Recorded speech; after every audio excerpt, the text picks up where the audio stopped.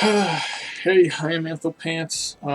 Hopefully this is going to be working. I haven't uh, done a live stream of Shadows Over Mystara, D&D game. It's a beat 'em up, an arcade game. I'm going to be playing it on the master difficulty setting. I'm just making sure everything is going well here.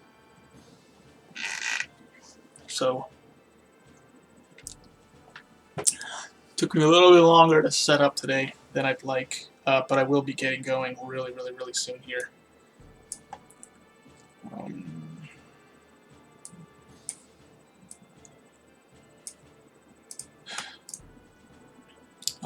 Okay, so everything looks like it's going well, and except for this, of course. I just have a split that's basically, you know, it's... Can I get this a little bit more where I want it? Alright, so let's just get into this. Yeah, master difficulty, top difficulty for this game. Going to be doing a dwarf. Probably not going to be pulling off a 1 credit run of this game, but I would like to get more into it. I've done a 1 credit of the run before, which basically means a no death. It's the same thing. Let's see how it plays. It plays pretty terrible so far. I haven't played it in windowed mode. I usually play it in full screen, which maybe plays a little bit smoother. But we'll see. We'll see how it goes.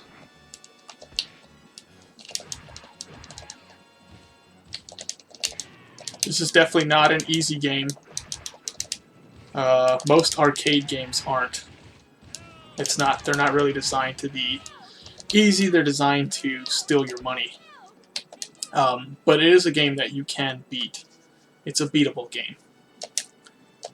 Oh, let's see. What do I do? I think something like that gives me the bracelet. The bracelet gives me extra damage.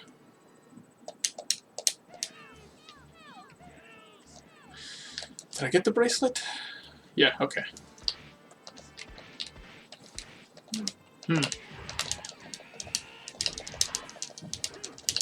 Yep.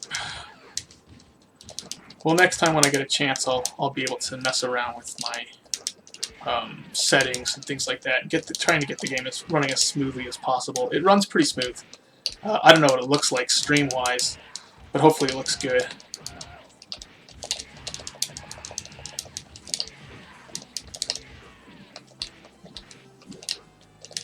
But yeah, every game kind of runs a little bit differently, and it's tough because I play quite a few different games. So I'm always at that disadvantage. I think I want... Yeah, do this. I think I'll keep the bow over the other thing. One of the cool things about this game is that it does have kind of a leveling system. You can get items, things like that, to boost your character, and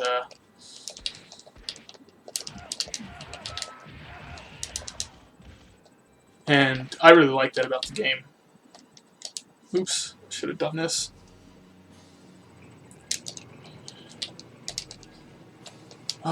There's like a certain spot where I should stand to get all these guys dead.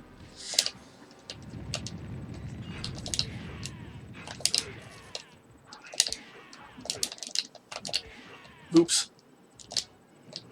Okay. Wow. There we go.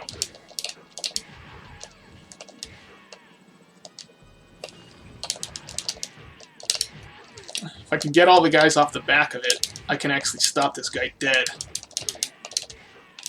But I'm having trouble doing it.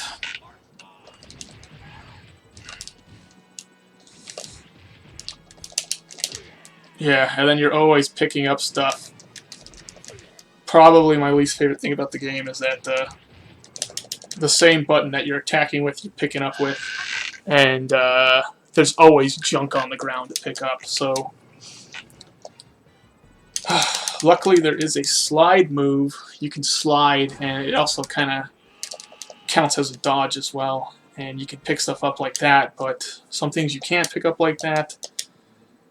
It's annoying. It's annoying.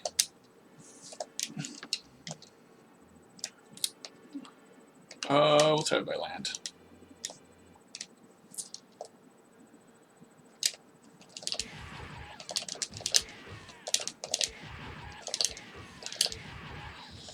But yeah, there's shops in this game, so picking up the gold does do stuff. It's not just there for, you know, to be pretty.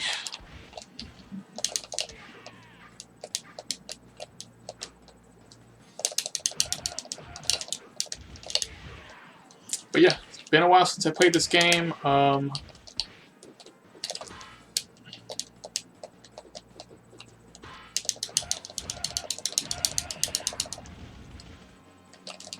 So I am a little bit rusty on it. And it's a pretty dang difficult game as well. You have to play it. You gotta play it well to survive it.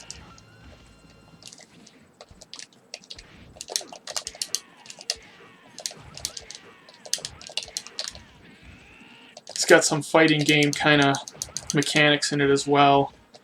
And I think it does the fighting game mechanics better than probably any beat 'em up I've played. Where you really have a lot of control over your character and different things that he or she's gonna do. I'm getting hit. Yep.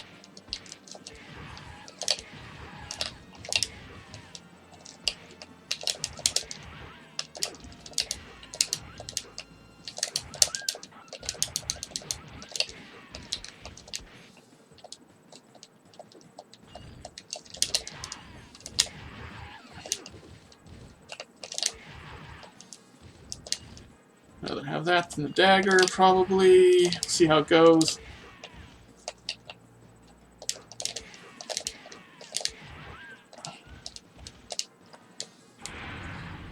Alright, on to second boss. This guy's really tough.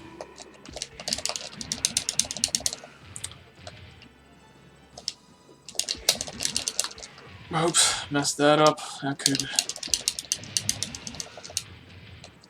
be bad.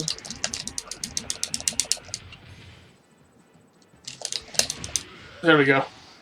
That went really well. Like, ridiculously well. I'll pick that up. I can probably sell it. Money shouldn't be too big of an issue for me in this game, but it can be. Okay. I don't need daggers, and I don't need arrows. I'll keep the other junk. But I do need these, and I need hammers. Some of the shopkeepers you can talk to, so you kind of want to be doing that.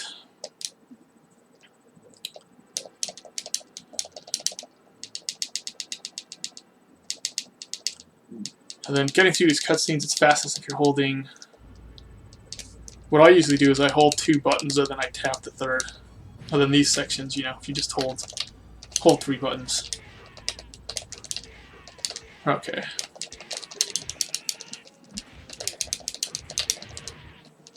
Do not get killed by these guys.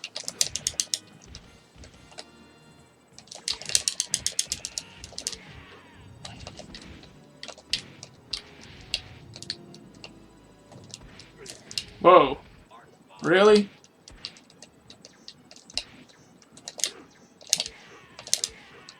I hope those things go away. So, item management in this game is annoying but essential.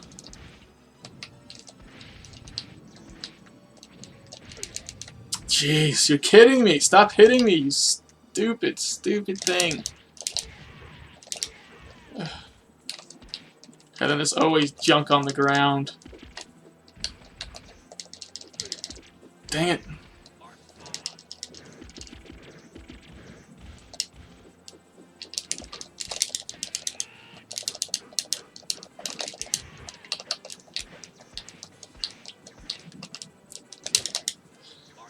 I'm gonna get killed by her because I'm not doing good at all. And then there's just too much stuff on the ground that I'm trying to avoid at the same time. You're kidding. Ay, I'm terrible at this game now.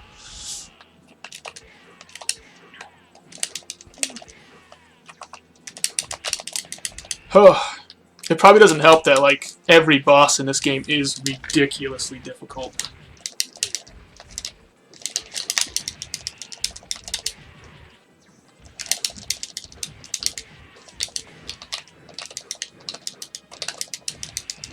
Today.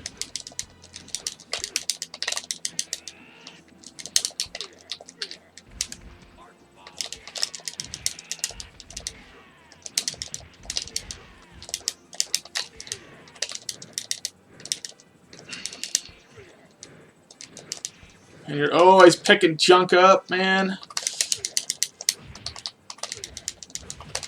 I'm gonna die twice here.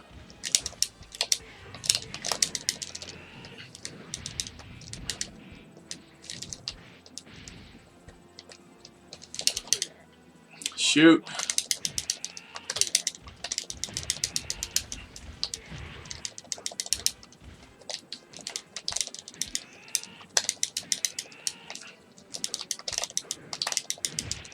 Oh, terrible job fighting this guy. Terrible job.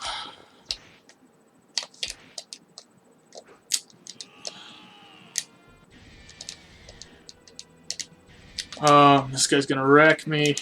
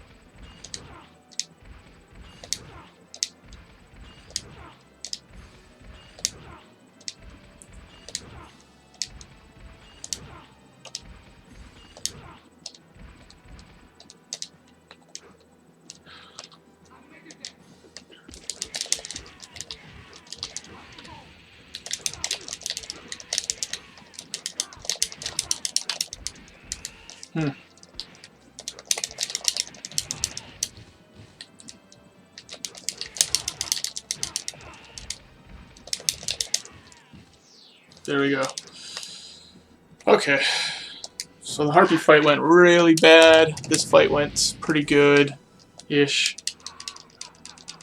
And then, see how we do.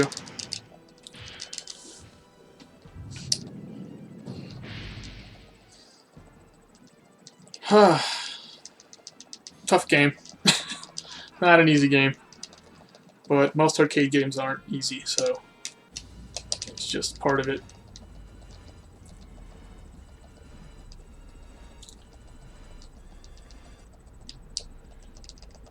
Come on, come on.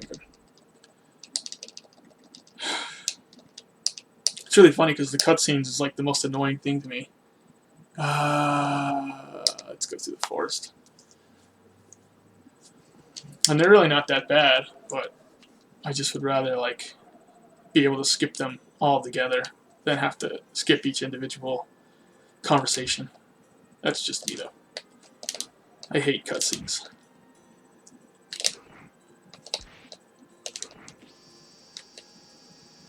That's bad. Okay.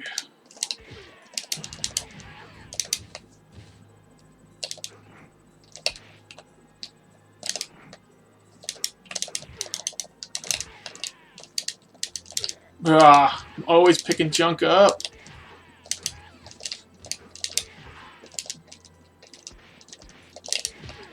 Stop picking up the junk.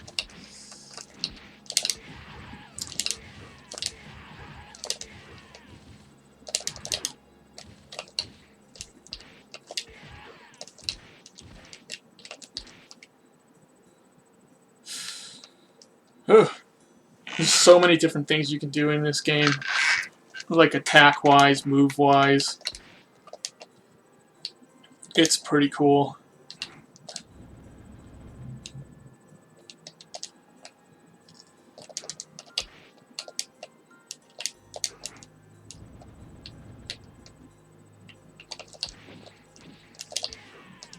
Can I leave? I don't know if I can. Yep, okay. So I've already got the bracelet. Huh, maybe I should have...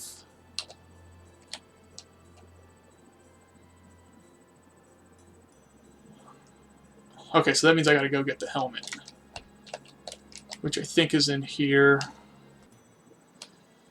Oh, this is scary.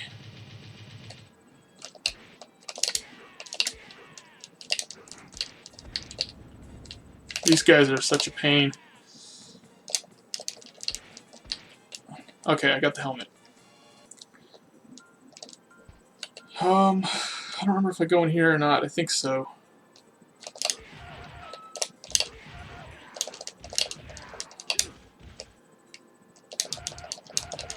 I might be able to skip this though. Well, okay, there's a thing here, that's why.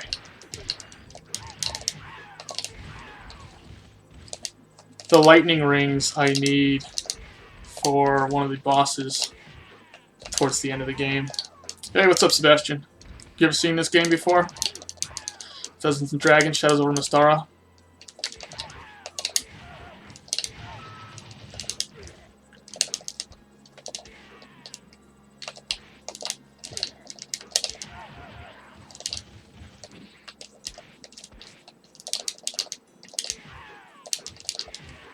Yikes.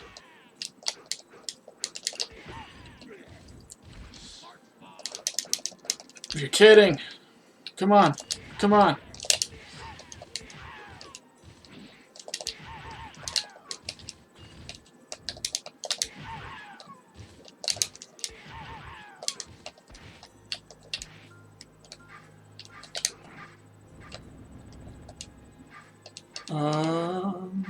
Stormblade. I could probably get rid of that.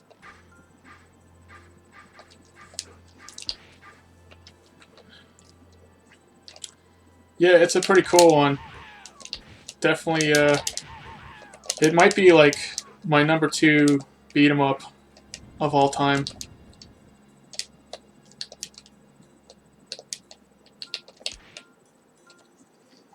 How's the stream running? I haven't played this game over stream yet.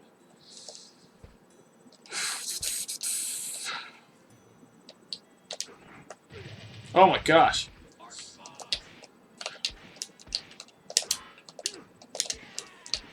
Oops, can I get that? Okay. Okay. Let's get the heck out of there.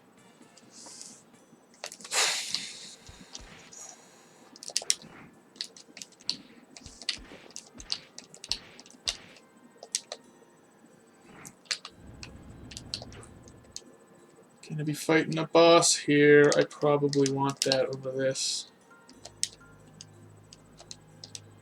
The egg's kind of annoying. I shouldn't need to use this. Okay. So here's a boss. If I can hit him.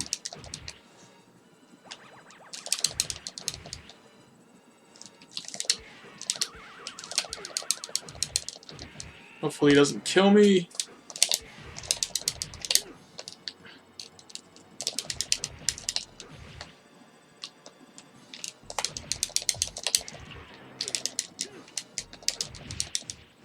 There we go. That was pretty sloppy. Yeah, it's got, I mean, there's like a ton of moves in this game, and all the characters play pretty differently. You know, if you're playing like a magic character, it's going to be a different game than if you're playing a non-magic character. But right now, this guy's mainly just all offense. I don't know if I need these. I'm going to say that I don't. I don't think I do. I'll get stuff later. But yeah, there's just a ton of different moves you can do in the game. A lot of fighting game mechanics in it. Like this guy can block, which is kind of cool.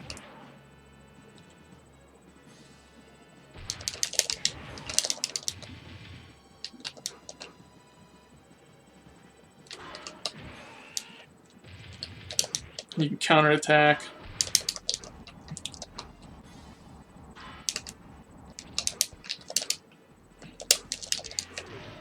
Oops.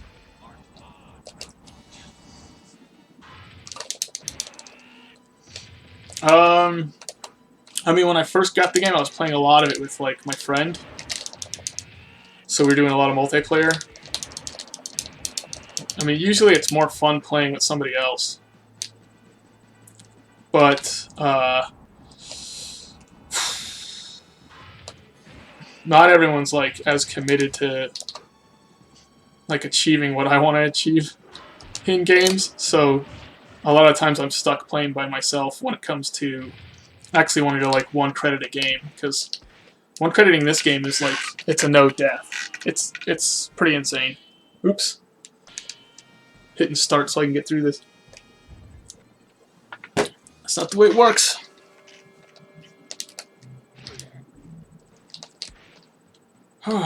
Wonderful.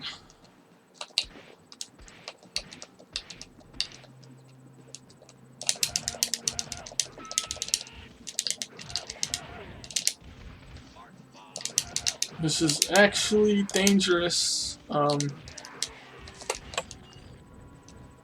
It's safer just hiding, but it's faster playing like this. I don't feel like hiding. I'm not going to run one credit this game anyway because I haven't played it in too long.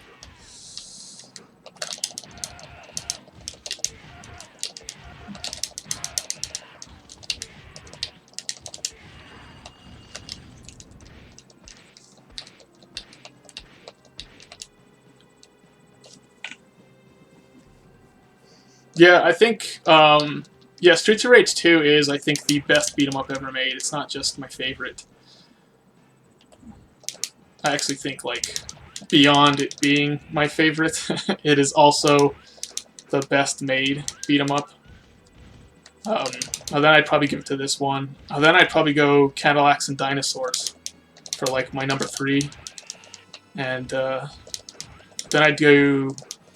My number 4 is probably like Streets. If I can combine them, Bare Knuckle 3, Streets 3 might be my number 4.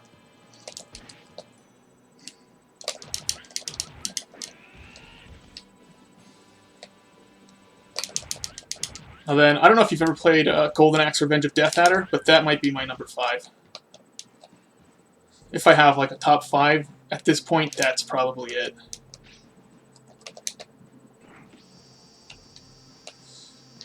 Wonderful.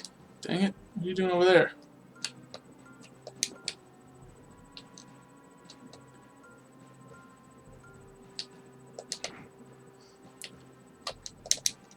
Oops. Okay, good. Yeah, Streets of Rage 2 is just, it's just constructed in a way that every time you play it, it feels different, and you have to kind of earn it, like your victories in that game.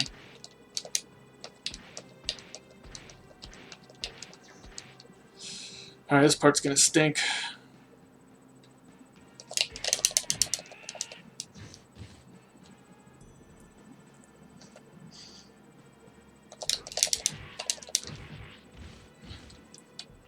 Can I kill somebody, please?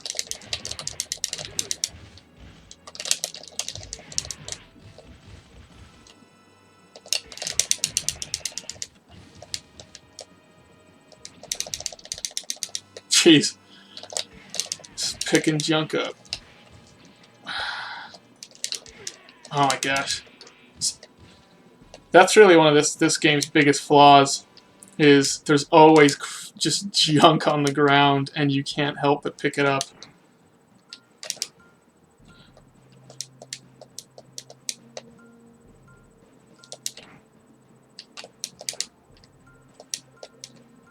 Ooh, okay.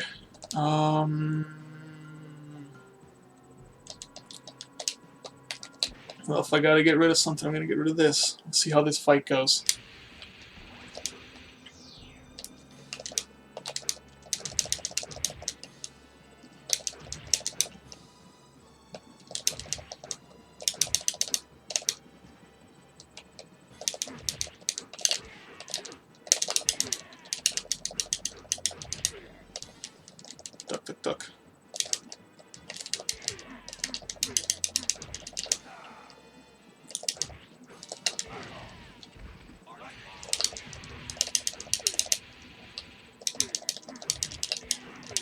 Oh, this is going to be tough. This guy is not cooperating at all. Yeah.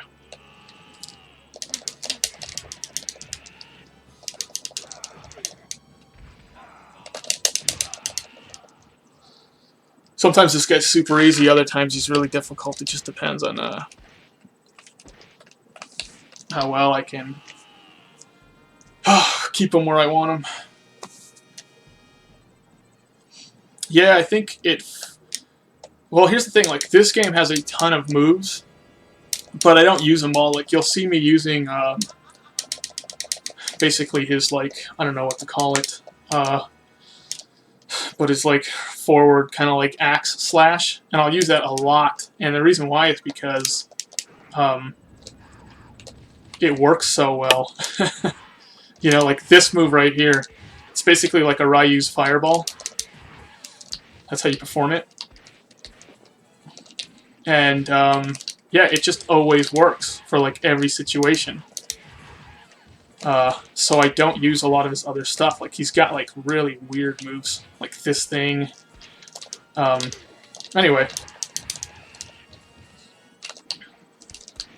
Man, definitely feeling some lag while playing. So I'll have to adjust some of it so it plays a little bit smoother for the next time. But anyway, but in Streets of Rage 2, if you're playing as, like, really anyone other than Axel, you really have to use their full complement to do well. And the enemy types, like, not everything works on the enemy types. You know, so, like, Donovan, you can't just use your jump kick on Donovan because he'll anti-air you. You can't just use, like, you know, your jab on Galzia because he's too dang fast. And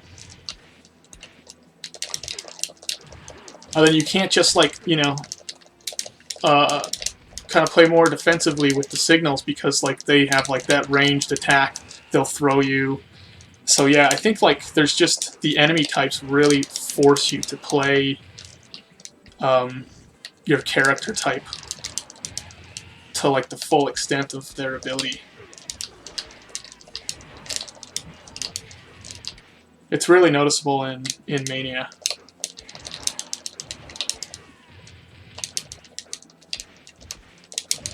Okay, got that guy. Jeez.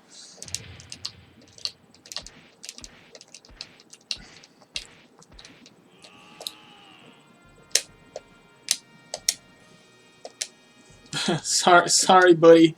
Not going to no Gnome Village. I'll tell you that much. So I gotta talk to that guy because he gives me the cloak of the Displacer Beast, or whatever the heck it's called. And then, let's see here. I don't think I need this. So I'll sell it. I always need these. I don't know if I need the hammers yet or not. But I may as well get them. The cool thing about this game is the items can be different. So, like, I really want, like, a fire rod because it makes my fire damage higher. And I usually use, like, the large burning oils. But it's like for certain sections I want, like, a lightning rod for when I fight Ezrehoden. So what you do is you follow this guy. That's how you get through this labyrinth. Am I doing it wrong? Probably. Yep, messed that one up. Okay, but there's, like, a little arrow. This is, like, really confusing, but see if I can see it. Okay, I gotta go up. So he'll hit the board, and sometimes the board will be like, oh, you gotta go up, and then you gotta go up, you know? Other times it won't, like, other times there won't be, see, like, there's a little board down there that was pointing down. I don't know if you can see it.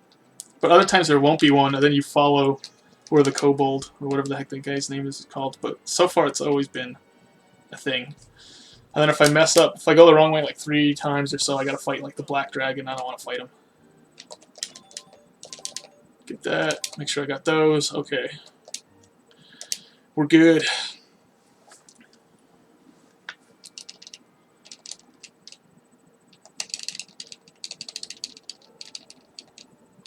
Too much talking in this game. Too much talking.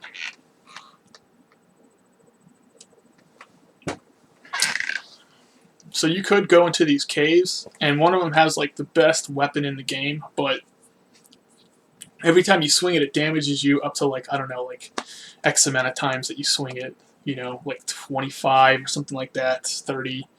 It's kind of random. So I'm going to skip it because it takes a long time. There's like a glitch you can use. The timing on it is really precise, but you can use the glitch to get past that section, so the sword doesn't damage you. Oops.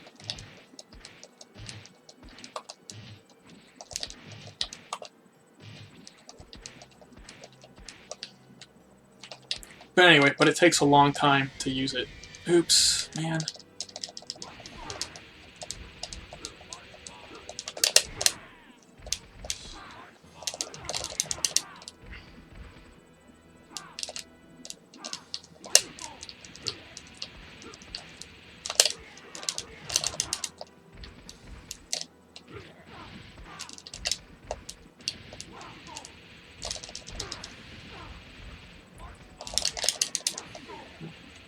I'm gonna get wrecked. These guys are crazy.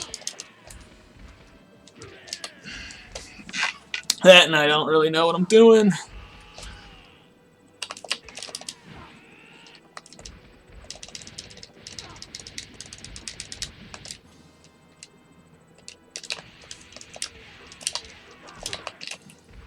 We're using it.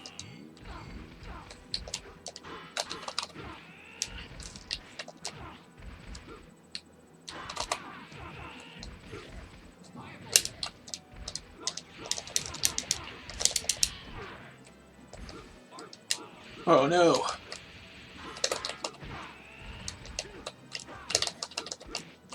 My gosh, getting wrecked. There we go. Jeez. Tough fight. Tough fight. What I want to do is kill the purple guy, leave the green guy alive. Because later the green guy will actually kill a boss for me. Yeah, I did. I did a 1cc on this game.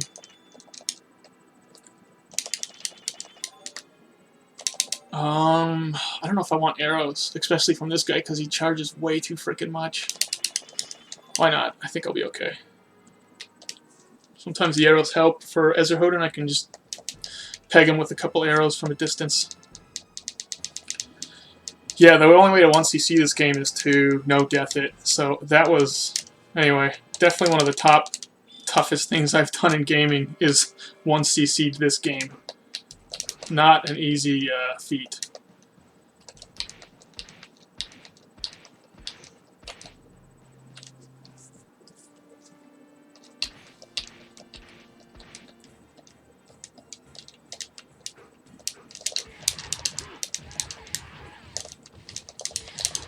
One of the things that, when I fought the Displacer Beast, you guys got to see that one, he drops like a piece of skin, and then if you take his skin to a shopkeeper, they make you a cloak which lowers the amount of damage you take from like ranged weapons or something like that, but for some reason it makes it so you're like actually immune to them. So like when these guys throw, like that rock should have hit me, but it didn't hit me because for some reason I'm just like immune to it. I think it's like a bug or a glitch in the game.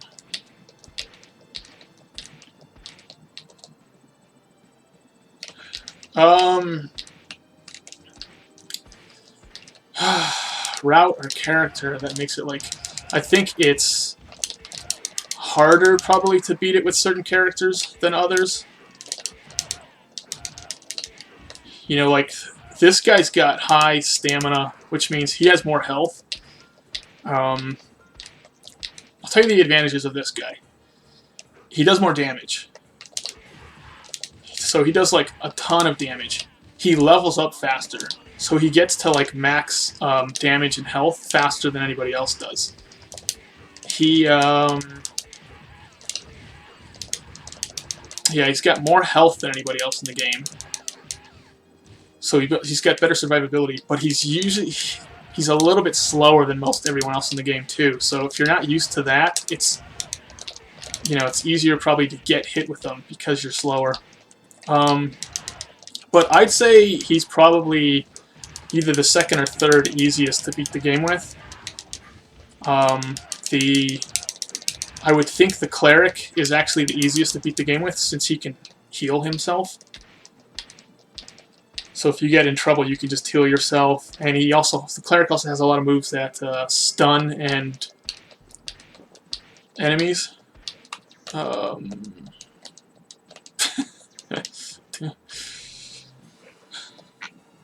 Okay.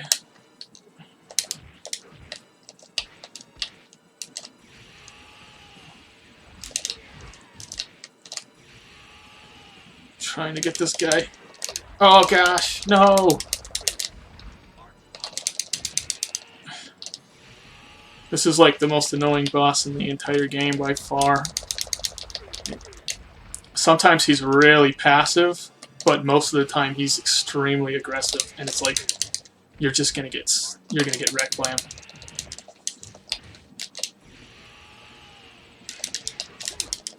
So I don't know.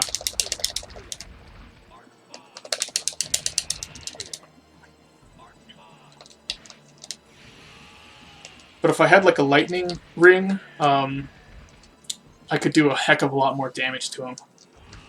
Or a lightning rod, because my lightning damage would be doing a lot more.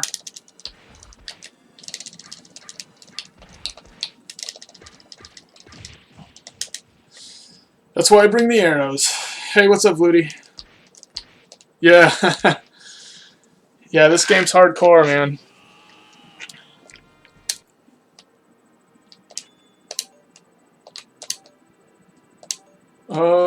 Silver arrows. Do I want silver arrows? I probably want more of them. I may as well grab them. The arrows come in handy. Each character class does different speeds with the different weapons. So I think the dwarf does really fast arrows, maybe, but really slow everything else. So if I'm using like the burning oils, I'm going to be really slow with them.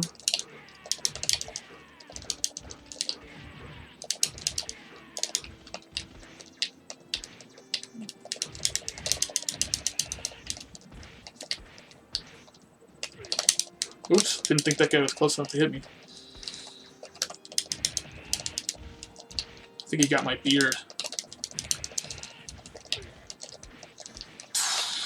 And then there's sections like this where there's an actual way of playing this that's safe and makes sense, and I'm not kind of doing it, but that's okay.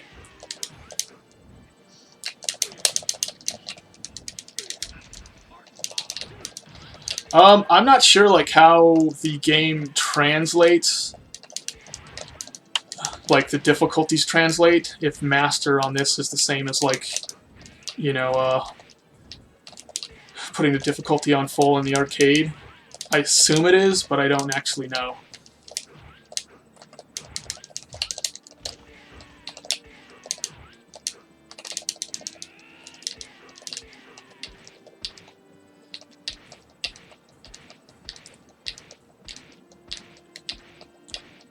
All I know is it's pretty dang hard on Master.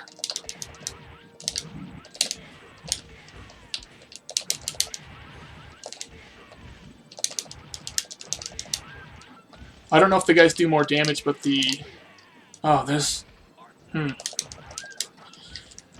See, here's the lightning rod, but now I don't need it, and I'm not going to be using it, which kind of stinks. I'd really like a fire rod, because that's what I'm going to be using.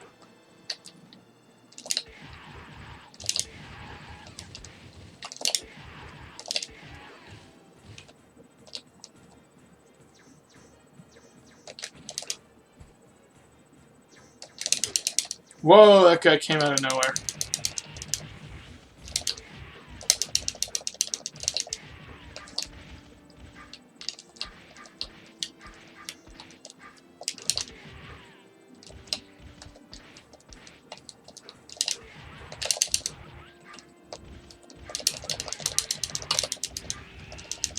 Oops. Getting wrecked. When you're getting wrecked in the sections without the bosses, it's like... Oh man, that's how you know you're rusty. because I should just be wrecking this stuff. Not that it's easy, but it's just there's like a really more easy way of playing this stuff, like position-wise, if I'm positioning myself properly for it. But I don't really remember what it is. So right now I'm playing off a reflex.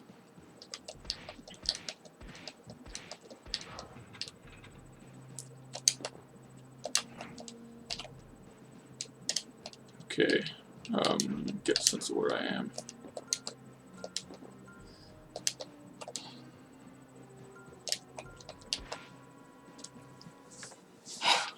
Alright, should be second to last boss.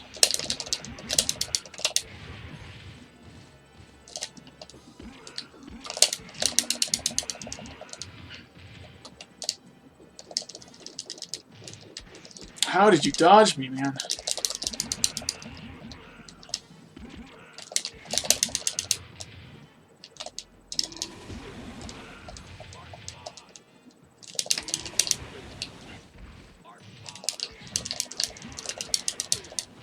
This guy is super tough, and the longer the fight goes on, the faster he gets. As you can see, he's just going like supersonic speed right now. So it makes it really hard to get him. I mean, what I gotta do is actually like trap him. Oh, you're kidding.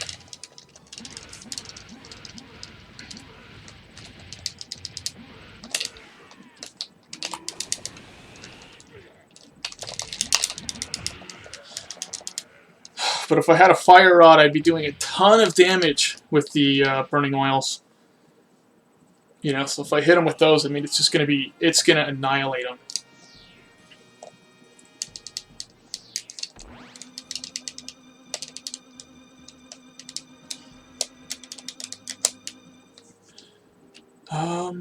Give me those, and then I'll just use whatever I got. Invisibility, I don't need that. Hammers is nice. I got no money for any of this stuff. Okay. Spent all my money. Alright, here's the end boss. We'll see how I do. I've used about 5 credits in this game, which is pretty good. So the green guy takes care of this boss for me.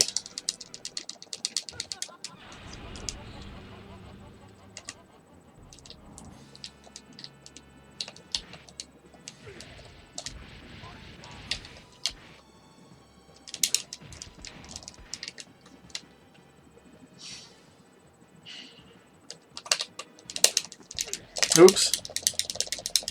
Oh, it's so funny seeing how like rusty I am at this.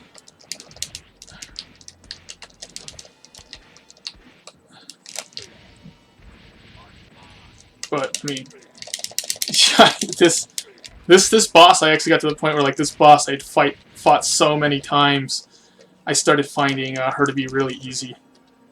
But right now it's like my timing's way off.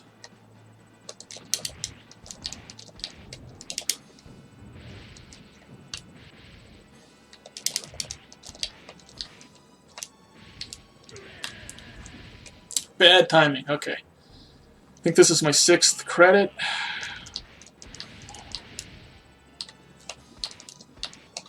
Come on, come on, come on.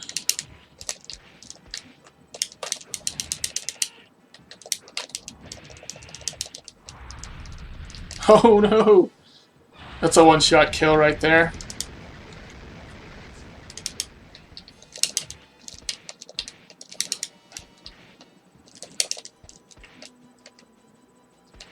I cannot get her to do what I want her to do. There you go.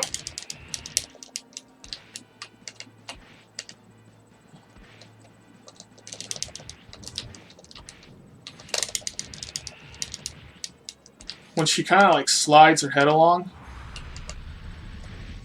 you know, she'll come down and then like slide towards you. It makes it a little bit easier to deal with her like that. She's kind of like sliding here with me rather than like bobbing, and it makes it easy for me to get that up hit on her. So here bobbing is like kind of a pain.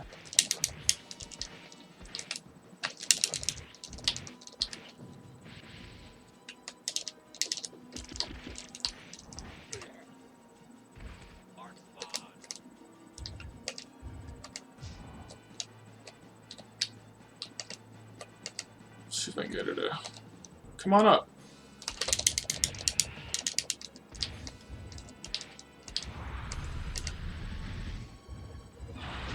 Oh.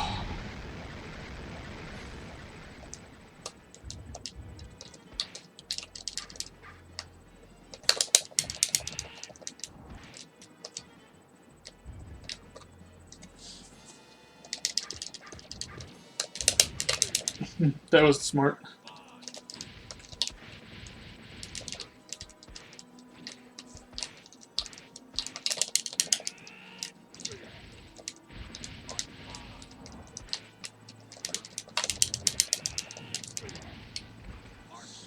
Oh, now I'm just playing sloppy.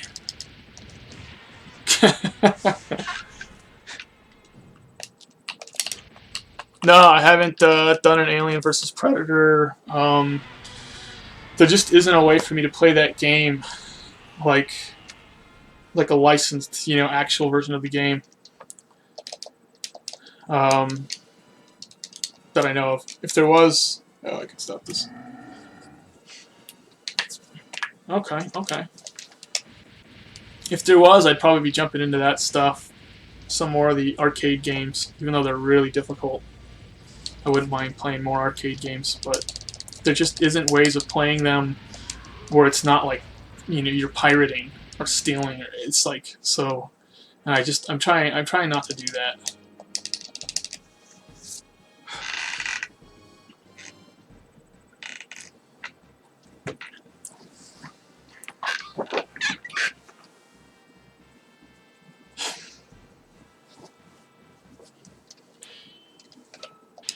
Cool, cool, cool.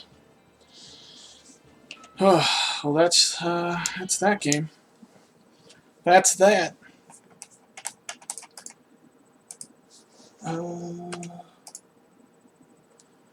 Probably gonna go into a Streets 3 with Skate.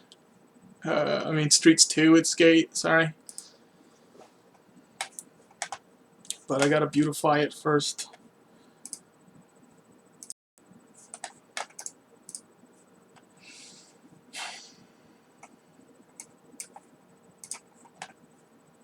Okay, okay.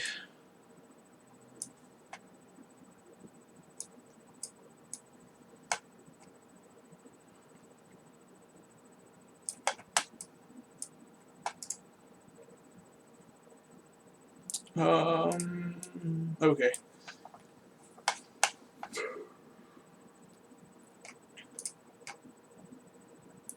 So my assumption is I'm actually going to be able to pull off a 1-credit skate run today, and then once I do, I'll stop playing a skate and I'll move on to one of the other characters, which is probably going to be Axel, and then I'll probably do Blaze last, because Blaze is really tough.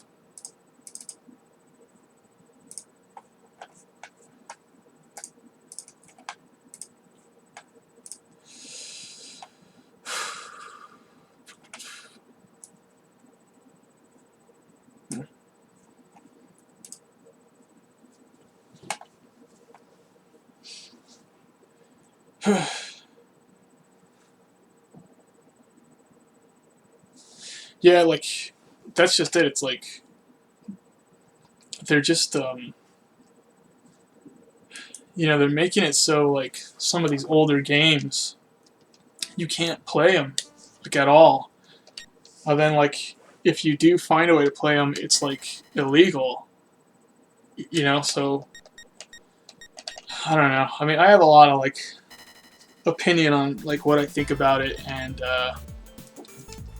let me do this real quick. So it's going to drive me crazy otherwise. Okay. Anyway, I'm pretty opinionated on, like, how I feel about the whole, like, piracy thing. I think it's a little ridiculous, the way the copyright works and stuff like that.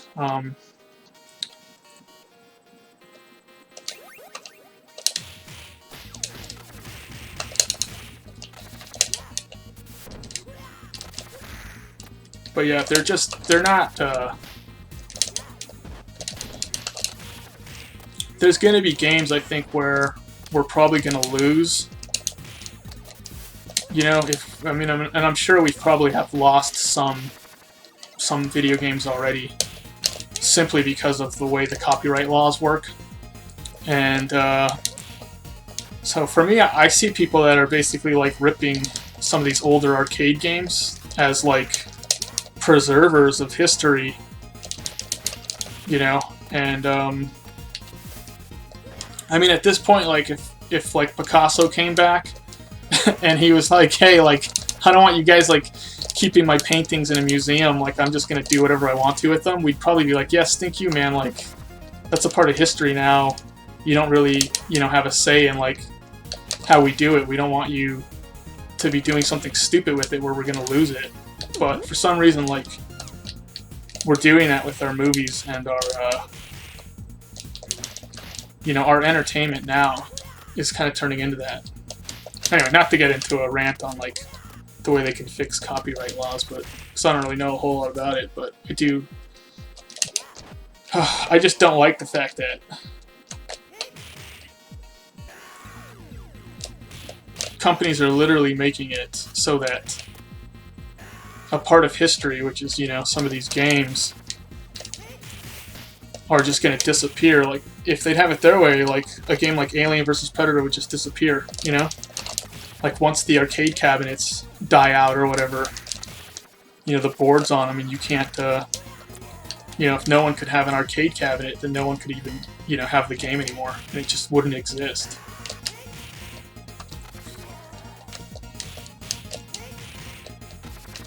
Silly.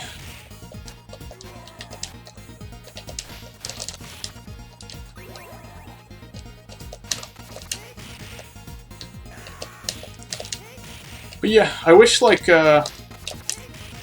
Capcom would make some games available where there isn't like a license to it. You know, like I get why like something like Turtles in Time or like Alien vs. Predator isn't available. It's because you know, there's like a license attached to it. The whole Alien and Predator franchise, you gotta like get in touch with those guys. But something like Knights of the Round, I wouldn't think. Unless it's like ripping off of the movie Excalibur or something like that. But I mean, King Arthur's just like, you know, nobody owns that, I wouldn't think. The rights to the King Arthur story. Unless Disney's like somehow found a way to steal it.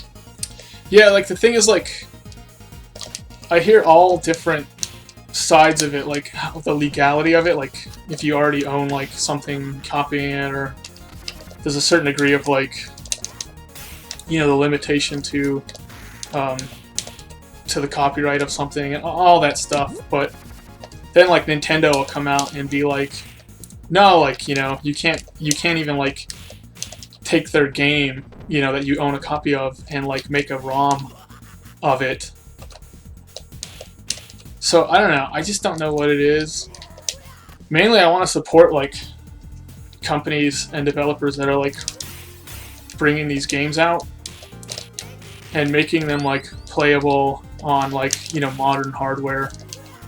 Like this, for instance, you know, this game is a really prime example of that. Like, I'm playing the legitimate Streets of Rage 2. This is like legitimate, you know? In my opinion, because Sega says it is, this is as legitimate as the like version on the Sega Genesis. It's not on the Sega Genesis, you know, but it's as legitimate.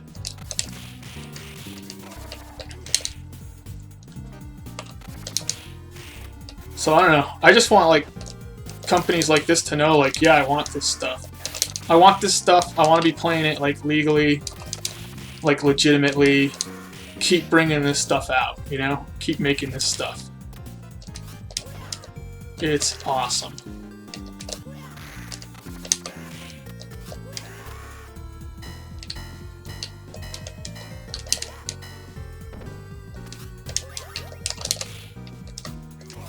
This part's really tricky.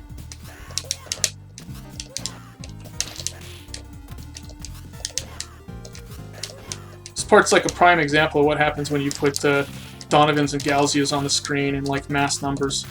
How difficult they can be paired together.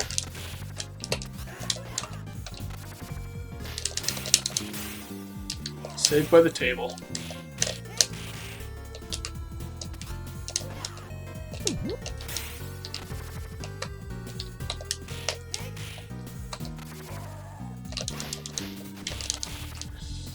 Oh, I actually heard that, and I don't know if this is true or not, but I heard Nintendo, like the ROM that they have on like the Wii, you know, Virtual Console or whatever for Super Mario Bros. Is actually a ROM that they just stole off the internet. Like somebody just ripped Super Mario Bros. ROM, put it on the internet, you know, like pirated it, and then Nintendo basically took that ROM instead of like actually ripping it themselves. They just took that ROM and like put it up. I don't know if that's true, but it's kind of a funny story if it is.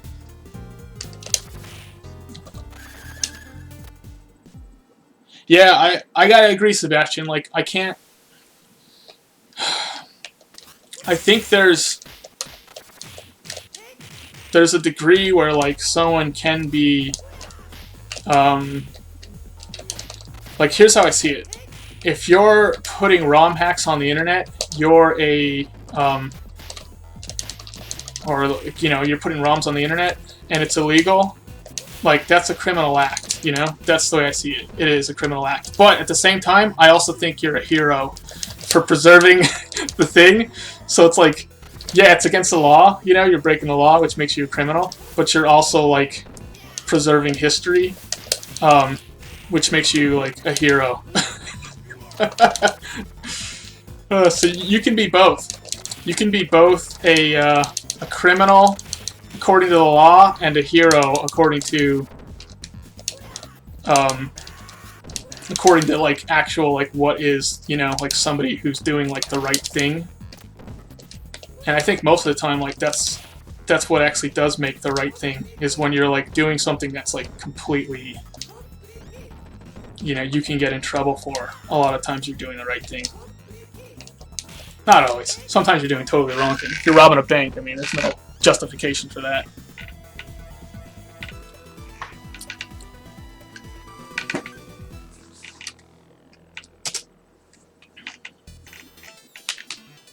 Yeah, like, the thing is, like,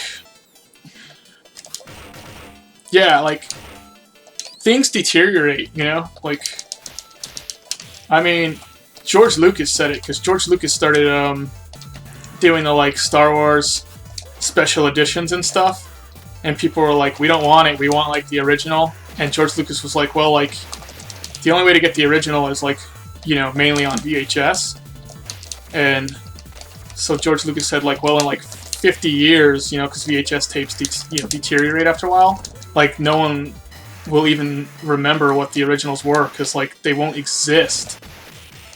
So, I don't know. I don't know what to say about George Lucas. He's kind of like with my Picasso example, where it's like, we wouldn't care if Picasso came out and was like, yeah, I want to do this with my paintings. We'd be like, we don't care what you want to do with your paintings. Like, that's a part of history. You had like the rights to your paintings when you had the rights to them, and like, too bad now, you know? Enough time has passed by where like, sorry dude, we just don't care anymore. Like, I wouldn't care if Picasso wanted, like, oh, that's my painting, I want to do this with it. No one would care. And it's the same thing with like someone like George Lucas, and I think it's the same thing with some of our other media that like we're going to be losing because of copyright. It's like, to a certain degree, we have to say we don't care. Like, you had your time to like sell your product, and now it belongs to like the world. And if we don't do that, we're going to lose stuff, and it's just stupid. It's irresponsible from a historical standpoint.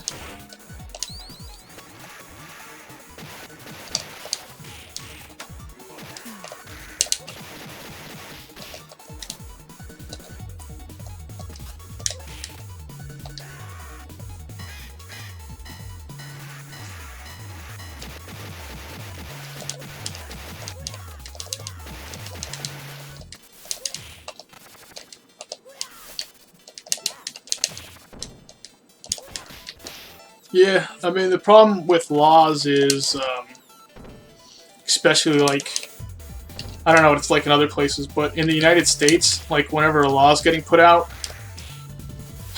you know, like, I live in California, so, like, one of the things you do, like, when, like, some law is getting, oh! I'm gonna miss that. Anyway, put into effect, is you look at, like, who's sponsoring the law, you know, like, who's paying for the advertisements and who's, like, paying to have that law, like, put into effect. And sometimes there'll be laws in California that are paid for by, like, Nevada. And it's like, why is Nevada, like, have any say in, like, what happens in California? But it's just because, like, you know, if there's, like, casinos in California, then Nevada loses money. And it's like, stink them, man. Stink Nevada. Anyone from Nevada? No? Good. Stink Nevada. Well, oh, Din's from Nevada. Din's from Vegas.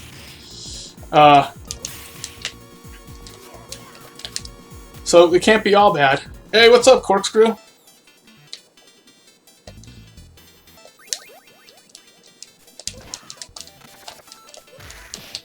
Yeah, to play, like, online.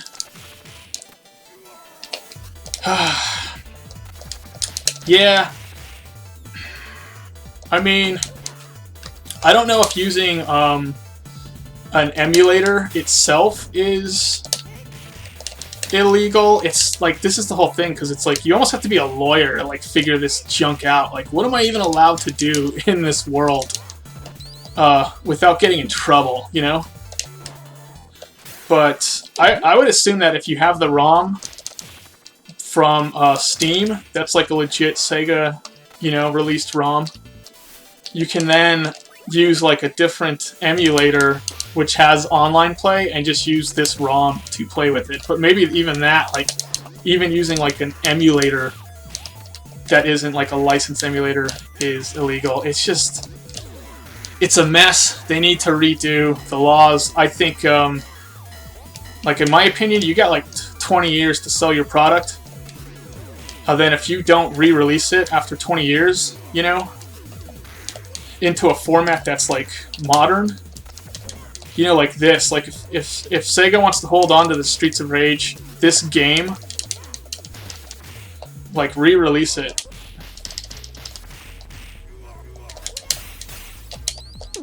And then you can have it for, like, you know, another like 5 or 7 years. They just have to change the way copyright's done, so it's more for preservation than it is for, hey, what's up, Iopa? Than it is for, like, protecting the company's rights to sell things for 1,000 years.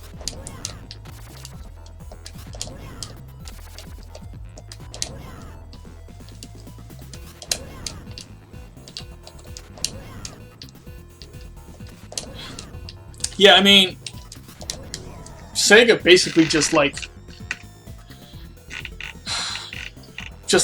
released the games and didn't change anything about it. You even still get the same, like, lag and stuff that you'd get on, like, OG console in this game. This is actually an extremely accurate to the original console. Only I think I'd have an easier time playing on original console because there wouldn't be as much lag.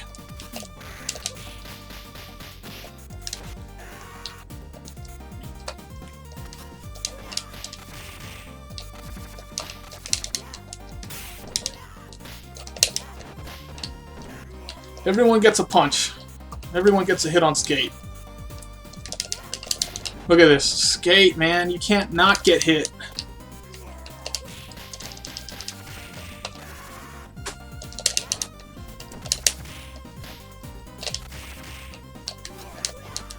I swear, if I die on 3, I'm resetting. I'm sick of dying on 3.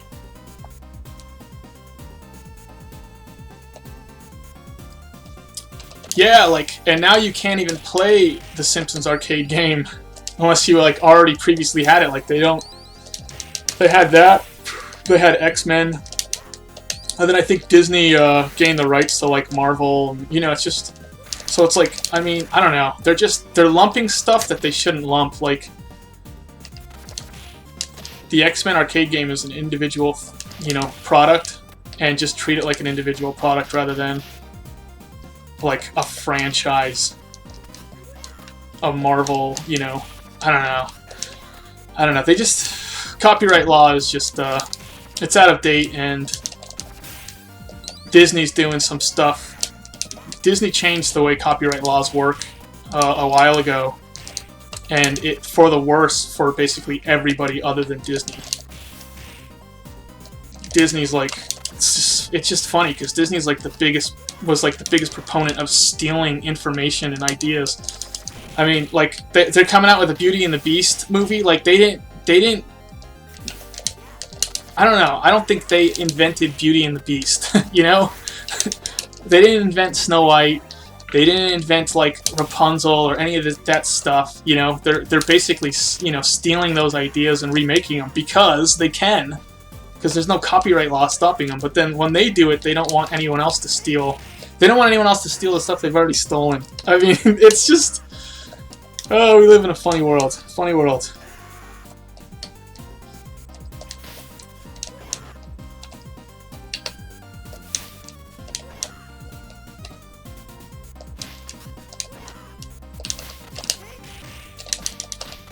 Of course you got hit, Skate. That's what you do.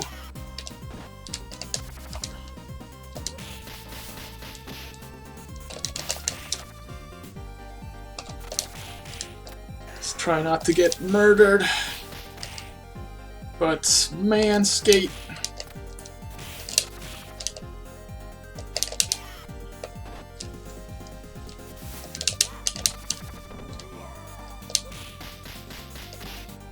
Yeah, they do. Like, if you look at like some of the original Mickey Mouse cartoons, they're actually stealing from older stuff.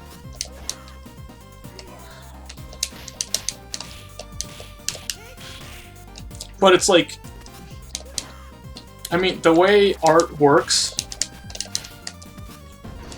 really, like, a lot of the copyright stuff nowadays doesn't make sense for the way art works.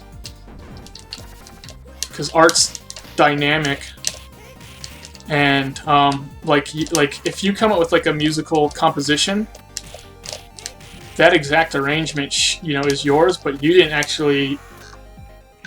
come up with it. Like you heard enough music to that, then you came up with it. Like, it's not just like you're like this island, you know, separated from everyone else. Everything you do in this world is a collaboration. Everything.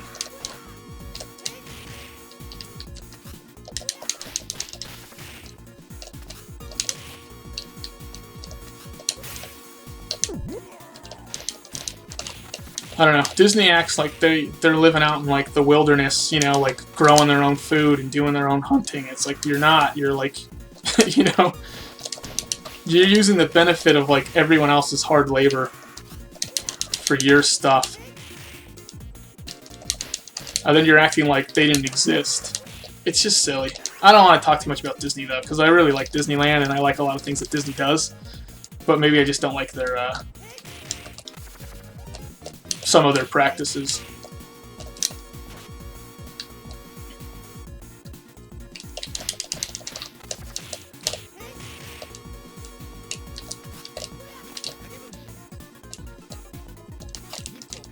My timing is so off for this.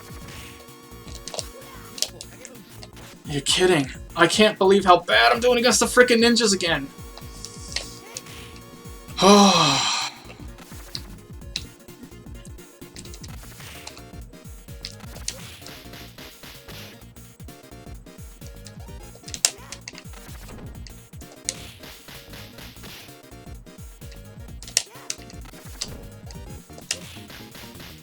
Alright, I gotta get through this Jack fight now.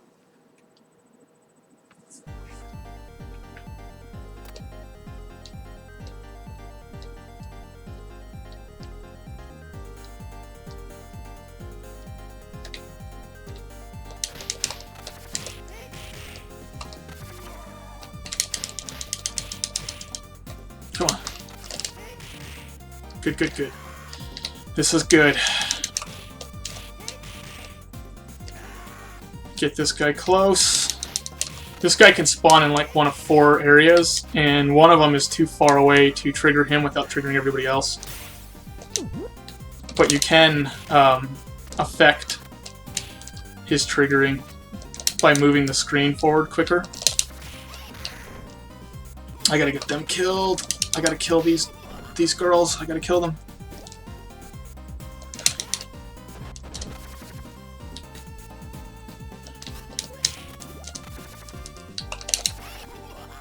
Oh, Jack, I can't stand you.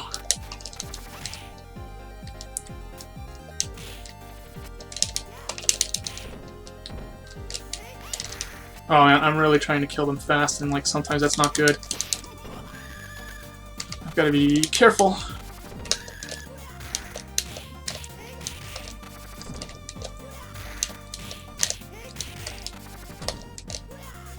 You're kidding. I gotta stop. Oh! I gotta actually play safe. Oh.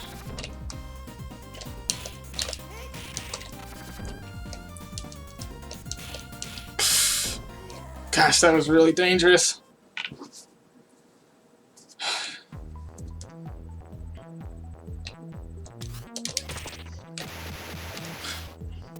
Yeah, I mean, but like the original intention of copyright was so that like an artist, you know, like if you're a writer or whatever, you can sell your book for like, you know, 20 or 30 years, and that's how you make your living. You write a book, you sell, and then you can make money off of it for 20 or 30 years. But then after that, it becomes public domain because it's art and a piece of history. And if somebody maintains the rights to their art, you know, for like ever, you lose that part of history. It doesn't make any sense. At a certain point, it just becomes a part of like public consciousness. Like Star Wars, for instance. You know, Star Wars is bigger than the person who made it, but the person who made it like owns the rights to it. You know, George Lucas. So he's holding it like hostage, basically, and releasing like, you know, all this stuff so he can continue to make money off of it. When really, like, it should just belong to the public.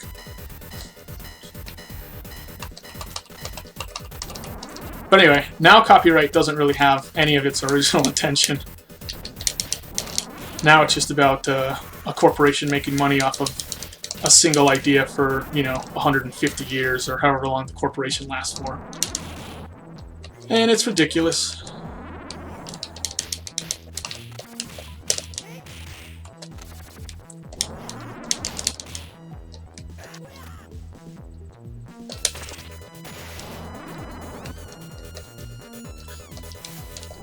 Yeah, I mean, the thing about, like, art and, like, TV shows or movies or whatever, it's so weird. I'm playing Streets Rage 2. We're talking about television shows and George Lucas and copyright laws. But anyway,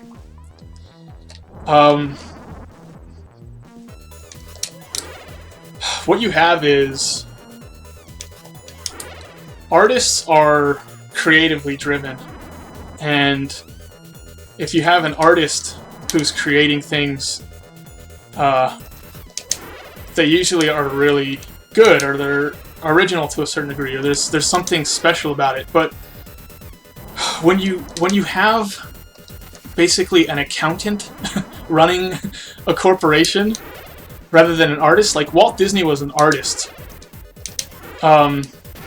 who had good, like, basically management skills and the ability to recognize talent, and that's why some of the older Disney stuff is so phenomenally good, you know, because of that attitude. But when you put an accountant in charge, they aren't thinking of what's best for the art. They're thinking of, like, what's the bottom line. So it just, they don't understand art or creativity or any of that stuff, really. Are you kidding? Come on, man. Let's do this.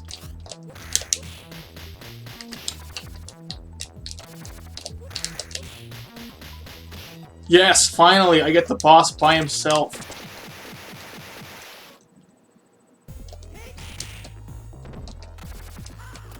I don't know. Anyway, I don't know if I'm making sense, because it's like I'm focusing both on the game, and then I'm like... using very little of my brain to focus on the conversation. My point is that if you put a accountant in charge of, like, give them creative control over something, what you end up having is Batman versus Superman. Which, like, when you actually look at it, you're like, wow, this actually has a really cool, interesting storyline and artistic direction. But then when you watch the movie, you're like, oh, it got, like, a bunch of reshoots, and it was edited by, like, you know, money people rather than artists who, you know... Like, people have no idea, like, how to make a story work. They're just, like, trying to put in what they think people will like. And, yeah, that's a bad idea.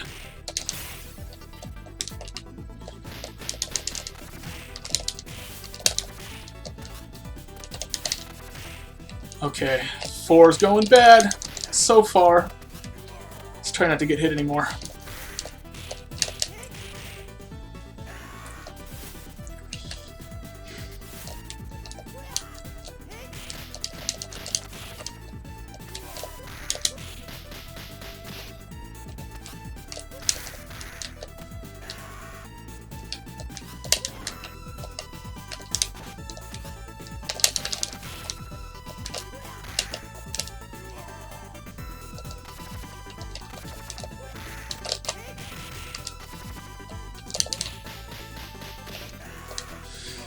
That's how we do it.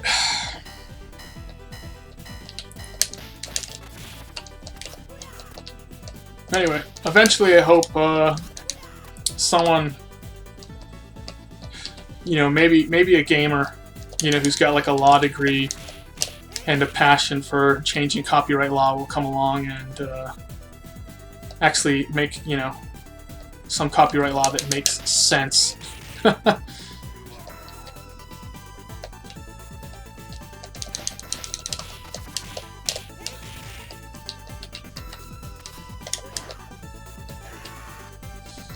Uh-oh.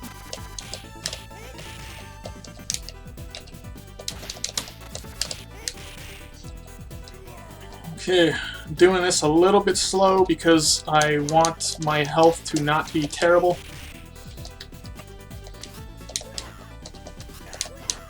Come on.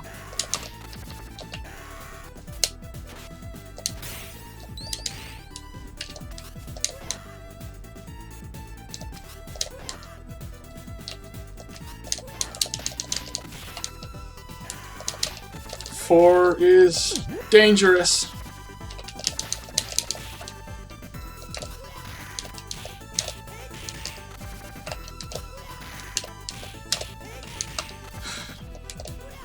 But anyway, it's difficult though to think about things like copyright law and not be biased, really, from my perspective, because it's like I just want to be able to play, you know, games.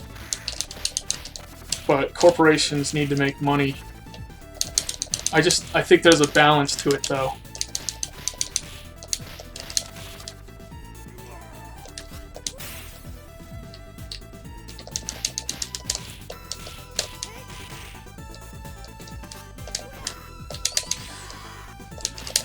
Okay, if I can get through 4, man. If I can get through 4, you know?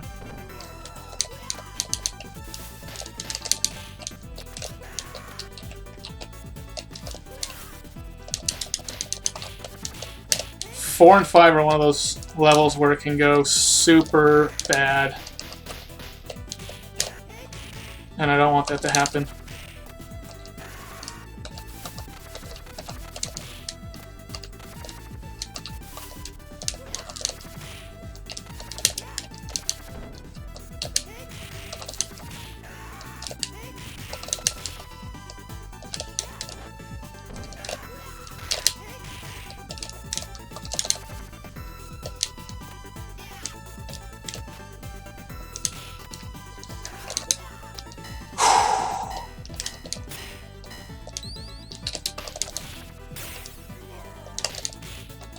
You and me, Skate. You and me. We're making it happen.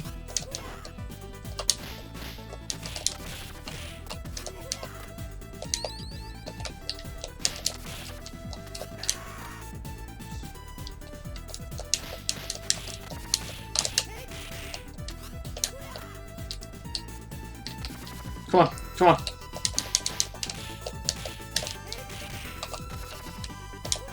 Alright, where's Brash? Okay, onto the Electras.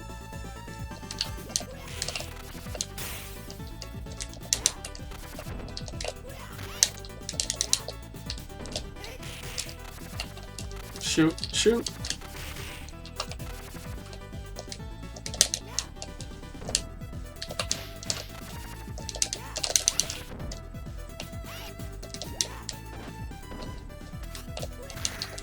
Gotcha. Okay.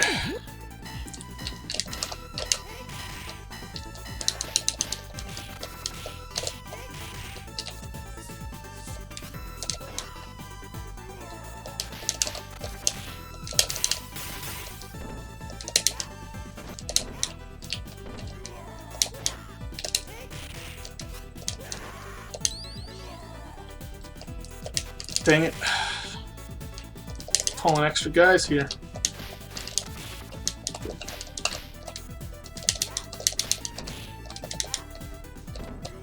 Come on, buddy. Come on.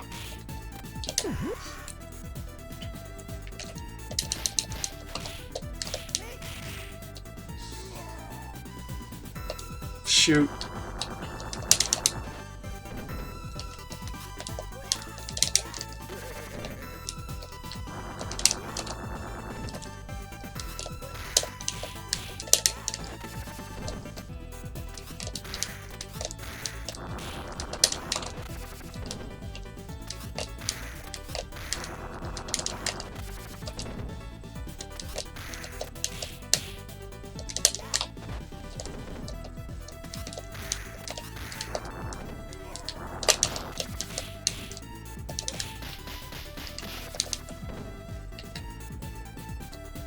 Yeah, like, if I have a good next couple levels, I should 1 credit this turn. I mean, the thing is, like, I can die a ton on 4, 5, and 6. You know, I'm not done with 4 yet. So, we'll just see how it goes. But I'm assuming a 1 credit is... I mean, I'm on 1 credit, basically. Run here, like, for how well it's going so far.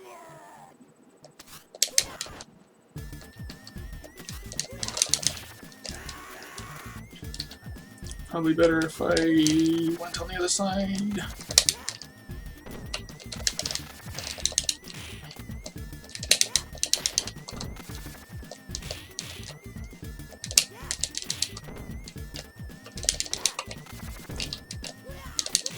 Oops.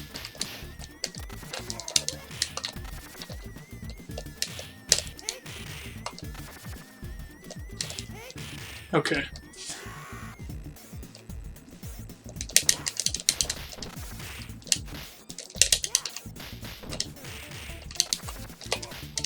This is the problem with Skate. He's just too easy to hit because his punch range is too short. So I really can't use his punch to stop guys, because then I'm going to get hit by the next guy. He's just a nightmare.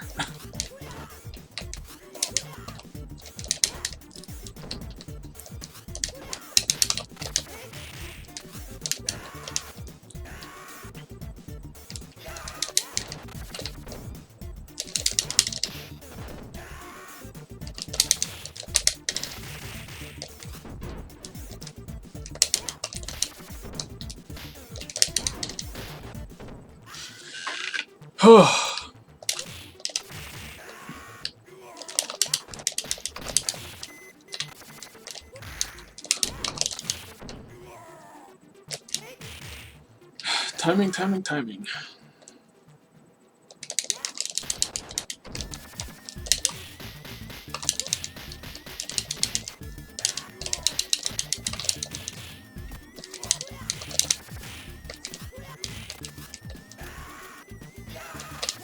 Oops. The positioning was terrible there.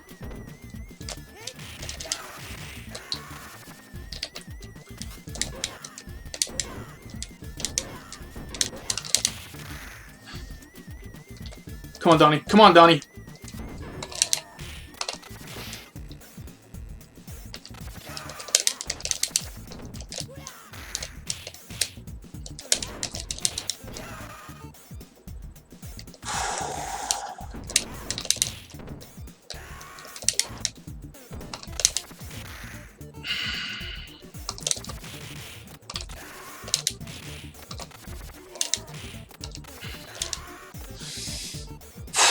If I can keep to a 1-4, we're looking good.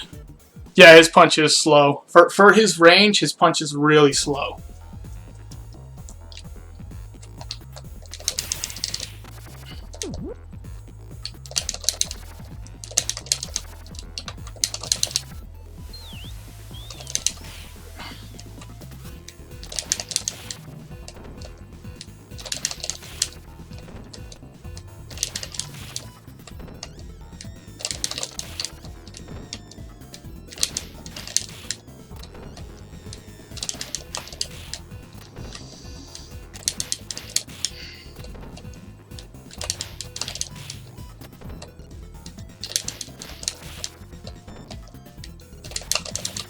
Too far.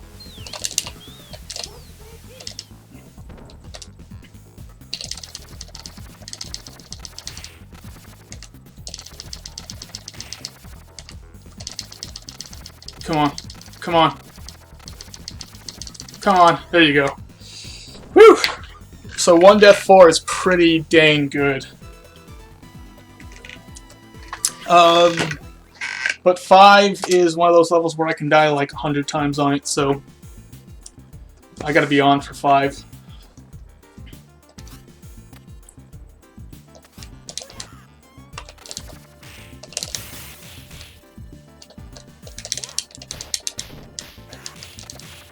Where are you, man?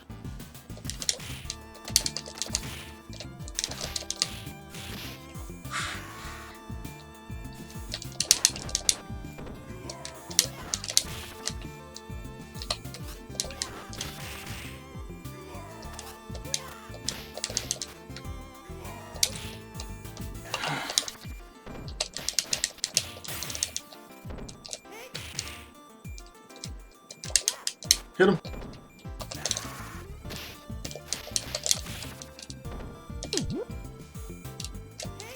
Okay.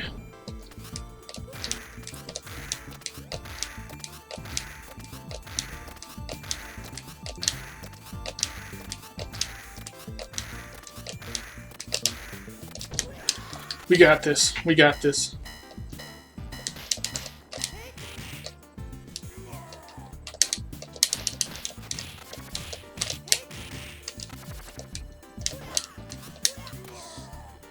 Whew.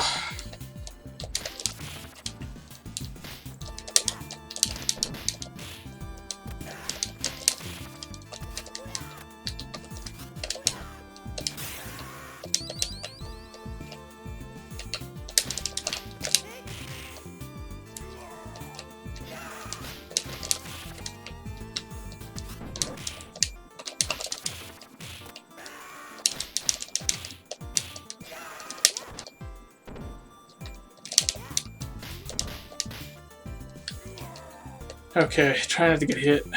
Try not to get hit.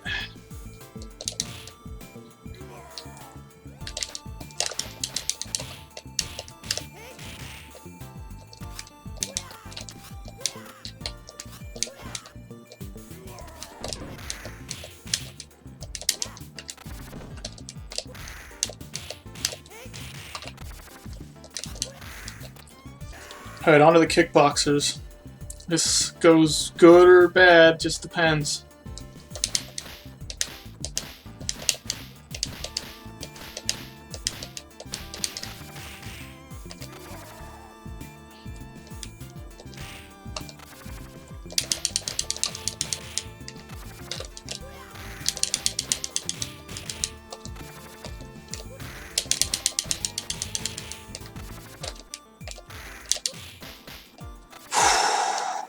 I might try and get him over. Come on.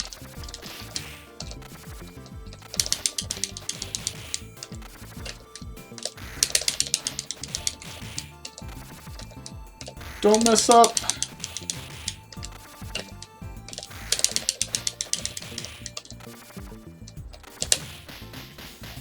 Okay.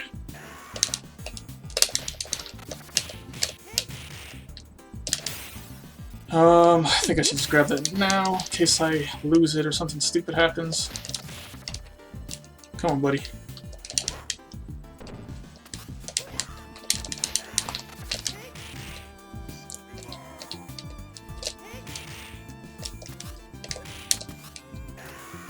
Couple more guys. That are gonna give me trouble.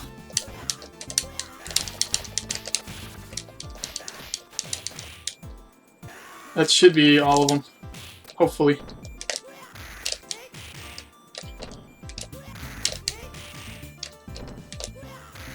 See how this 5 goes.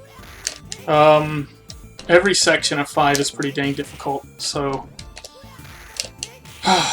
it's a stressful level.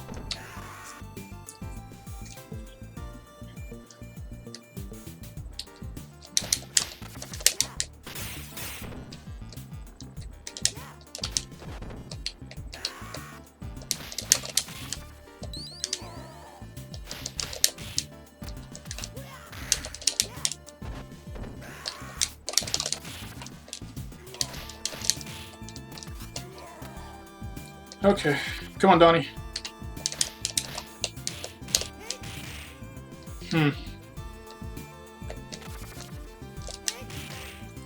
Alright, we'll see how the jets go.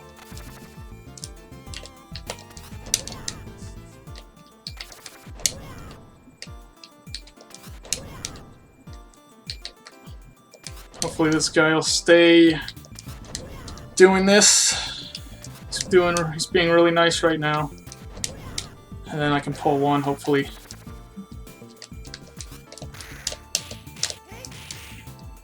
He might be, yep, a little close. That's okay. That's okay, that's okay, that's okay. Alright, that was good. That was good.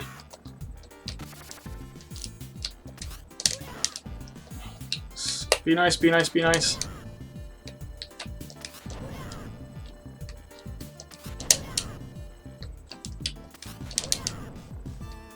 Be nice. Okay. And I think I've got enough time where I can pull these guys probably one at a time, just to be safe. Or 2 at a time. Just to be dangerous.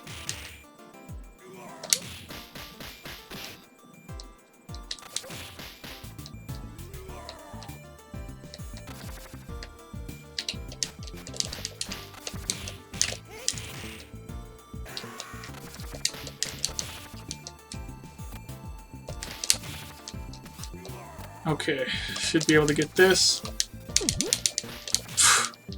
After I get punched, of course.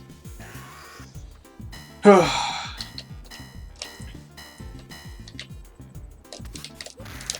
gonna try and do this a little bit slow, which isn't good time-wise, but hopefully I can stay alive.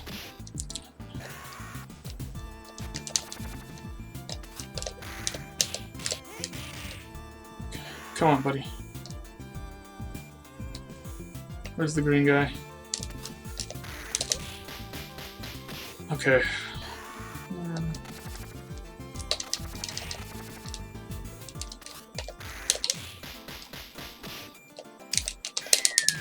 Nope, Skate's reach. So bad. It's so bad, man. Ah.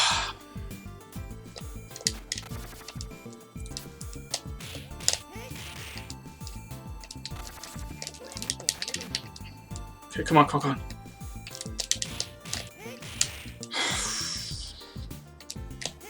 There we go. Come on, buddy.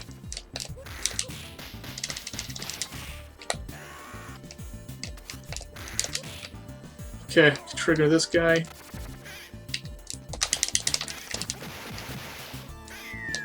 Dang it. The grenade messed me up.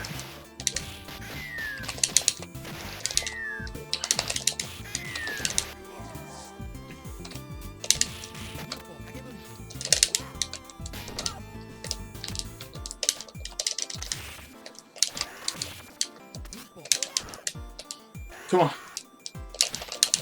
Come on, come on, come on. Let's get this done.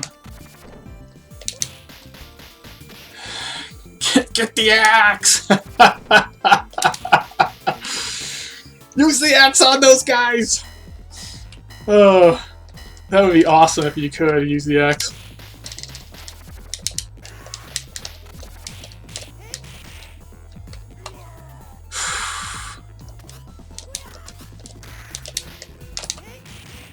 Come on.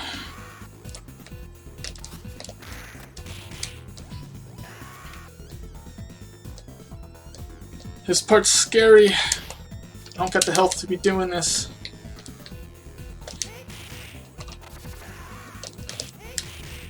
Shoot. I'm gonna tap on that guy. So no death on 5 so far. Doesn't mean I'm gonna pull off a no death 5 though. But hopefully this will go good.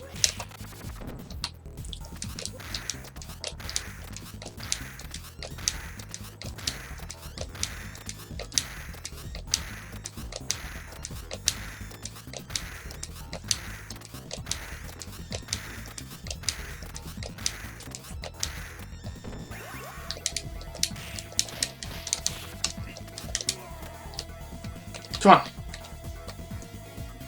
Oh my gosh, Galzia, you are kidding me, right?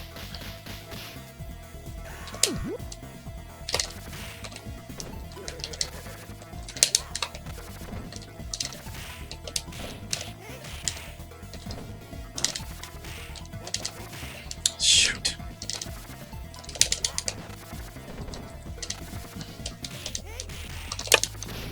No, no, no. I'm gonna run out of time. I can just feel it. Especially with both these guys here giving me trouble. Come on, man.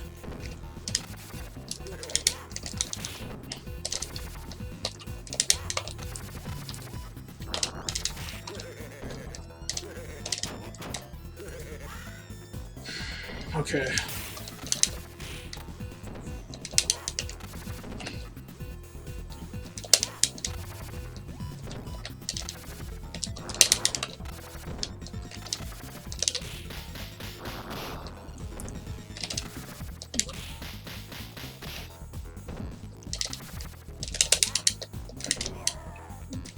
So close. So close to doing that no death. What happened? Ladies and gentlemen, I think I just glitched the game. I have no control over my character. I killed the boss, and this guy is still hitting me. End it! You're kidding! I think I just soft-locked the game. Yeah, man, this is...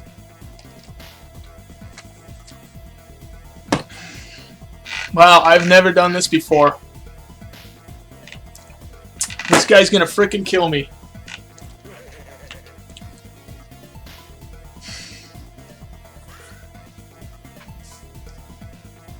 Do I have control? Nope, I still don't have control. I just soft-locked the game.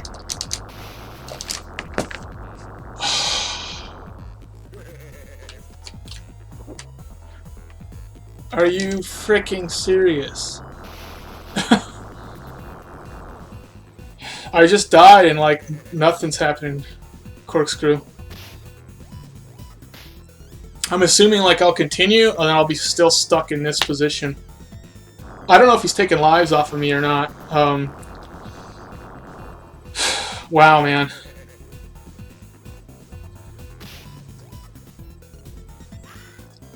This would have been a really good run.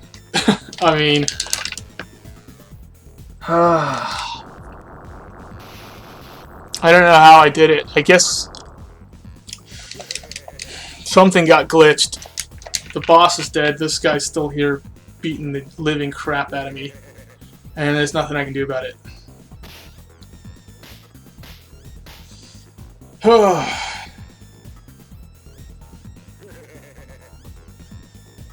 Oh yeah? Yeah, I haven't seen this one before. I mean, this glitch. I know there's a glitch on level 6 boss where like he'll go off screen and never come back. But I've never seen this one before.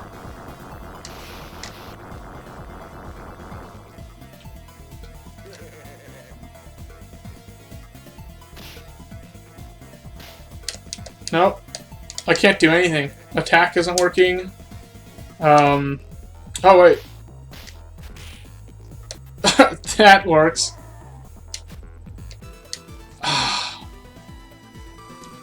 I'm just gonna keep going.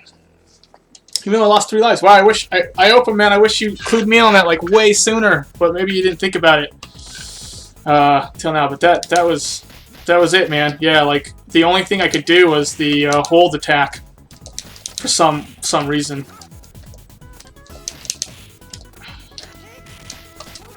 Seriously?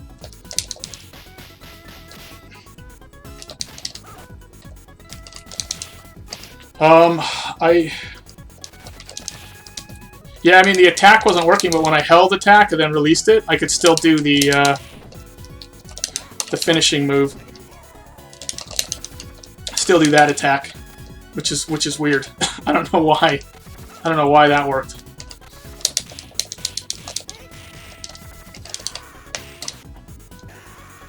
Gosh dang it, man. Oh man. Thanks, Iopa, dude. You totally saved me. I was like about ready to reset. I mean, now I know. You can do that. Now I know. Gosh dang it. I wish I knew a little bit sooner, but because this, man, I lost a lot of lives to that. I think I lost like 3 or 4 lives to that.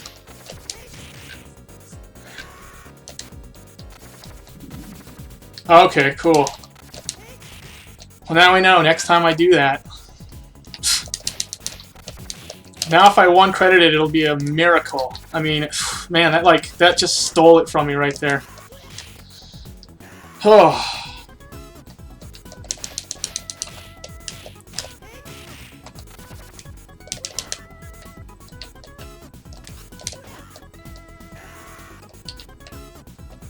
Come on. Come on, Donnie, come on.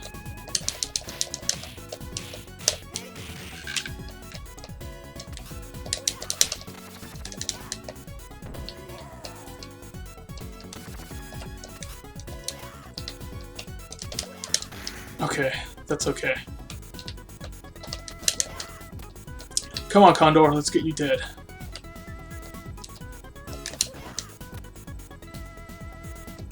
Yeah, I know, the game was like, dude, no one plays this good with Skate. We gotta, like, mess this guy up a little bit.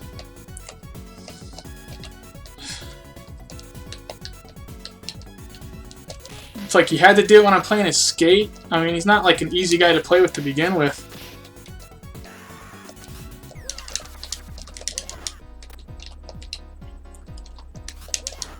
Give me that glitch when I'm playing as, like, Axel or something. Or Max, even. Come on. Let's kill this guy. So gonna, yep. Yep. Of course.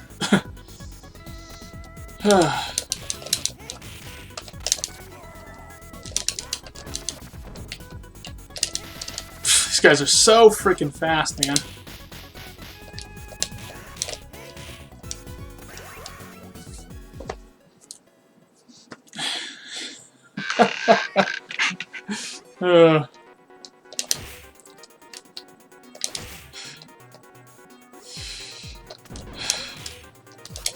This game, yeah, put me in my place. This game puts me in my place even when, like, everything goes smoothly, so... Let's just get that. I'm not gonna get it later.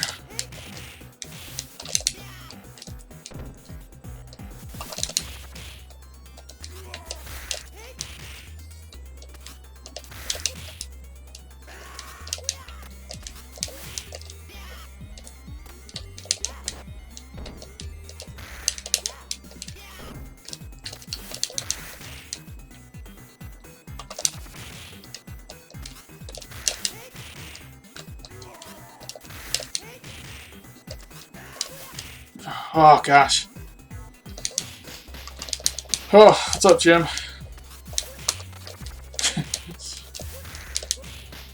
Yeah, I'm gonna keep going. I'll see what happens. I think I lost 3 lives to it, though. 3 lives to a glitch.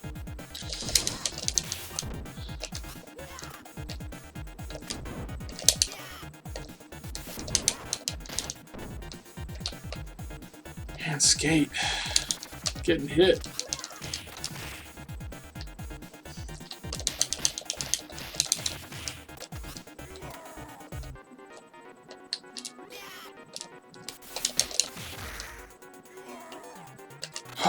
Skate cannot not get hit.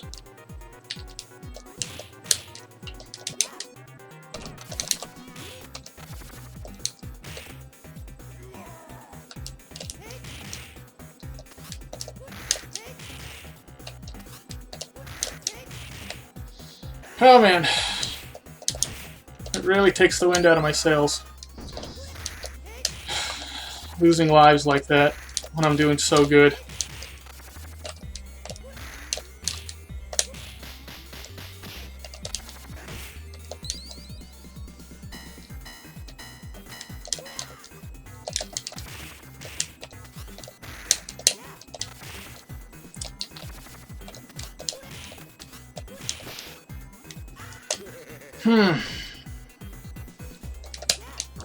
Got them both. This is gonna go bad.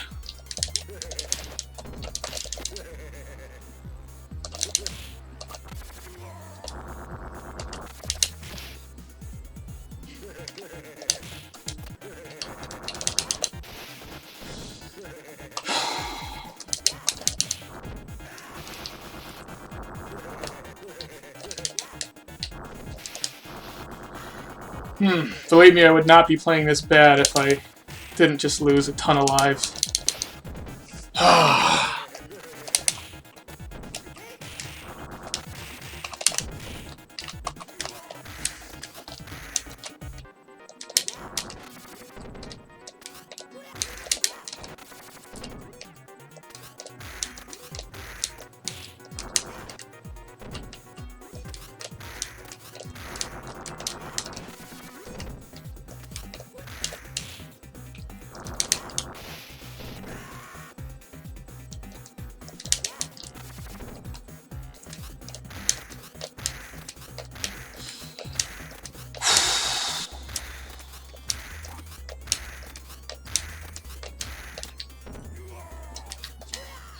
Always something.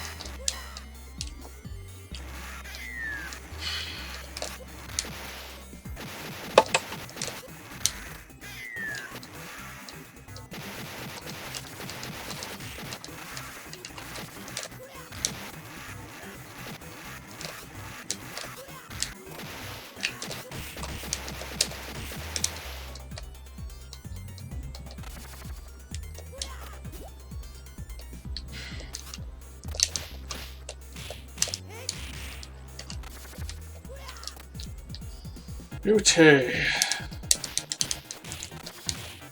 Getting these Electra by herself is a pretty specific spot. I actually choose like a dot on the ground, like a single pixel, and I try and like hit that. And then I can trigger her by herself. And if I go much, you know, anywhere past that, it's like, I'm gonna trigger everybody.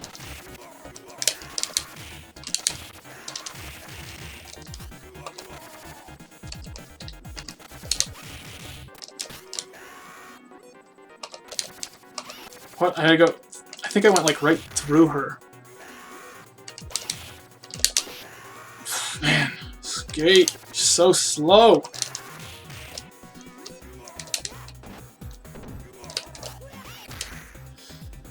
And she is really narrow. I shouldn't be doing that.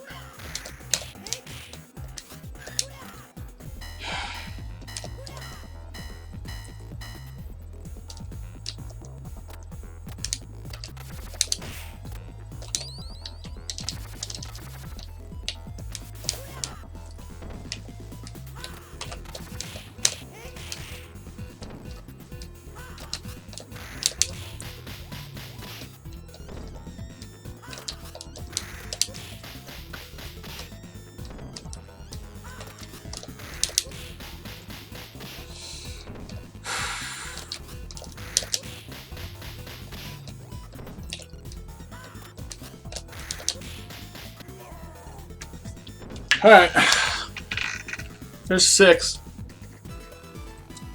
I'm going into 7 with not a lot of life. It's gonna be bad.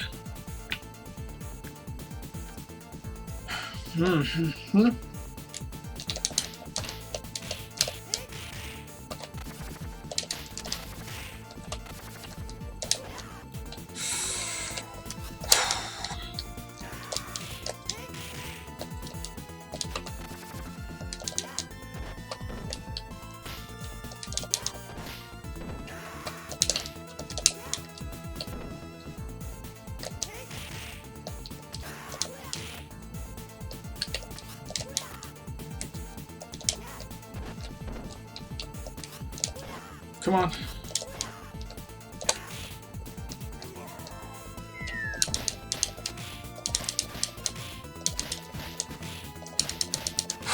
We'll see how 7 goes. But I really, at this point, don't have the lives. I mean, my 6 probably would have gone better if I wasn't, if I didn't soft lock. Well, I don't know if that's considered a soft lock since I could still actually do a single thing. But anyway, I think my 6 would have gone a little bit better. But even if it didn't, I'd have 9 lives right now. Plus the extra life I'm going to get up ahead.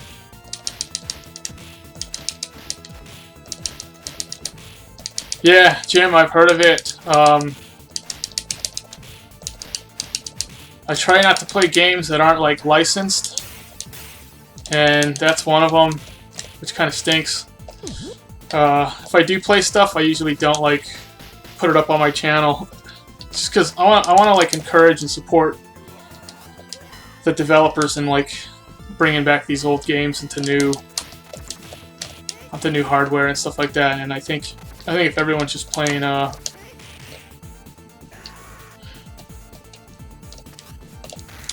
illegal stuff, then that's just not going to happen. So I don't know. Until copyright changes or the developers just start bringing a heck of a lot more stuff out, I feel like my hands are kind of tied.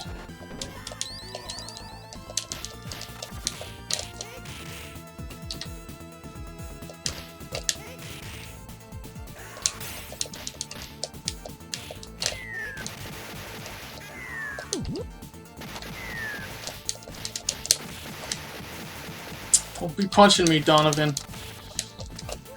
Oh.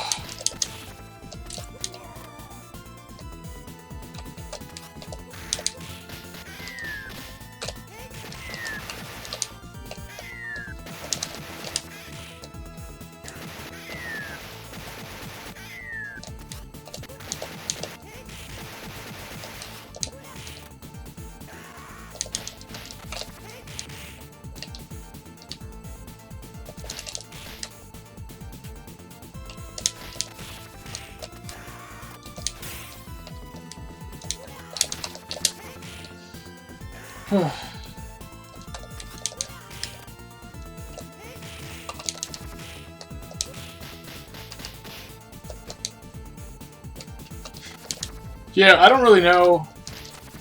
There's like a legal reason why they don't.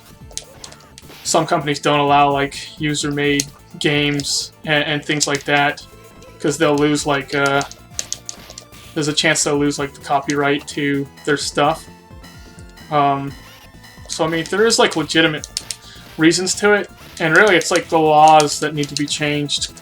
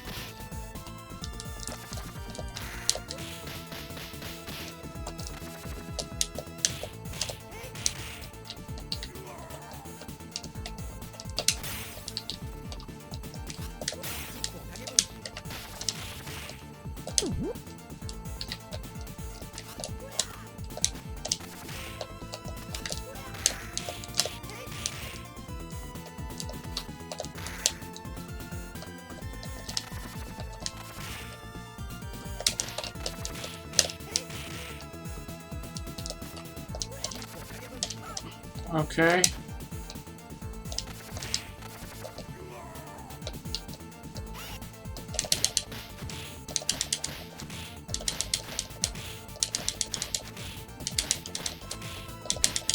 There is a Sonic fan game that, like, yeah, I think Sega adopted. I don't know why they went with that, but not, like, Streets of Rage. It's just... I have no idea. I'm sure they got some weird reason for why they can do it.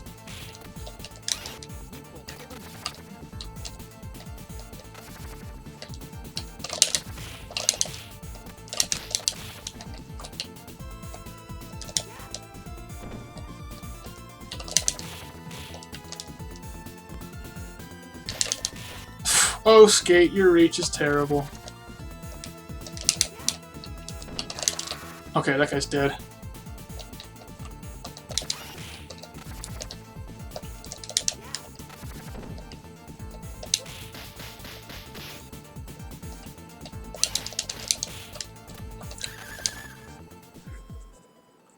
Oh, really? Streets of Rage isn't a Sega property? I didn't know that.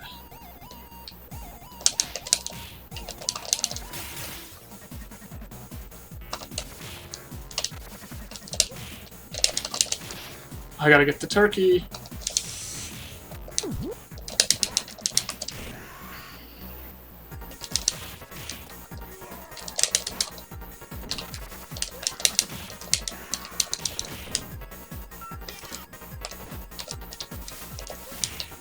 Nope.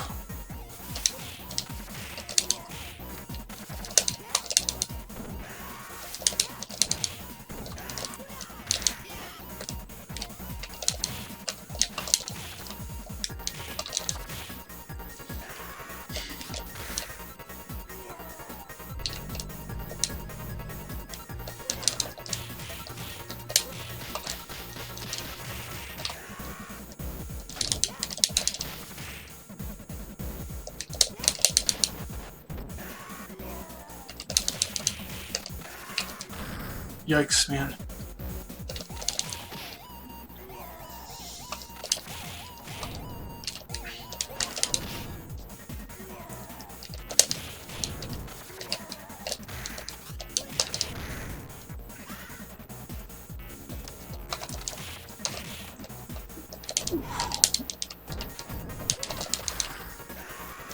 Oh, the music. Yeah, I mean, you can always just make a Street Rage game without, this, you know, that guy making the music. Or you could just get that guy to make the music, you know? That would be cool.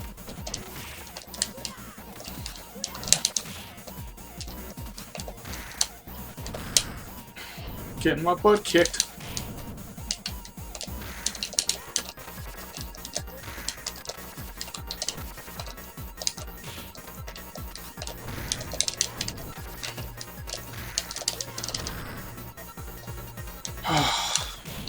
Okay. Right now. Jeez, man.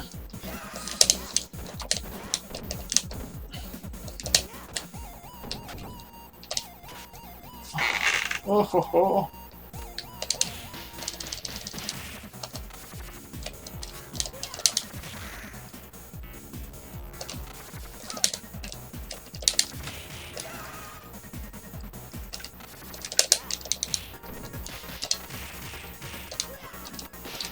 Shoot!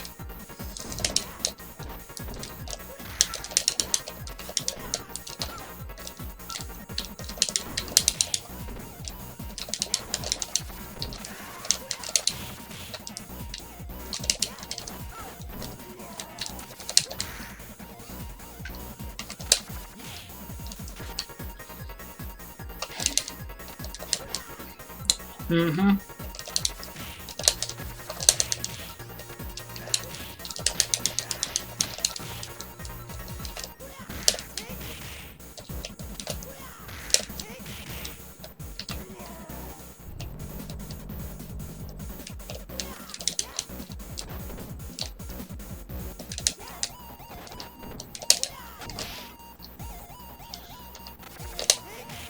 Okay.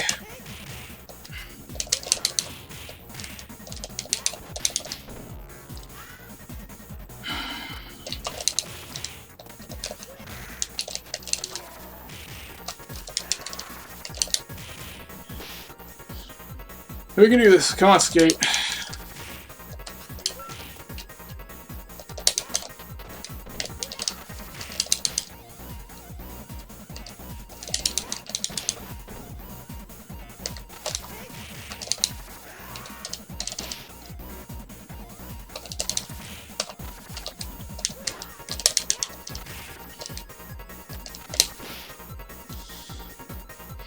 Come on, come on, come on.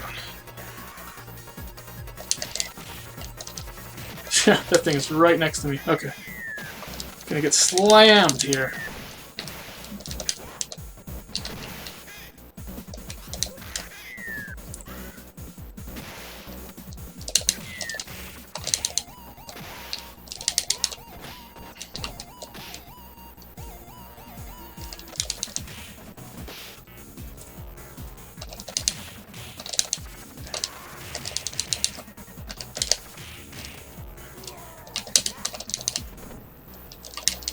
You kidding? Yikes! I just want to kill this guy. Is that so much to ask? Oh, jeez.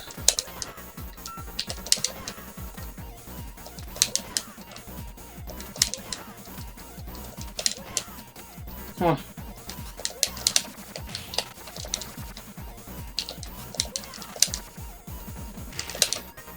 There's no way around it. You guys are so fast.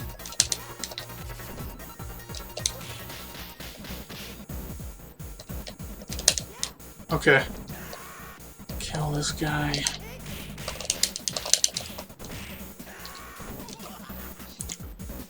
Try and get that Donnie killed as soon as possible. I'm gonna die again.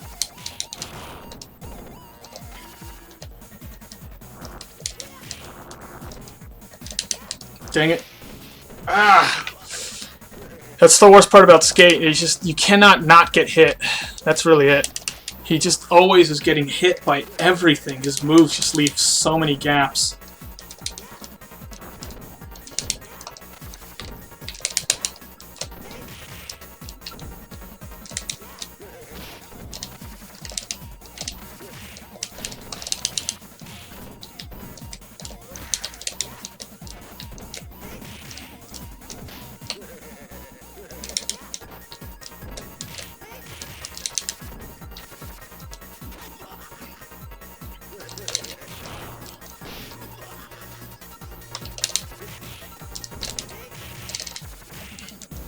Dang it!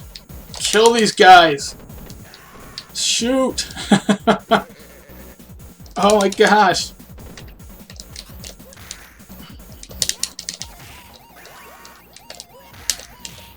One, two, three, four, five. I think there's 5.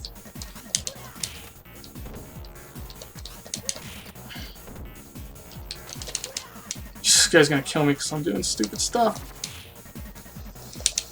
Alright, I gotta just kill this guy. 1, 2, 3, 4, 5. I don't know. Oh, there's 6. It's on the bottom. I mean, it's hiding over there.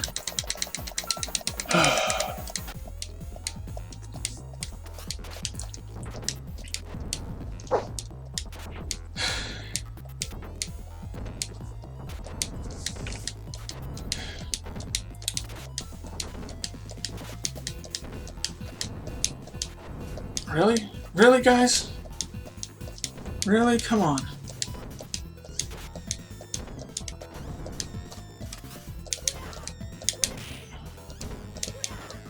Shoot.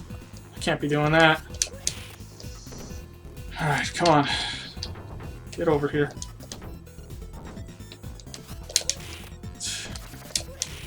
This stinks. Trying to get the guys on this side, they're just not cooperating. Come on. I'm gonna run out of time.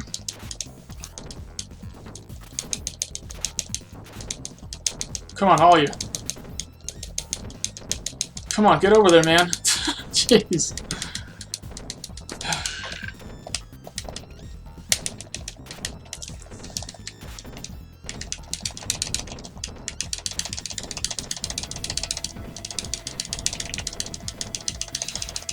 Yikes, yikes. I don't know if I'm going to one credit this. I would have. I mean, I would have if I didn't run into that glitch that killed me 2 or 3 times, or however many times it killed me. I would have had the lives going into it to pull it off. So if, you know...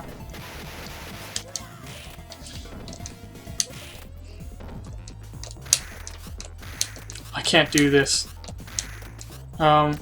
Oops. Yeah, I can't do that. Because there's a chance he'll blow up on me. There's still a chance he'll blow up on me, actually. Okay.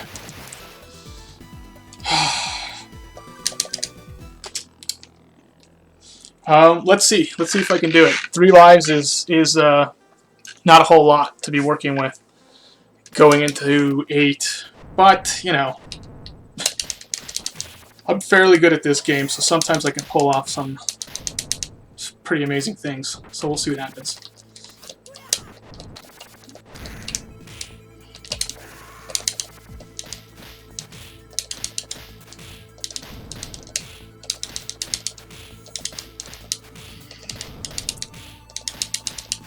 Skate is just very underpowered with his punch, which is why I don't use it a whole lot, but sometimes it's a little bit safer and a little bit faster. Just wondering where you were, Donnie.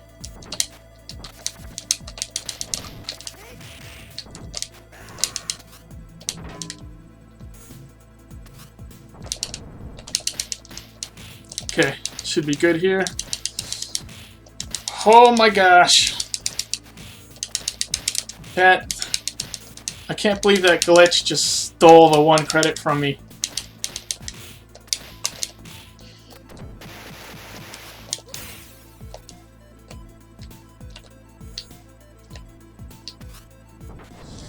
Okay, if I can get this guy killed fairly quickly... Come on. I shouldn't have too much trouble with Bear.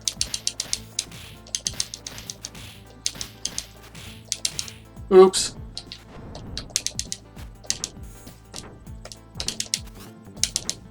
I'm not even on his level. I gotta get this guy killed.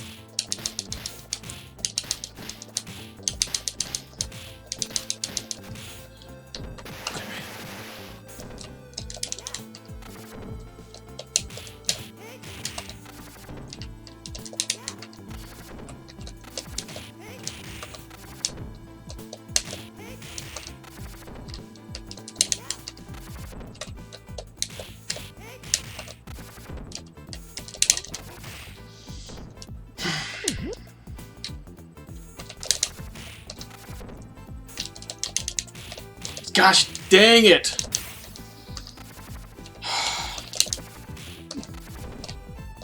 Come on, there we go. Ah.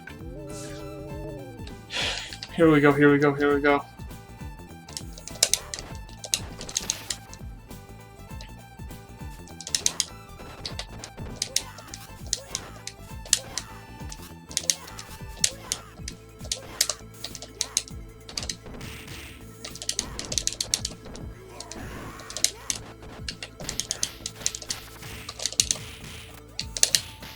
That's not gonna work.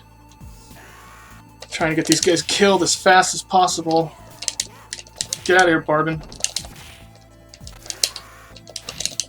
Okay.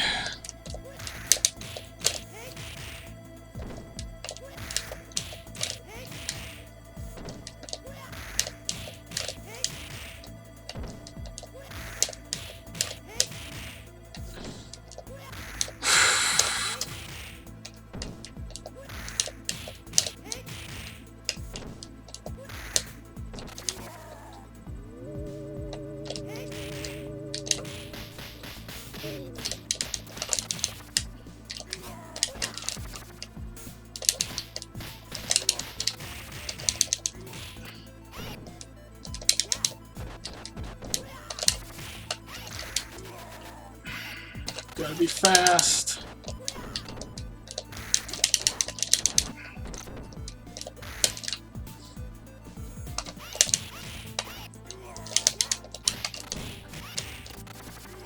This guy slides across the whole screen.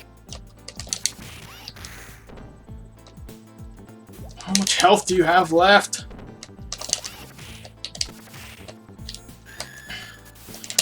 Get him.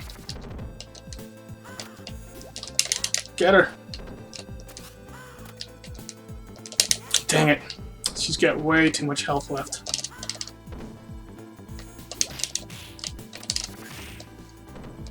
Come on, come on, come on.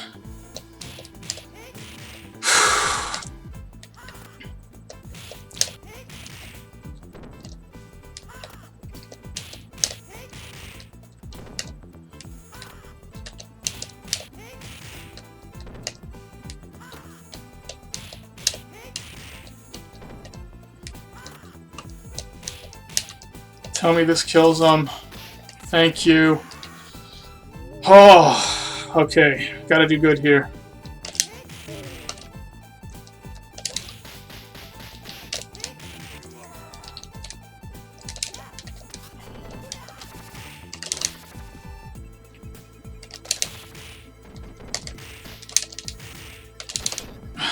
Stupid kickboxers.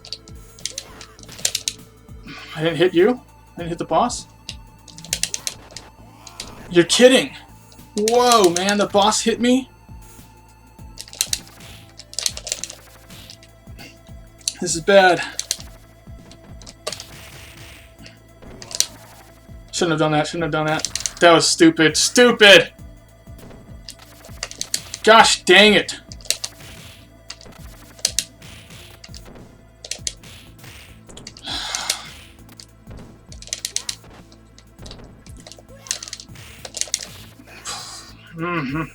I gotta kill those kickboxers way faster. One life. This is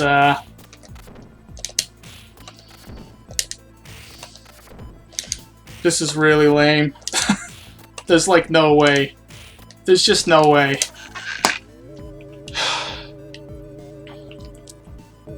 Oh man. I should be done with this guy. Come on. Get the moves off, you little jerk. Jeez. Ah, I'm so frustrated right now. I should have had this. Man, it just stole it from me.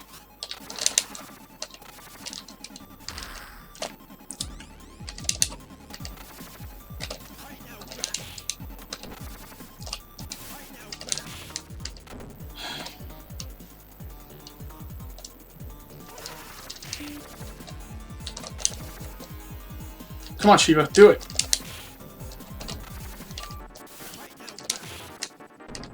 I don't know if that's far enough away. Okay.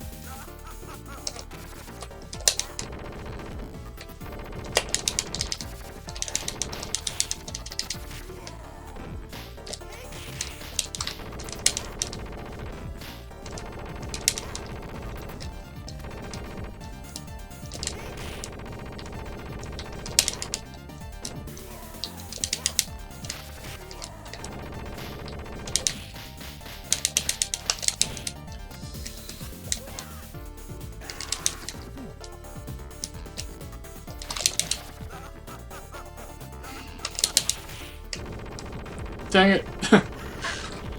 Ah.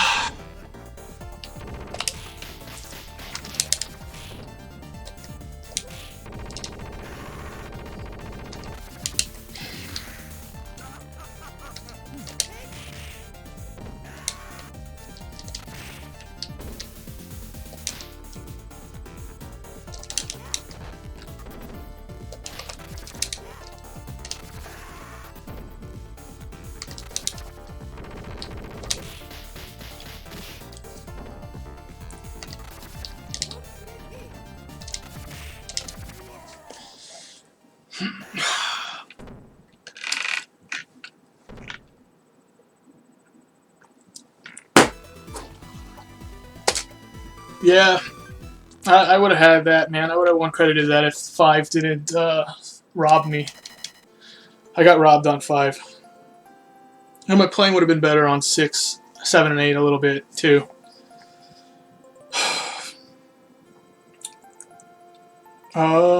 Man, that really stinks. I was really looking forward to switching characters, but I guess you guys are going to have to see more Skate next time. Sorry. Sorry.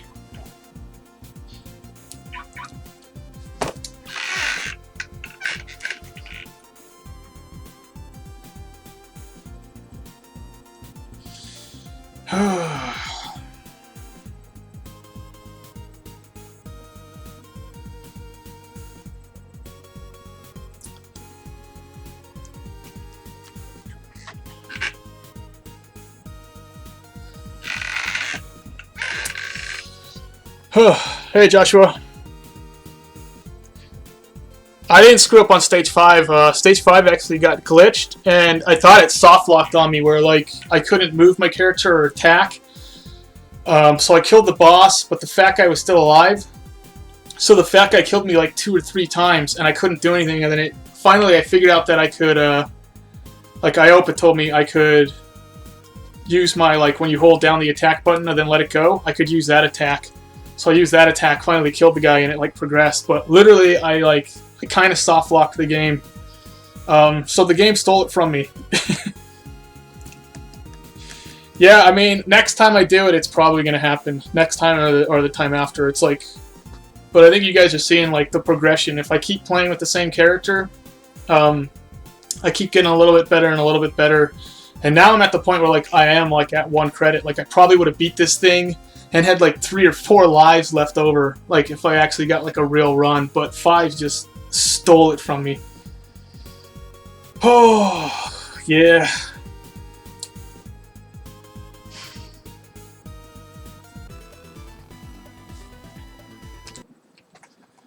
I'm gonna do a 3 now.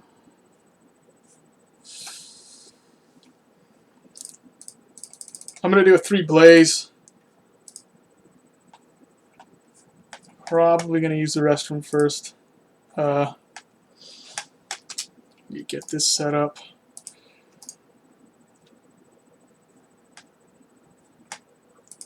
And we'll see how the 3 Blaze goes. Hopefully it'll go good. I mean, I don't know. How could it be any worse?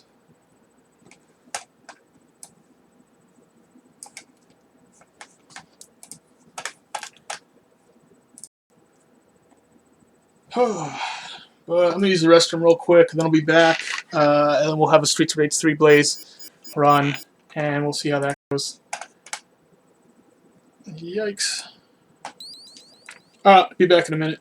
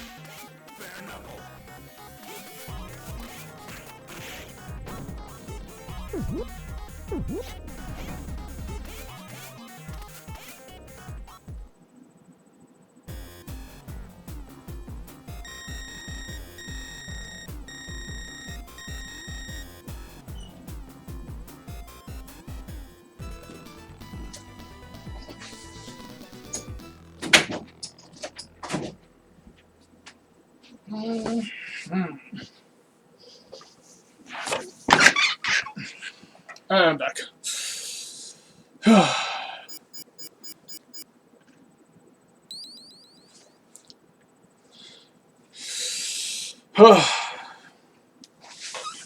Yeah, the robots with Axel. I don't even remember how I used to do the robots with Axel. With Blaze, they're pretty easy because you can just continuously run into them and huck them down. But some of them, the problem with the robots is some of them have their break free from a grab is really fast and others are really slow. So it's hard to get them in a rhythm, but you can usually infinite loop them by grabbing them and just continuing to like knee them. And then when they break it, you just knee them again. Oh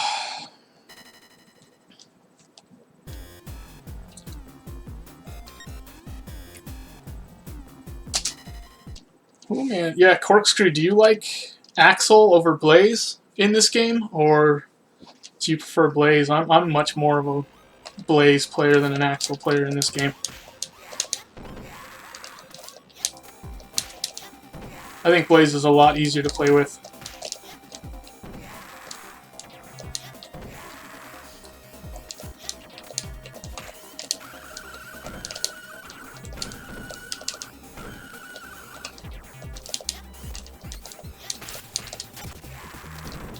Devil's Dare? I mean, I know of Devil's Dare, but I've never played it. How is it?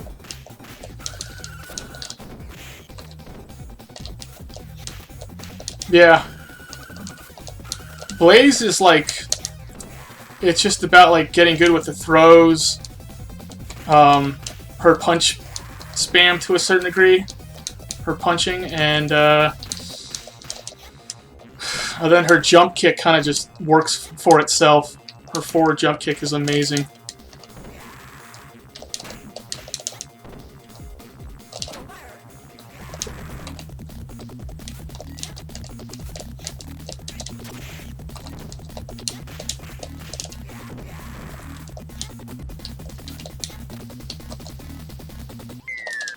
Yeah, I felt like I had a lot of trouble with Axel when I was playing with him. I don't know why. Maybe because I was just coming off of Zan, and Zan is really just like the way to go in this game. Really, there's a free demo? Okay, I'll try it out. I'll try it out, Sebastian, and if I get a chance.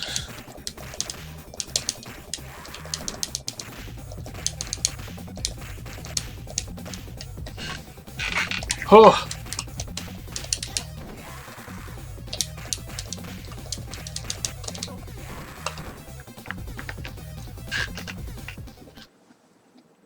Yeah, it's just the thing about Axelo is like you have to play with him differently, you know, than you do as Blaze or as Zan. And I don't know. I think that's one of the good things about this game is you really can't be playing with one character the same way that you play with another. You have to adjust.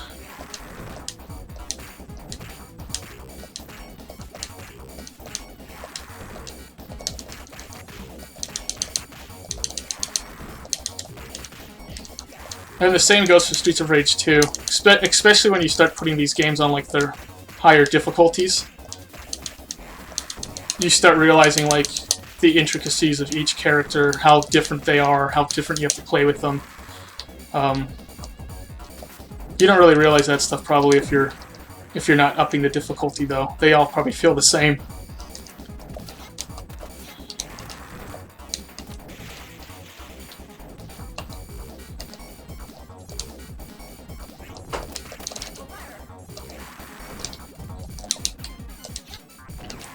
Okay. So you think you could speedrun Devil's Dare? Yeah, I'll see. Some of the more modern beat-em-ups, I don't feel like are as polished as Streets of Rage 2 or 3 are. They're just kind of... You know, and sometimes that's like the intention is to just feel extremely retro. But, anyway, I don't know. Just depends. I think this is a hard genre to make really fun because it can be repetitive.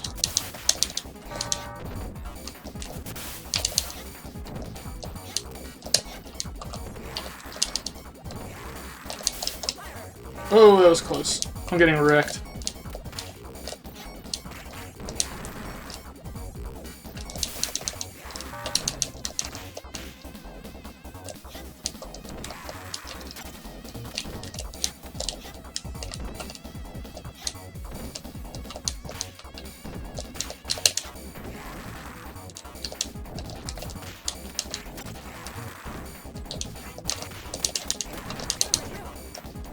If I die on one, man, I'm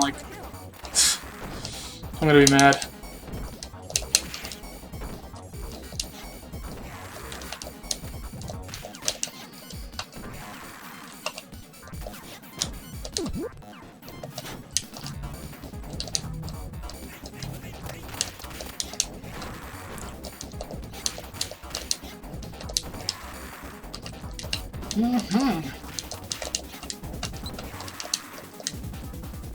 Oh, man, does anyone know of like a really good beat 'em up that's like available on Steam?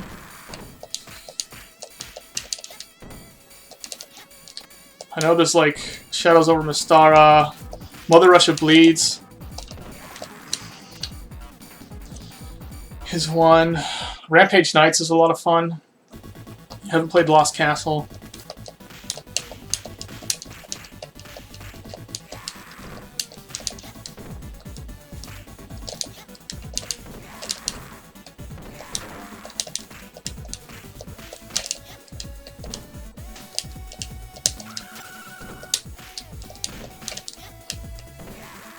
Oh gosh, I don't know why I just keep getting hit.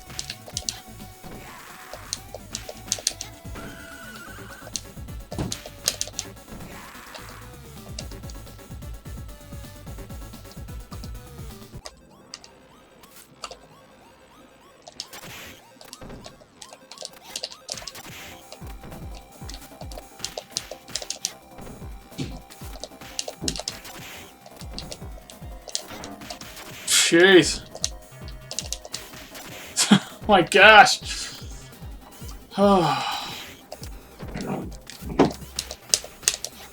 Okay, jeez Louise, that was bad.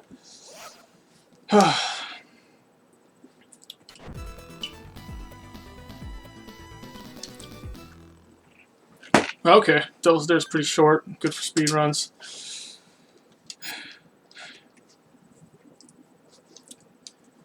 Yeah, Joshua, they're almost like two different games, just because the difficulty. You know, Bare Knuckle 3 came out first, and it's a lot easier.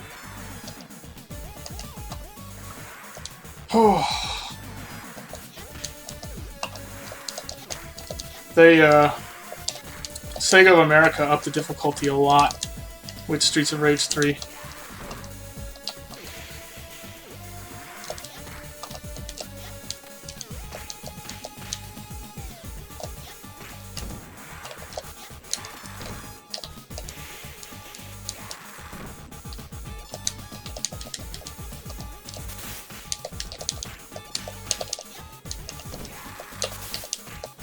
Yeah, some of the, like, hits are different. I think Skate actually hits on, like, the, first or second frame of his Blitz move in Streets of Rage 3, whereas he doesn't do that in Bare Knuckle 3. And then obviously, like, Ash is out of the game.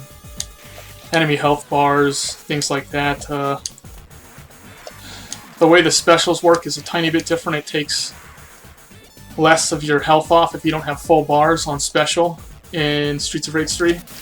In Bare Knuckle 3, it takes off a lot more.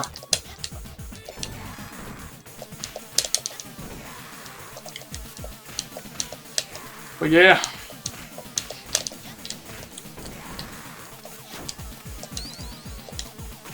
Oh my gosh.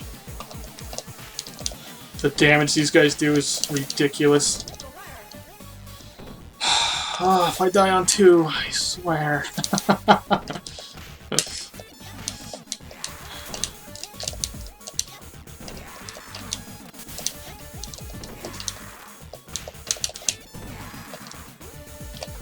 It's a rough day for me. Rough day as far as the gaming goes. Dang it.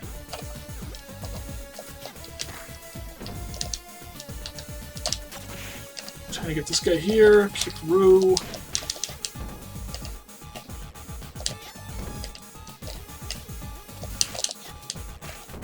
Oh, I can't believe I actually hit the stupid kangaroo.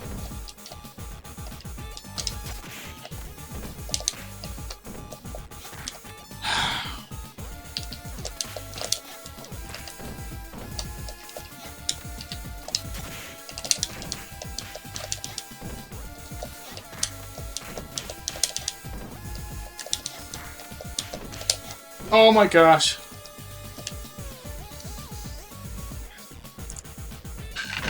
Yeah, can I do that with the Steam version? Can I use the Game Genie, or do I have to do it like with a different emulator? With the, yeah, the whole Game Genie code dealio.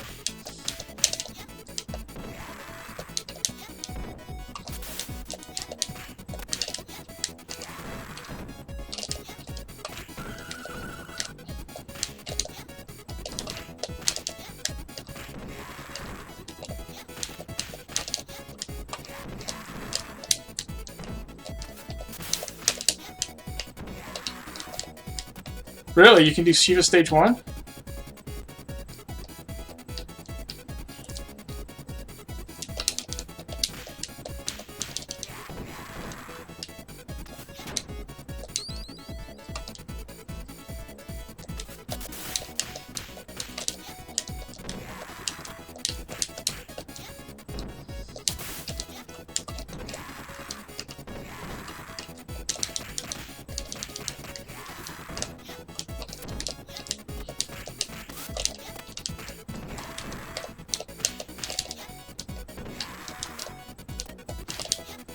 Yeah!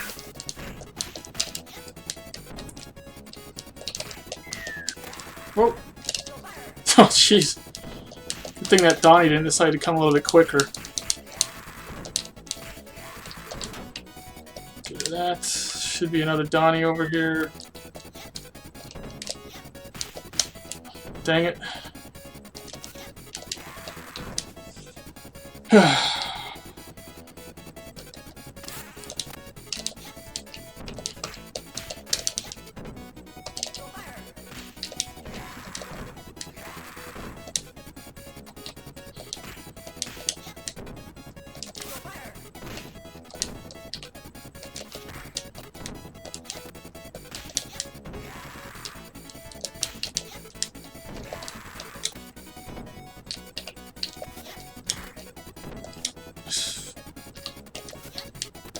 Alright, here we go. Trying to get this safely done. Oh gosh. Dang it! Ah. I should have just ran for the turkey, but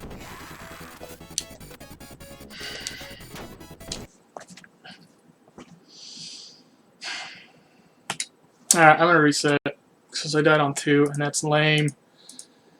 But yeah, past that, I don't know if I want to be resetting over and over and over again. I hate resetting.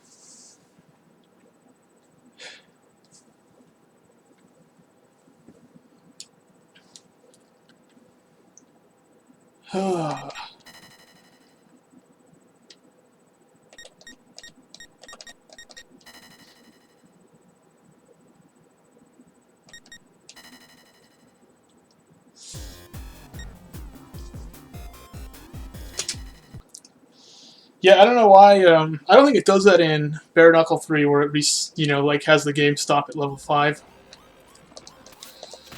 on easy because Mr. X isn't the real Mr. X or whatever. But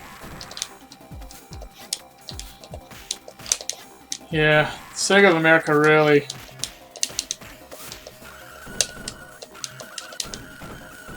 They really wanted people to buy the game and not just rent it.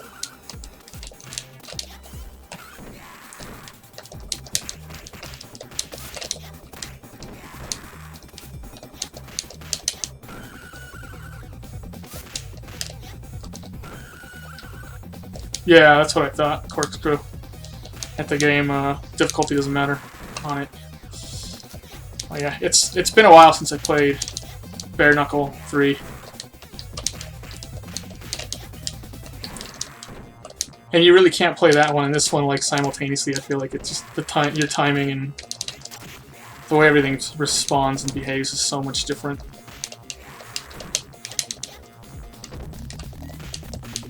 Oh, come on, buddy.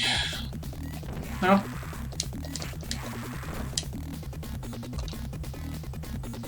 Oh, okay. Then I probably won't be playing it, Sebastian. You know, if you said it's not too good.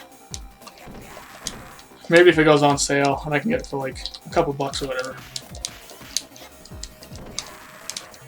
Oh, but Turok 2, I don't know if anyone's interested in that game. Turok 2 is coming to Steam, the remaster, like I think mid-March, so mid this month, and I'm looking forward to it. I'm planning on hopefully getting it so long as I got the cash flow.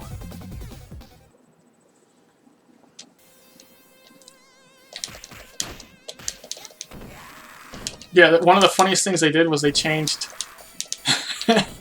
in Bare Knuckle 3, it's a general, and then in Streets of Rage 3, it's oops. It's like the police chief or something, and they got rid of his mustache and beard for some reason. So I guess they were like, oh, when he's Russian, he needs like a mustache and beard so everyone knows he's Russian. But when he's not Russian, he needs to get rid of the mustache and beard. I don't really know what was going on with that, but...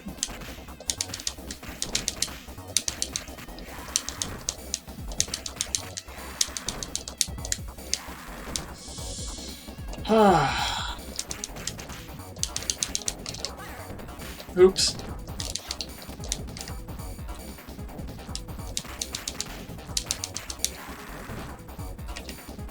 Okay, let's see how this goes. So far my playing's been kind of bad on this. I'm blaming Streets of Rage 2. that really was disheartening. Losing my 1 credit run to a glitch.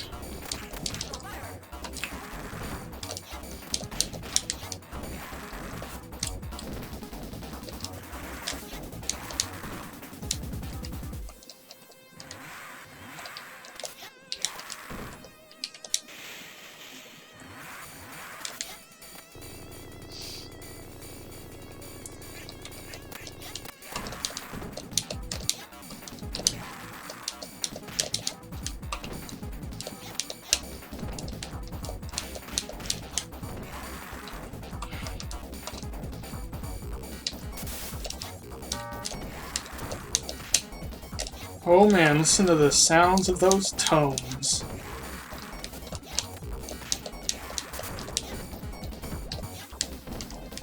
This game has like weird phone tone soundtrack. Listen to that. Just random.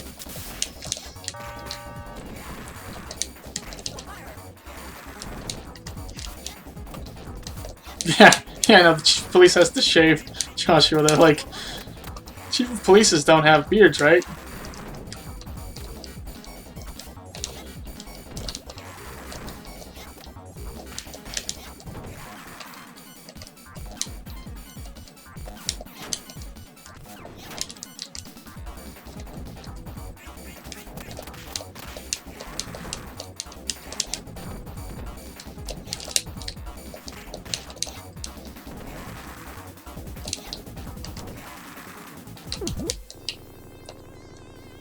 Oh.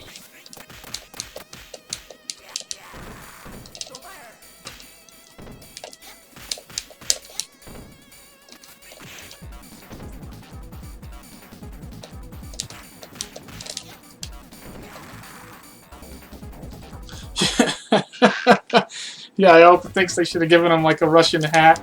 Yeah, giving him a Russian hat, like the, you know, hammer and sickle, just like really just nail it home that this guy is Russian.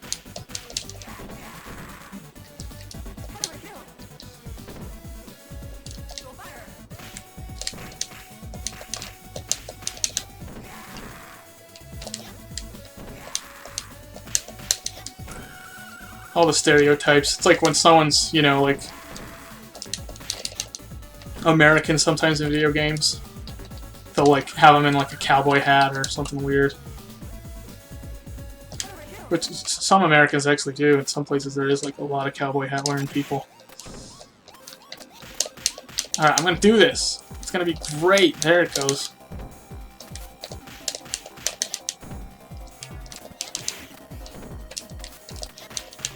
Boom, Shiva, that's what happens.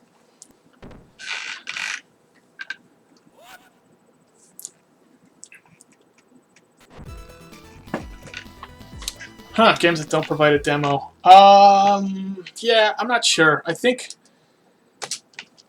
with some smaller development companies, they maybe just don't want to go through the trouble of actually like having the demo, you know, like, and putting some lock on it. It's just extra work for them, I would assume.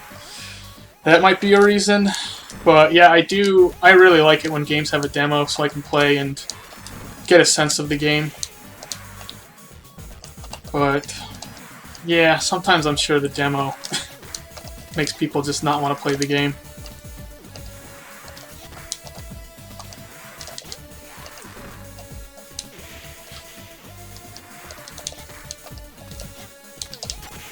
I mean, Steam basically lets you try before you buy by, like, letting you refund a game. You know, if you haven't played it for, I don't know, over 2 hours or something like that, and it's been, like, less than 48 hours, you can refund your game.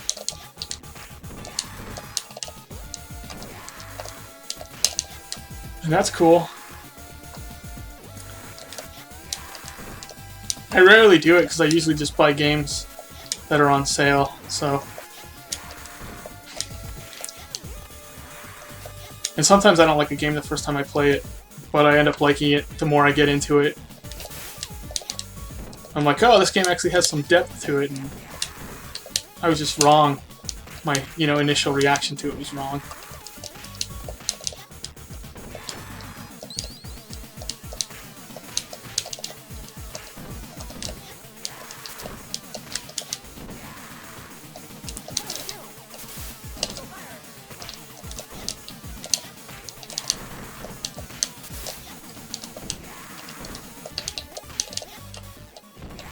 Okay, hopefully this will go good.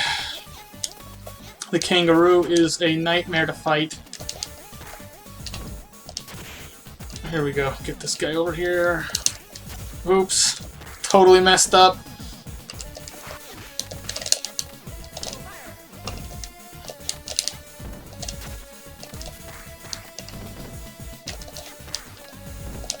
Dang it.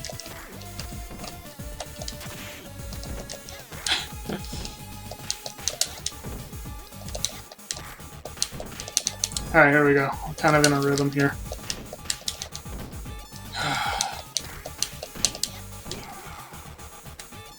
Nope. Dang it.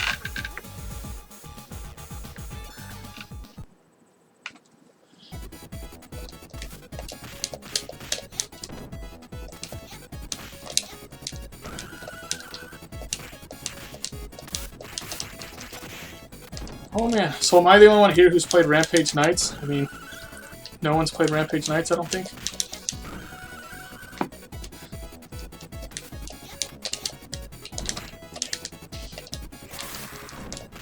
Okay.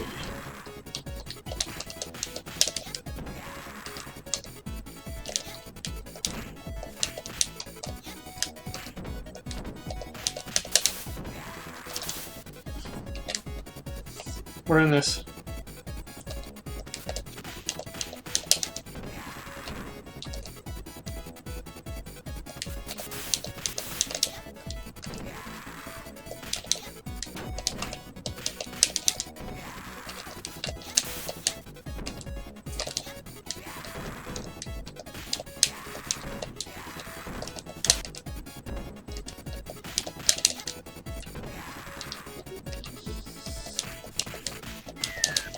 Oh, the apple after the kangaroo. I did want it. But it wouldn't let me have it. Shoot. Ah, if I die again on 2, I'm gonna be so mad.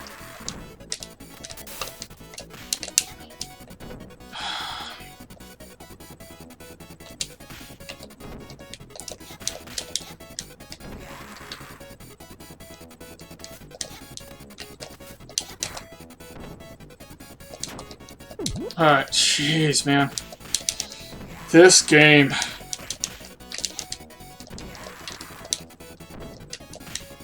This is one of those situations where, like, I'm a little frustrated from Streets of Rage 2. All that garbage that happened with it. And it is kind of, like, making me frustrated and affecting my playing a little bit. Nothing I can do about it, though.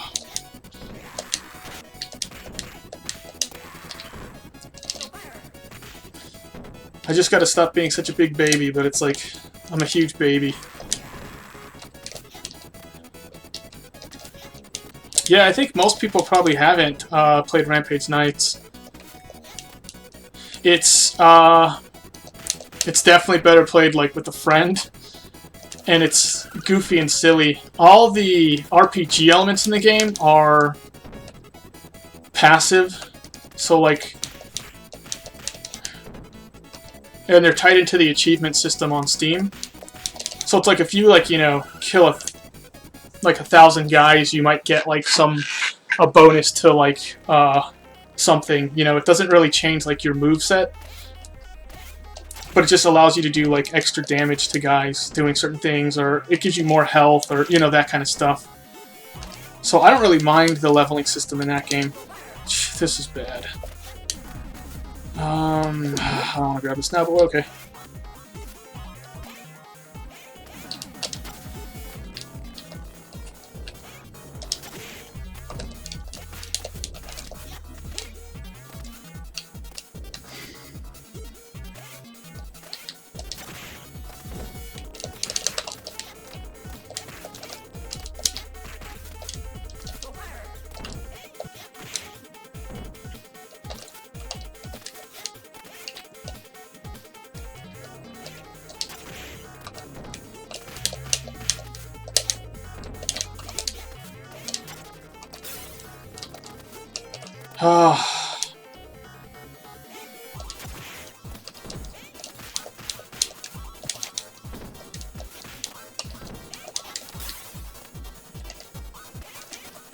super sloppy playing.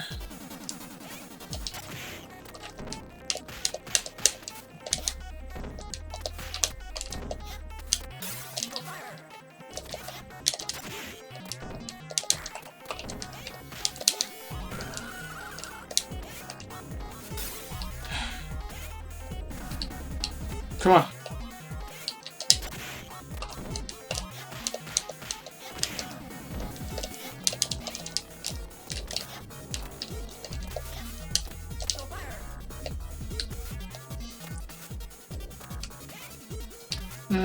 This is bad playing.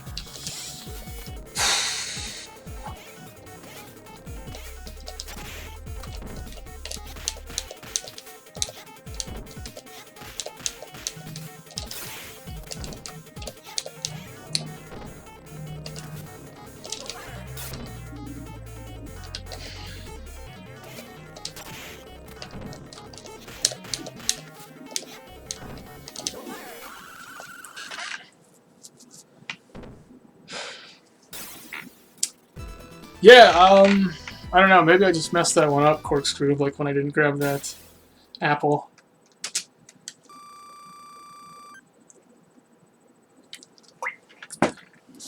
Because I thought I should be able to, but then it didn't let me, and then maybe I still should have been able to, and I just should have been spamming the button rather than, like, giving up on it.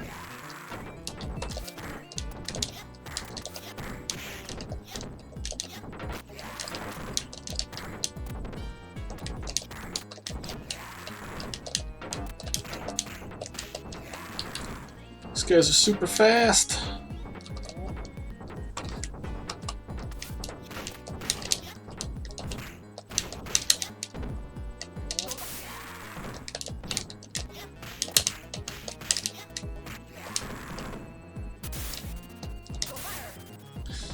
I hate those guys.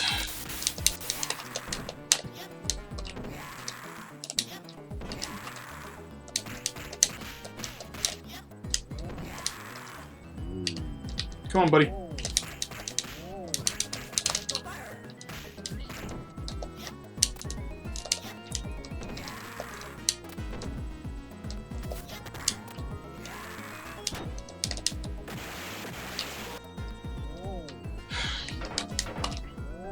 I've seen John Wick. I haven't seen the second one yet. Oops. I want to. I really like John Wick. I thought it was awesome.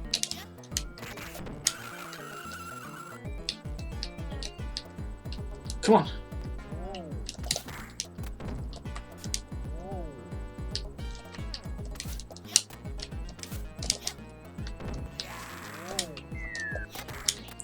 And I like Keanu Reeves. I know his acting can be pretty atrocious sometimes, but he's usually pretty entertaining, and he picks good roles for his movies. I don't know if I've seen him in a movie that I didn't like. I don't know. Maybe somebody can think of a really bad Keanu Reeves movie. But for the most part, they're all fun and entertaining, so... From what I hear, he's an awesome dude in real life as well.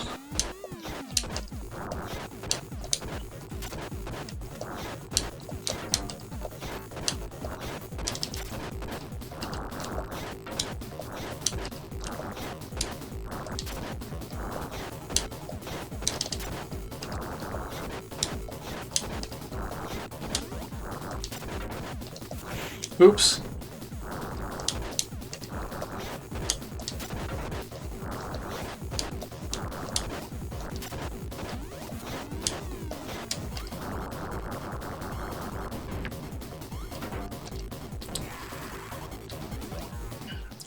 Yeah, that must be cool for you, Iopa, because you don't even need to have the subtitles on when you're watching John Wick. Because there's like, you know, there's like the Russians in it. I gotta have like the subtitles on, like, you know, for when the Russians are talking, and you just get to like watch the movie, enjoy it. I'm grabbing this early because I'm doing a terrible job.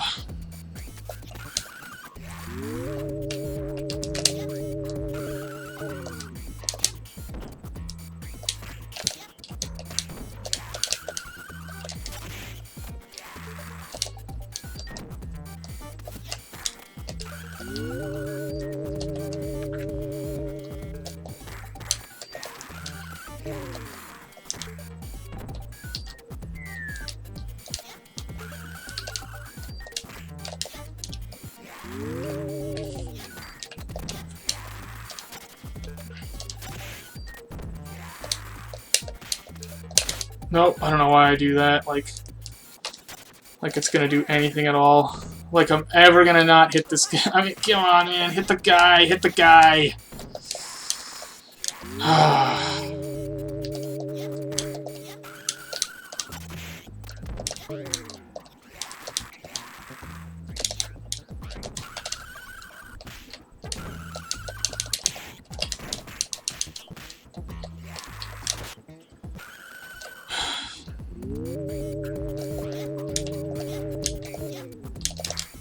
I'm gonna get wrecked.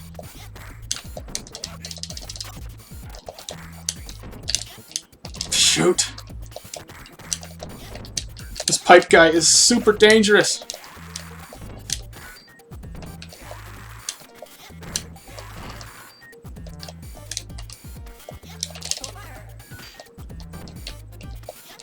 Come on. Yikes. Yeah, how is counters Russian? Is it like the accent just terrible on it? No, I mean, unless probably like you're a Russian speaker, no one's gonna know though. At least he's trying.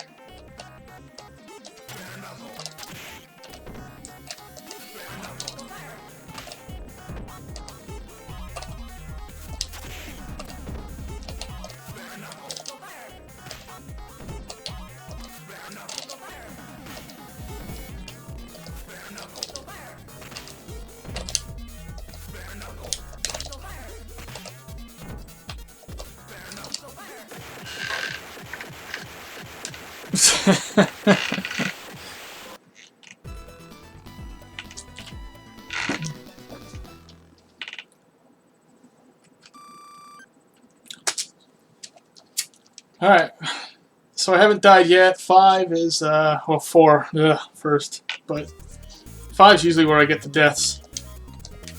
And if I don't die in 5, I'll die on 6, so it's just not easy, not easy.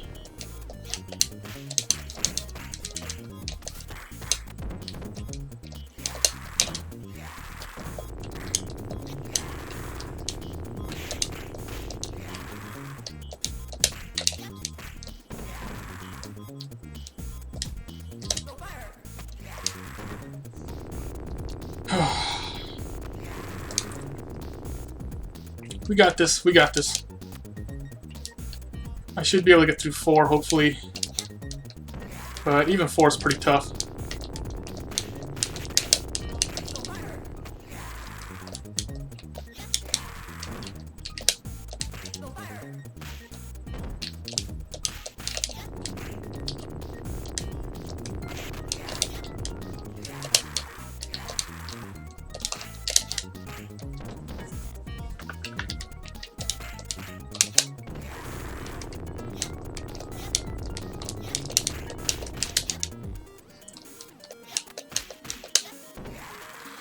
Top again or bottom? Top again, okay.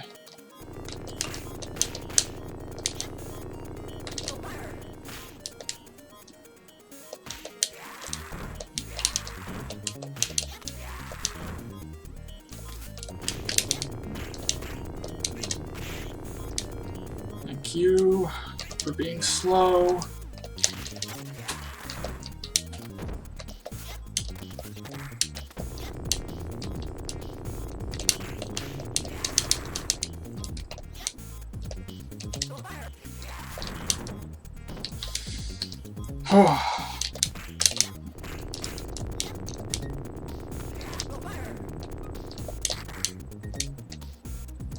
The train is the stressful thing about this one more than anything else. Because it does a lot of damage, and if I lose track of where it is,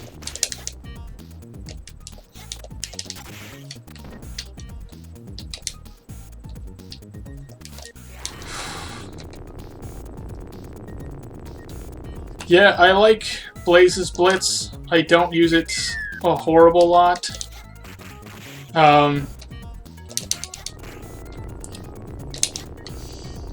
That's just me, kind of my style. But it does come in handy in a lot of situations where I probably could benefit from using it.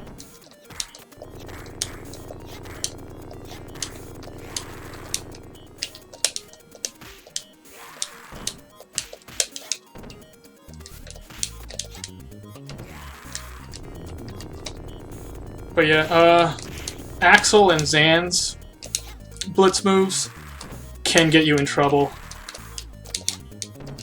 There's a lot of times where I've used like Axel or Zan's blitz, and then like fell down a hole or moved into the path of the tracks. It's just dangerous using their stuff.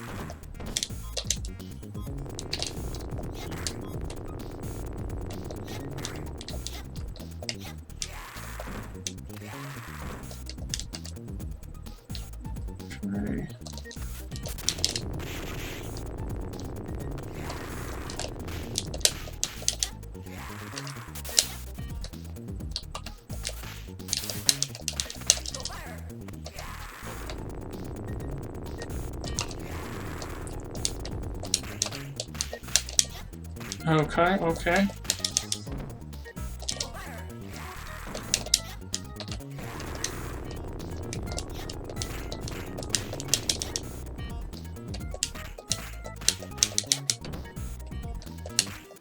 Yeah, you can jump over the train. You can, if you're throwing a guy, that gives you invince while the train's out. There's a lot of things you can do. You can use your defensive special with Blaze. So I mean, you have options, but it's better to just not lose track of the train, so you're not like just working off a reflex.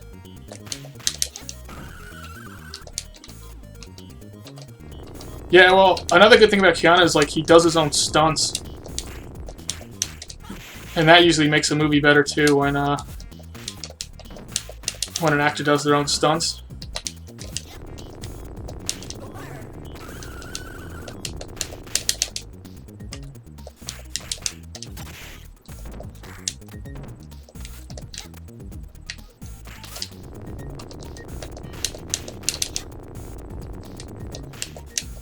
Man, I wish you could grab people.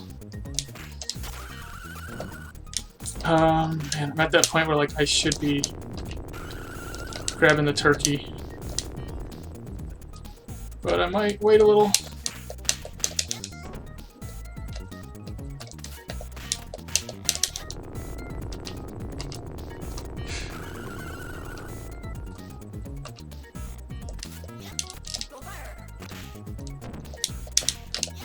Alright, I'm grabbing it. Oh, yeah, sometimes, like, when an actor is kind of more, like, deadpan or doesn't have as much of a personality, it's easier to relate to them. So just like a blank slate.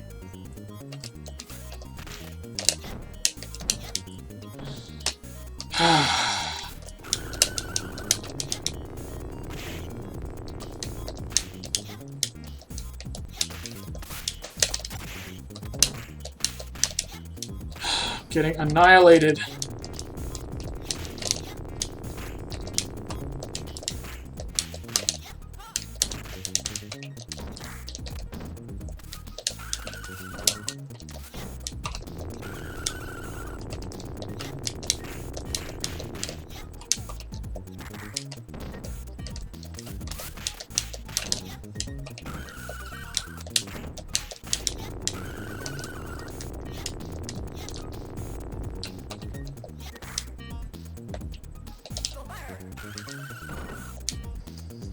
Okay.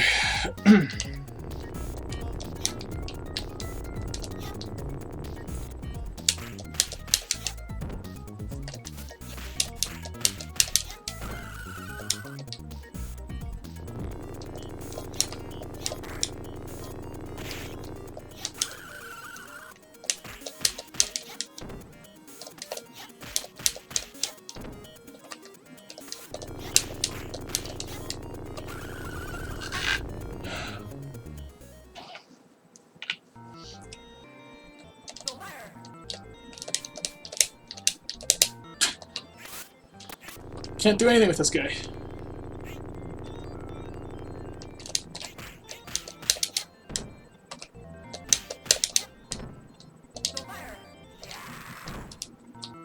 I'm gonna have to grab the turkey really early on this one.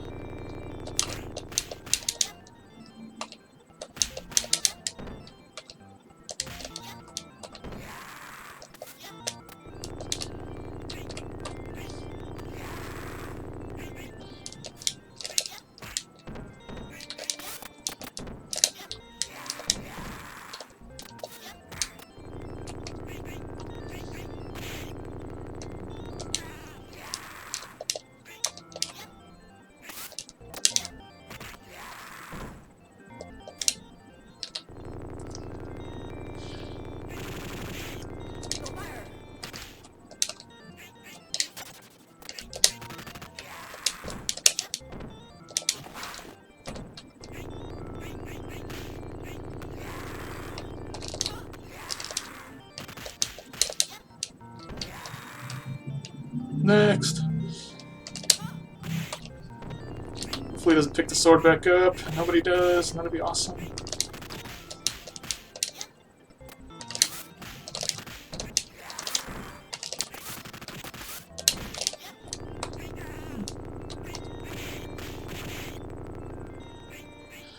I don't like that that guy's out there. Dang it.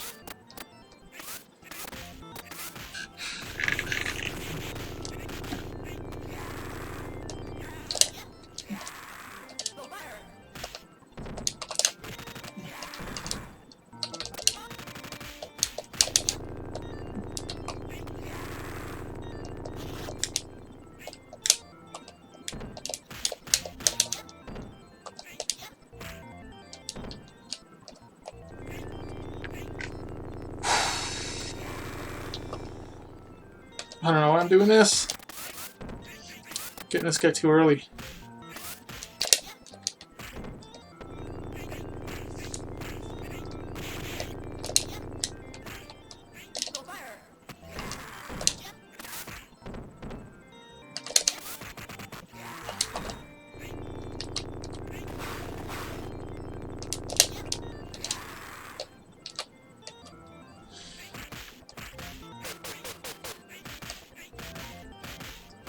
Alright, train time.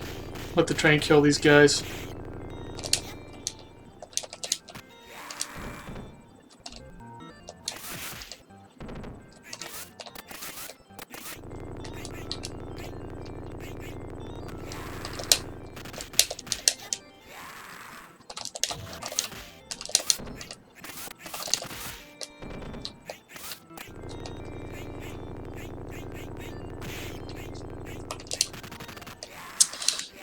Genre of music. I don't really care.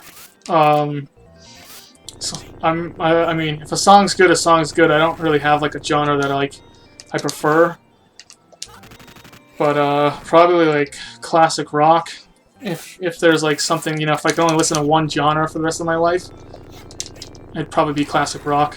This stinks.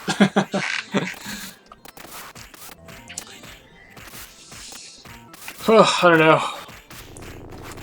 I'm not a huge fan of country.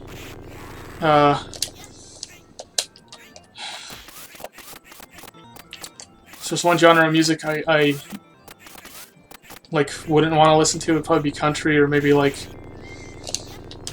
I don't know, modern like rap and hip hop. I like rap and hip hop more from like the 90s, but not necessarily today. So, I don't know, it's just something that happens.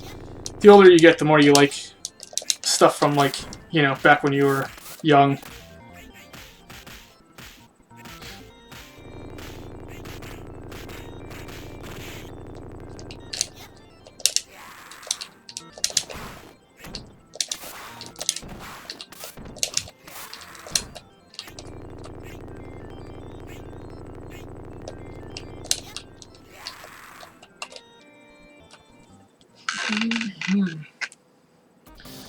Alright, let's see how this goes. These guys can be a nightmare.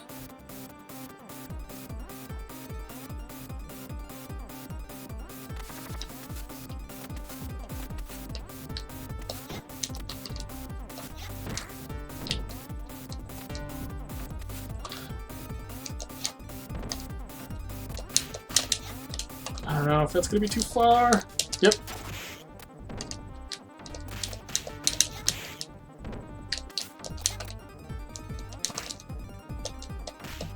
That might work.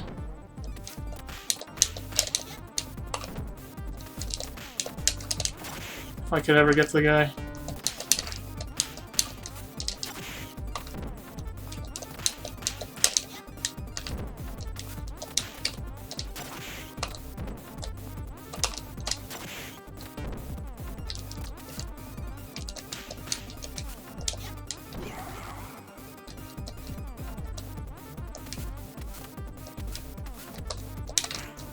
Oops.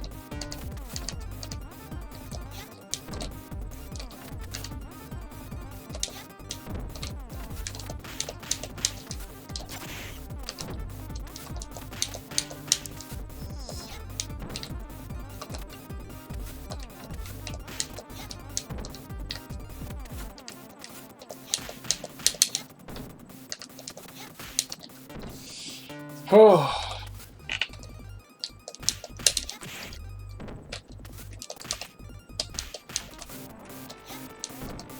Oh man, this guy is gonna be a pain.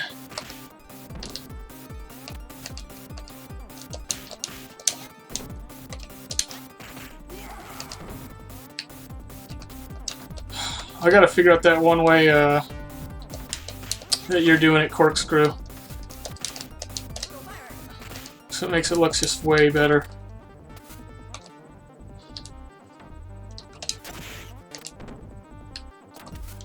The loop for these guys, man.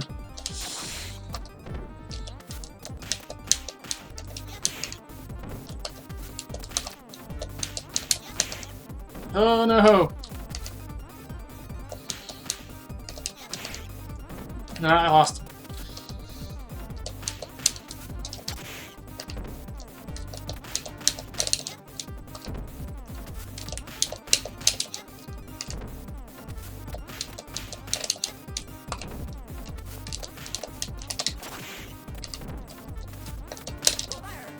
Alright. Oh, thanks, Sebastian. Later on, man. Thanks for sticking around.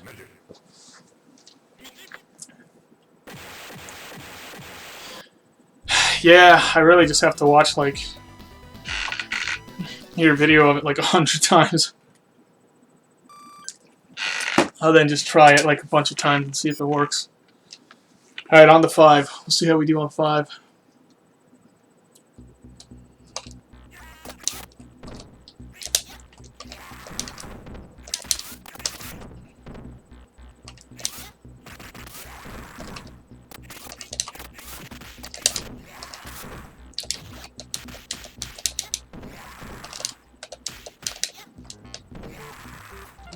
Five is tricky.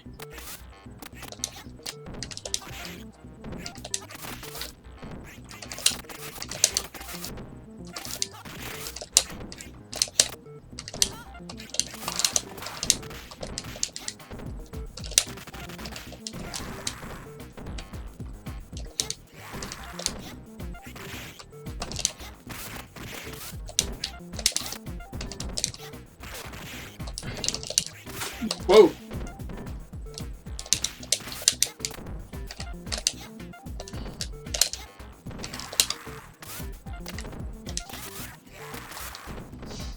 I'm gonna have to go the way of the turkey. It's gonna be bad.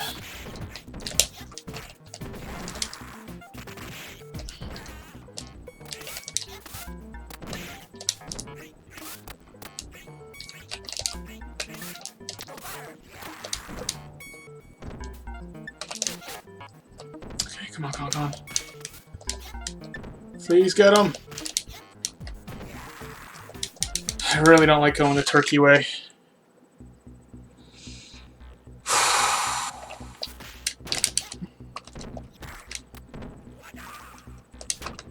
I think it's this one. I really gotta grab it though. Okay.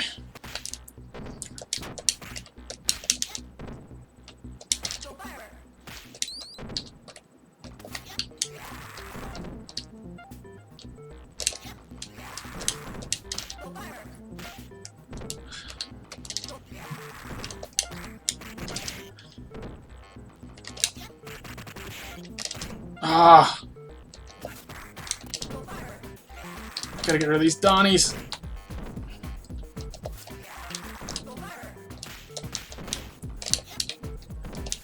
That didn't hit anybody? I gotta get the other turkey.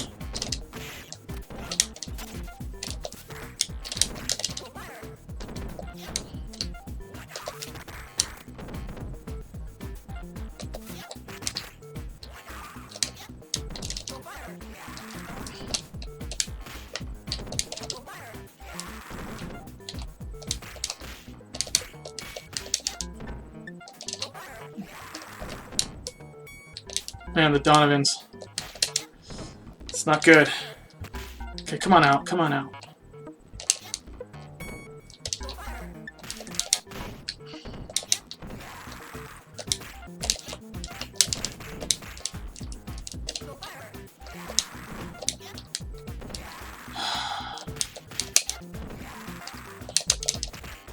Shoot.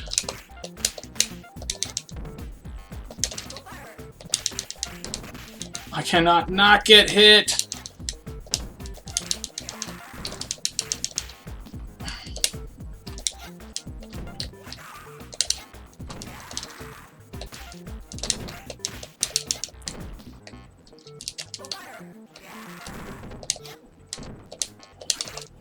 Dang it. It's like you gotta come this way to get that stinking turkey, but then like you die along the way trying to get this. It's just not good. It's not good. I really just need to go the other way. I hate this way. Just eat it. Gosh dang it. No, no, no!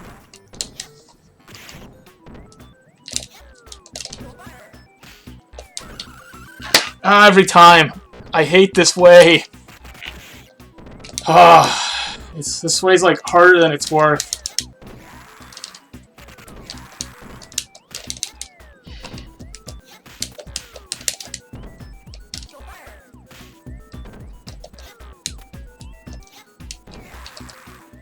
Oh man.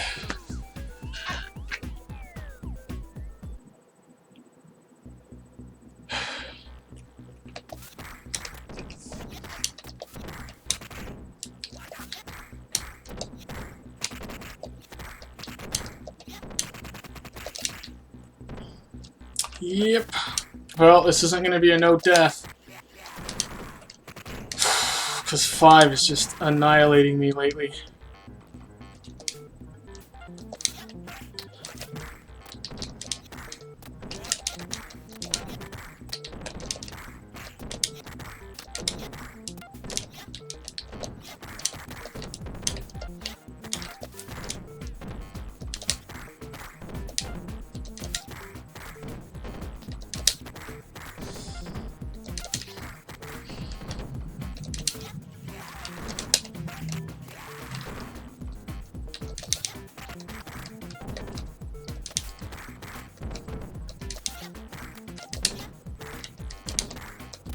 Okay, see how it goes.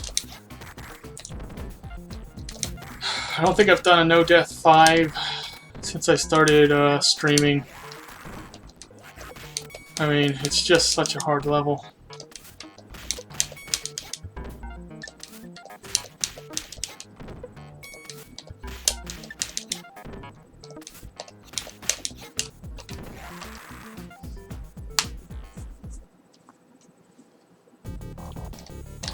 Yep. Oops, I don't know why I grabbed that so soon.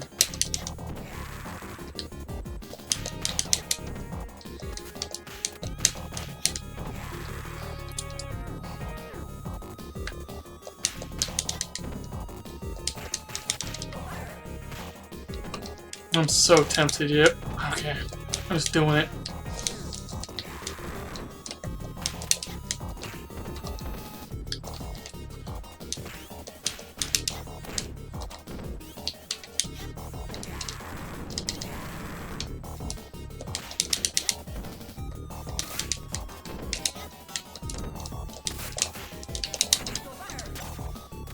Gonna get killed by these guys.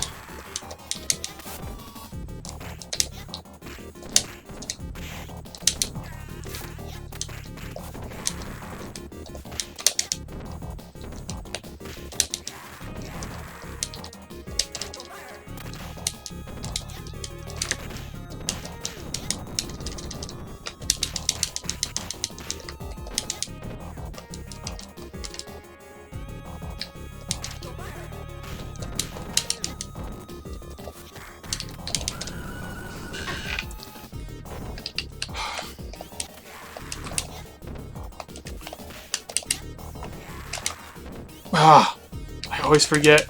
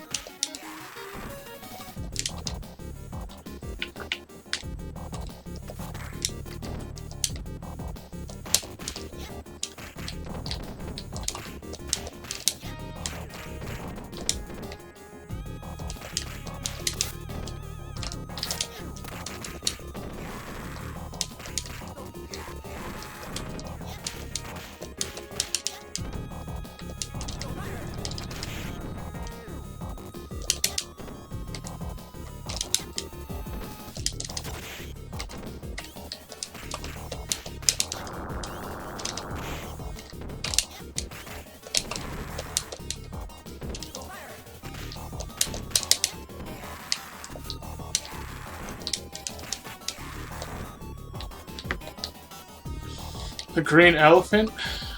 No, I haven't heard of that.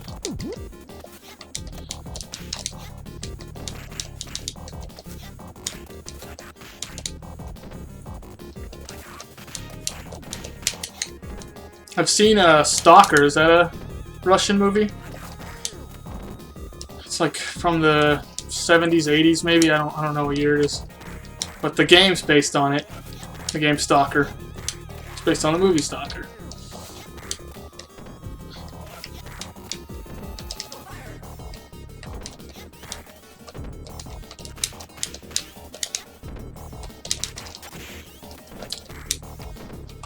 I know I'm doing a bad job, but I'm kind of messing around a little bit.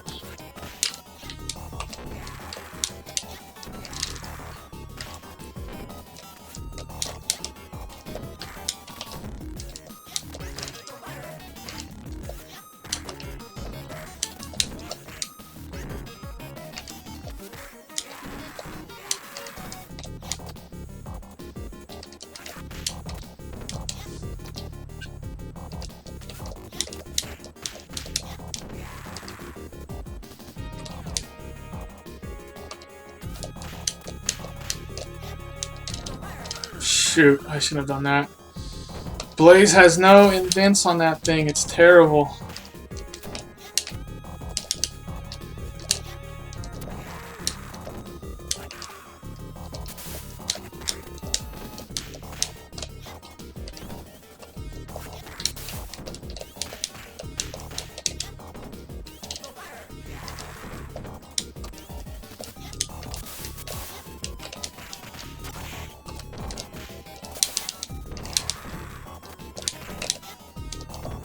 Shoot.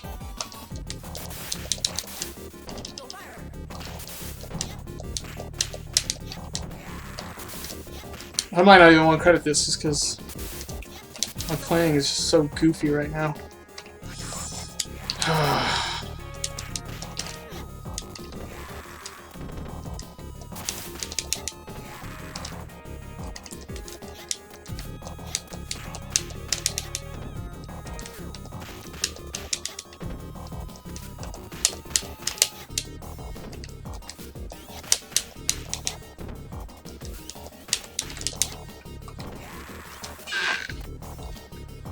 Alright, let's see how the elevator goes.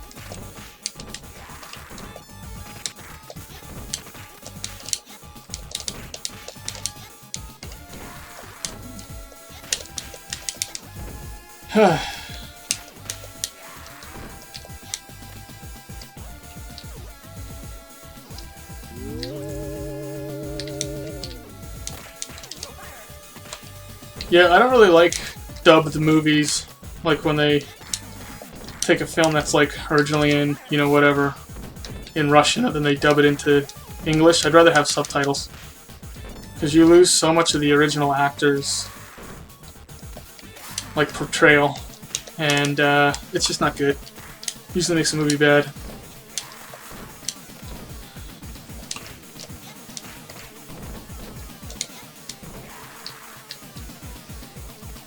Oops.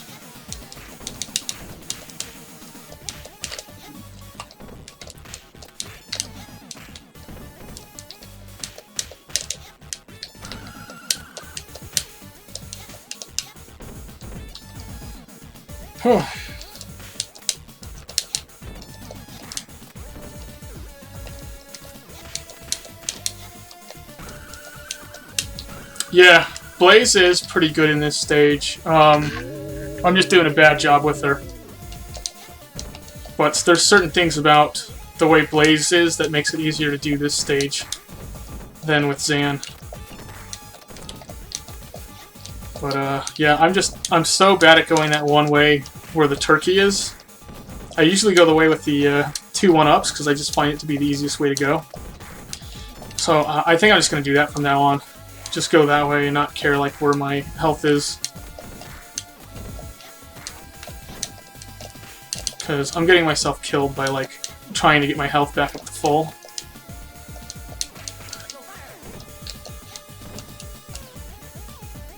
Hey, you coming, buddy?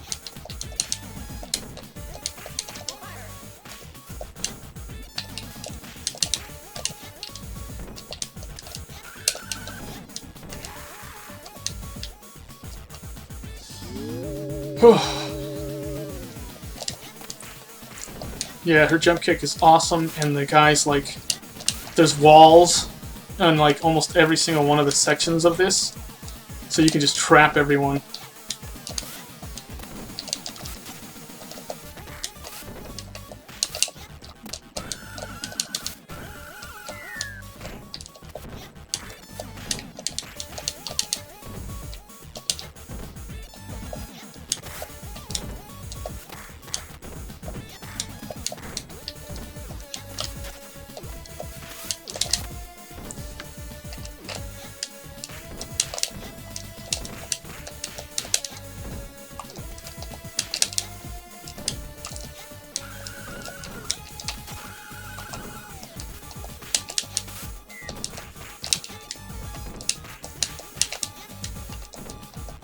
Oh man.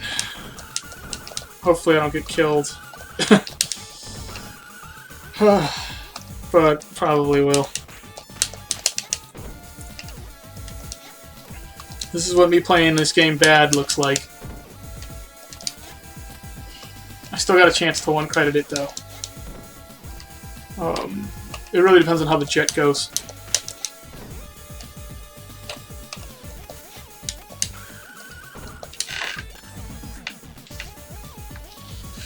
Yeah, I do need to get better at level 5. It's one of those things where I have to just, like, take the time and be running 5s over and over and over again. But I really don't like doing it. I like just playing a game, like, to completion. That's how I prefer to play. But anyway, it's just something I have to do. And I wouldn't want to do that while streaming either.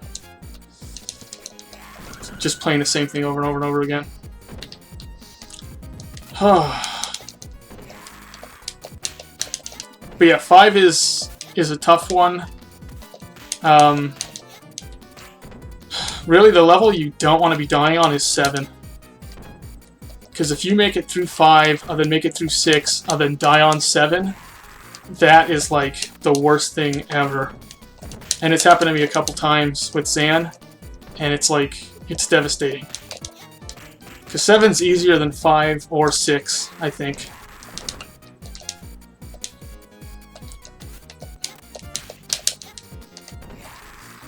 Oh, yeah.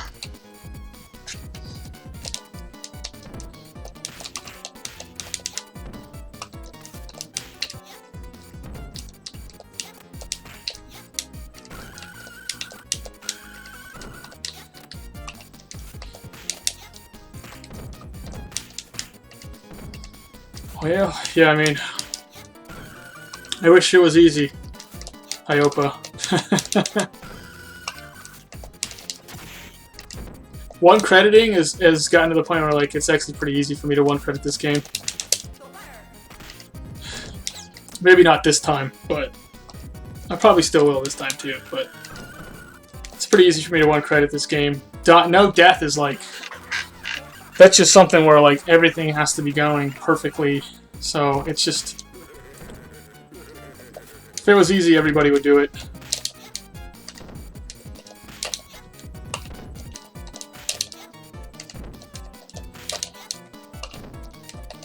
Yeah, I mean, Corkscrew's the only person that I know of that's done a no-death Blaze.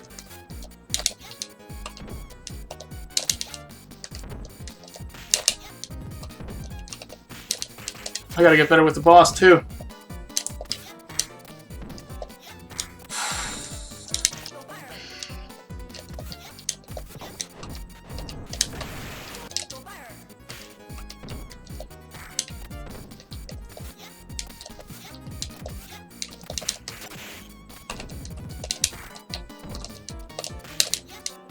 My boss fight has been really bad as well.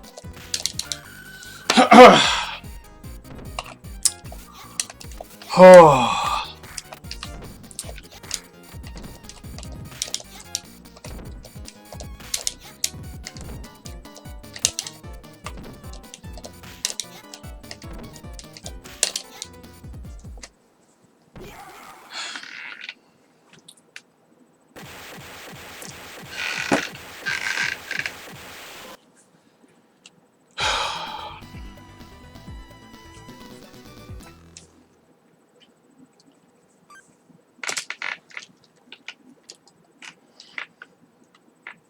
Alright, here's 6. We'll see how 6 goes. 6 is going to determine whether this is a one-cutter run or not.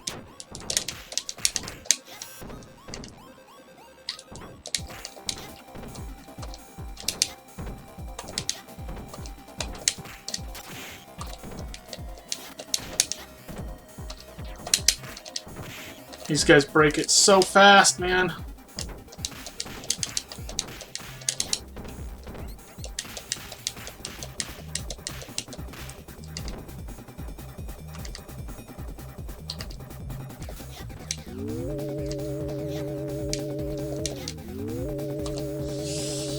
Oh, yeah, 5. Level-wise, I think 5 is the most difficult level. 6 boss has the toughest boss in it.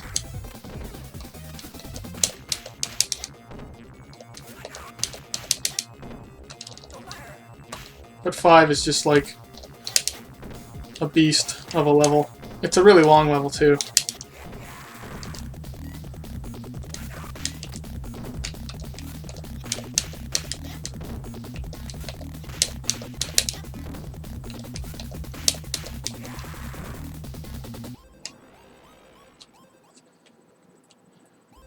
What, you mean play Bare Knuckle 3, Iopa?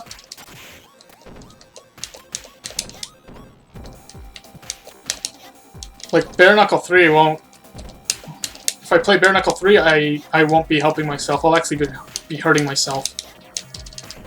Because the games are different.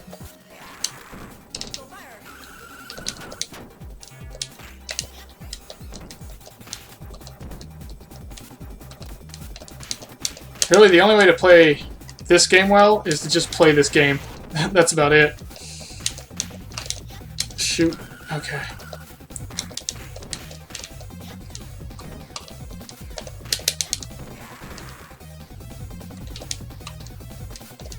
I don't really have a whole lot of options. And I can't really think of other games that you can play that make your playing of this game better.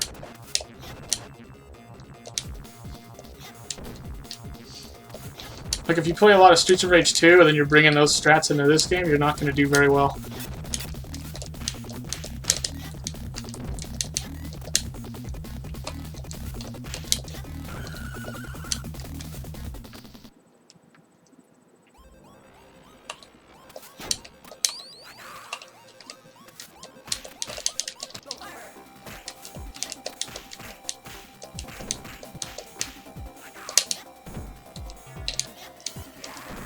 Okay.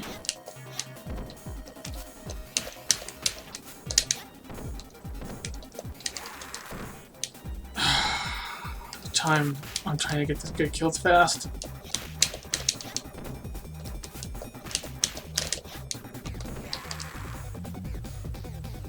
What's up, Ludi? Yeah, Bare Knuckle 3 is way easier, and it's just a lot more forgiving in a lot of ways because of it. So it's not like... I mean, if you play Bare Knuckle 3 and then come into this game, it's gonna mess with you more than anything else. You really just have to play this game to play this game. Oops. Guess I'll just forget about it.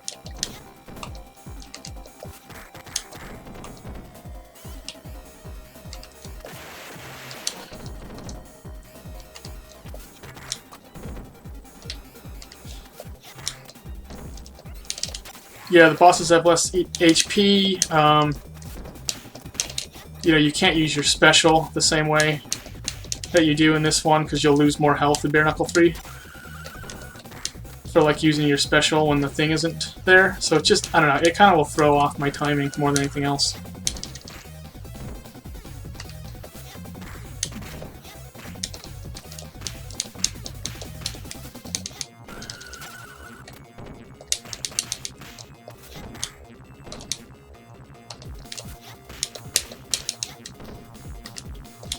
Oh yeah, yeah, the emotional.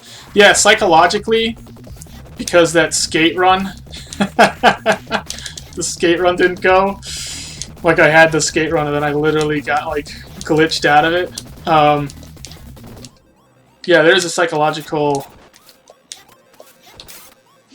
degree to playing where I have to like, my brain has to be in it, and the skate run kind of took the wind out of my sails a little bit.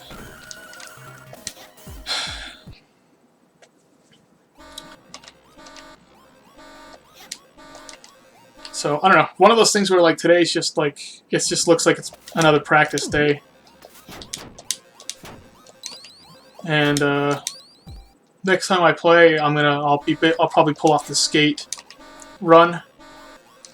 And then, the Blaze run is just something that's going to happen when it happens. I mean, I can't predict when I'm going to be able to do a no death with Blaze. It's that difficult.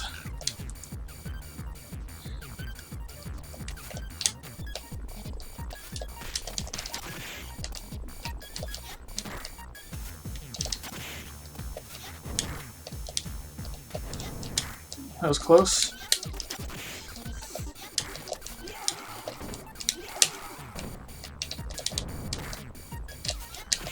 Okay, I really want to, like, hit this guy.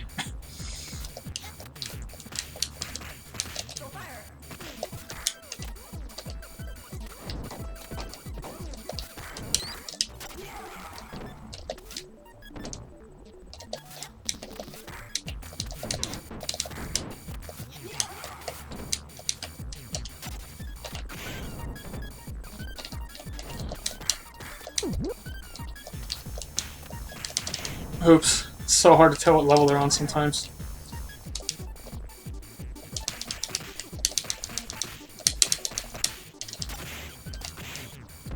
Bad timing, bad timing.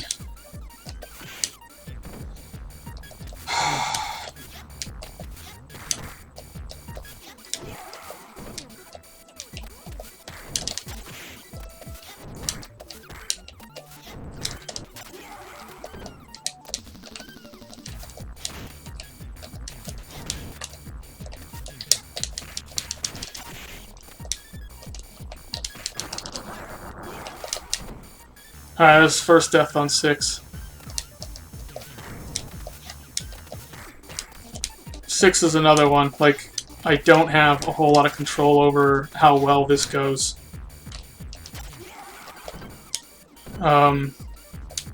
Yeah, it's just limited.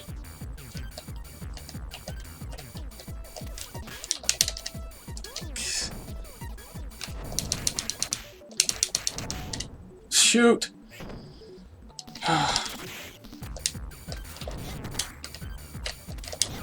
I can literally only go so fast, and like having 3 guys on screen that are, and they're all like extremely overpowered. Yikes.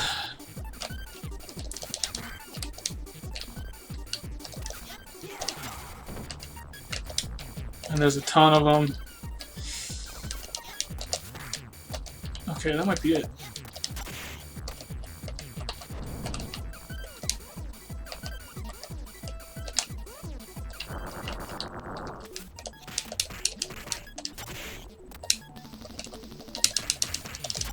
Gotta get out of there.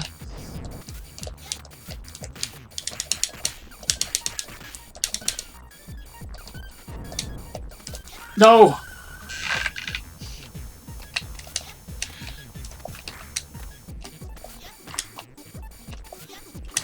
Playing a little bit more dangerously than I should. But, anyway, 2 deaths 6, not bad.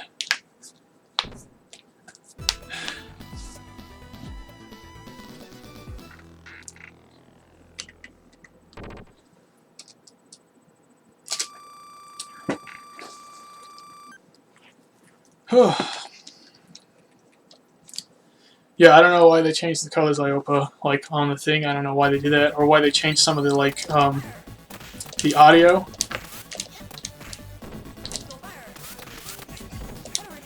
Shoot.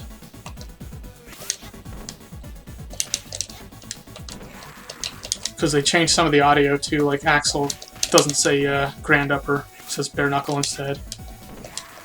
Which doesn't make sense, but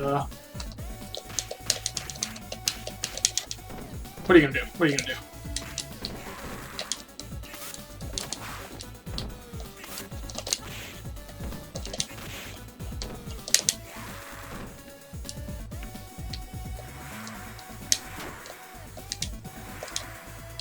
Oh, and I didn't know about the roll being different lengths.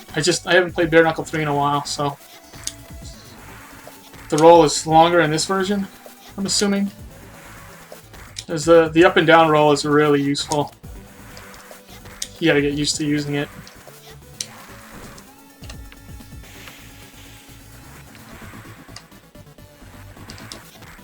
You like how much life bars the enemies have, Corkscrew? I can't stand it. I think they have way too much health.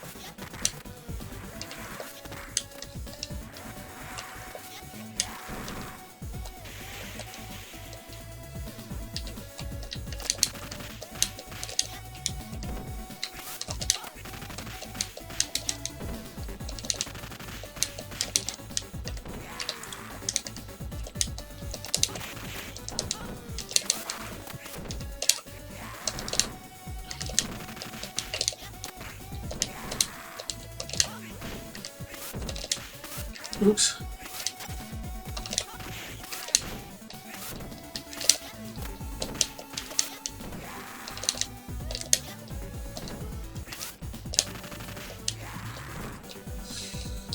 Okay, give me the arrow.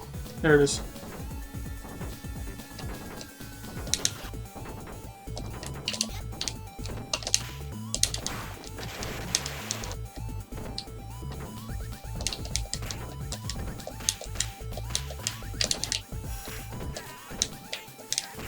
Oops, got this guy a little bit sooner than I wanted.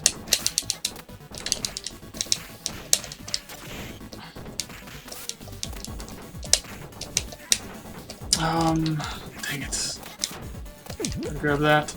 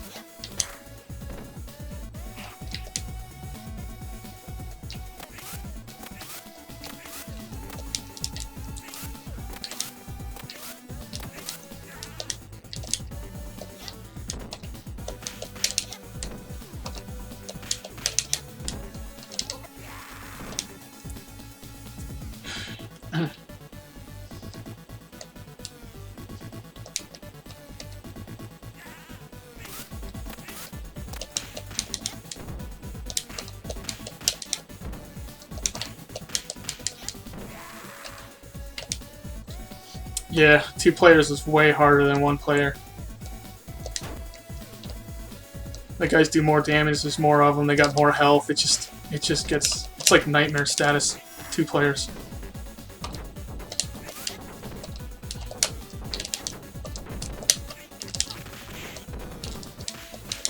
Dang it, doing a bad job.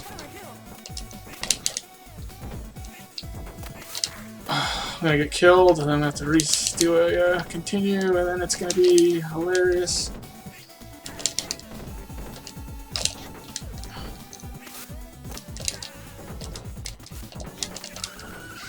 Yep, gotta continue. Ah.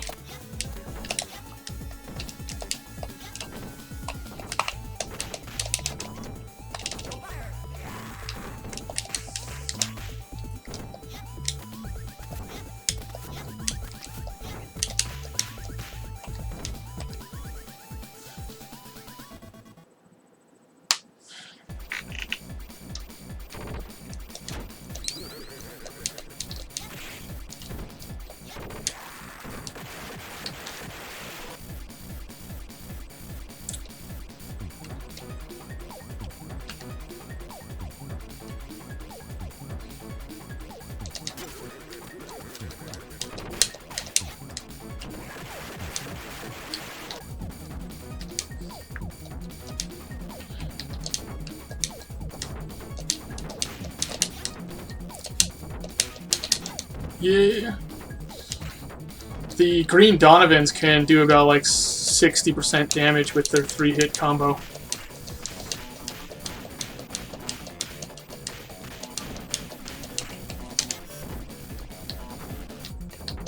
And sometimes when they get you in it, like, you can't break it.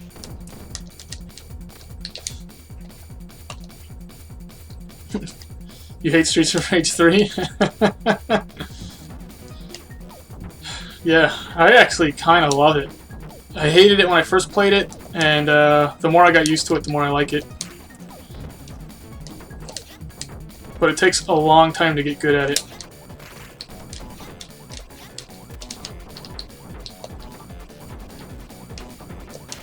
I think it's a game like the better you get at, the more you like. You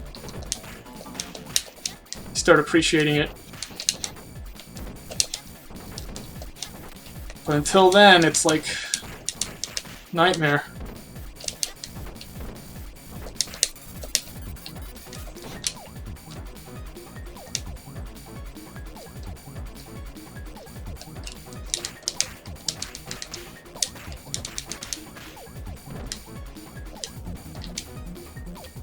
Yeah, it's just, that's just it. Like, Streets of Rage 3, I think, is harder than Streets of Rage 2 when you're first playing it, but the more you get used to it, I think Streets of Rage 3 actually becomes a little bit easier. And I'm only saying that because I've never, other than co-op, no death Streets 2, whereas I have no death Streets 3.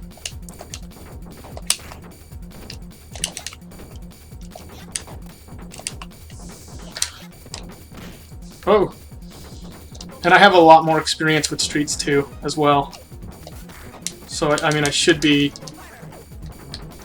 a game that's easier for me to play.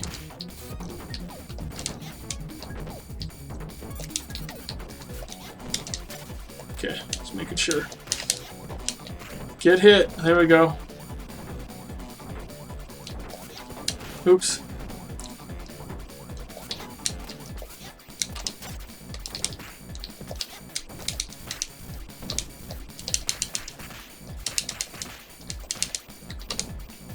Oh, but I don't know. What do you think, Corkscrew? Would you say Streets 2 is harder, or do you think Streets 3 is harder? I know you're more used to this game than Streets 3. But I'm assuming you find 2 harder than 3.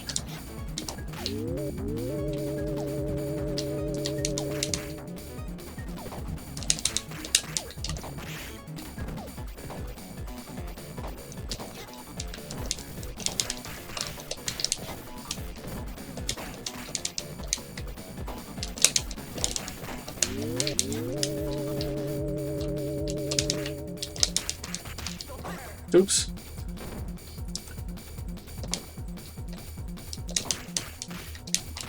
Yeah, Streets of Rage 2, I mean, in some ways it is more balanced.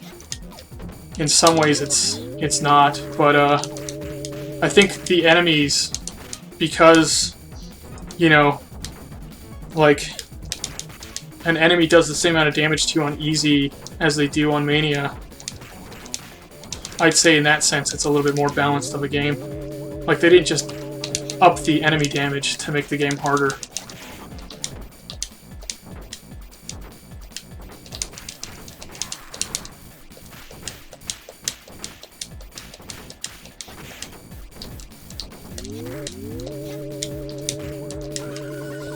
Oh, Blaze! This is my last continue. Yes, really 7's the one I gotta get better at. More than any of the other ones. Because if I have a no-death 5 and then a no-death 6 and then I die on 7, I'm gonna be, like, heartbroken.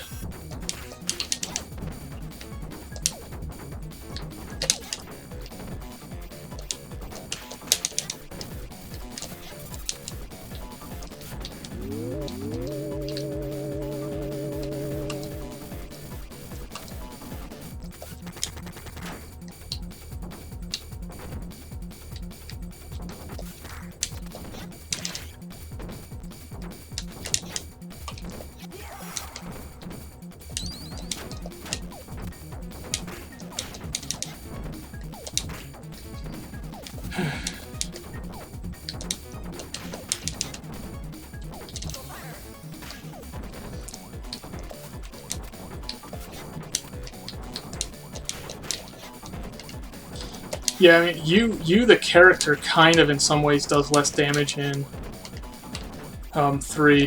In some ways you do more. Like throw collision does a ton of damage. If you can get it off like every hit, your blitz when it's at like full stars does a ton of damage.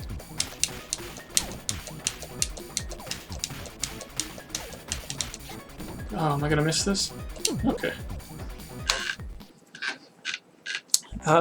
Some of the punch combos do more damage. Axel's punch combo in this does more damage probably than it does in 2. But, yeah, I don't know.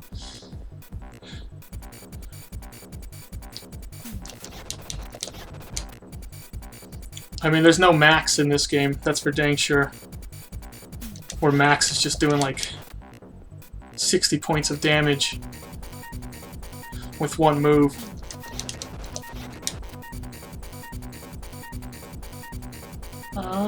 Come on.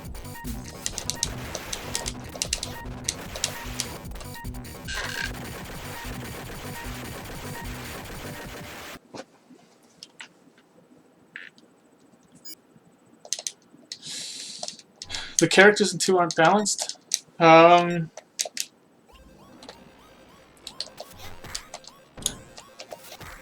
Max is actually the best character in 2.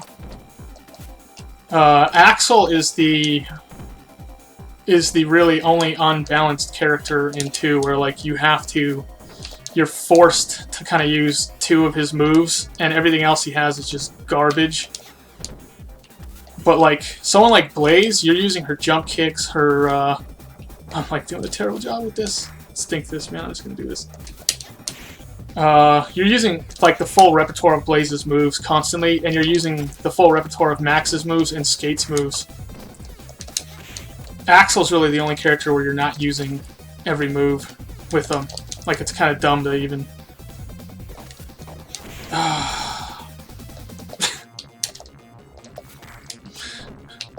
I'm doing so bad all around.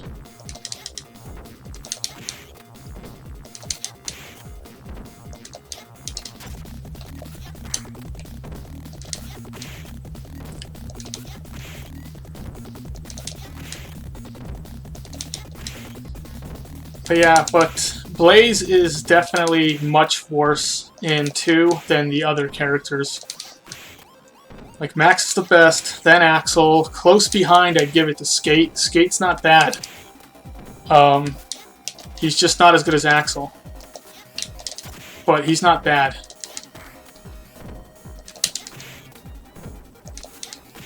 But Blaze is really...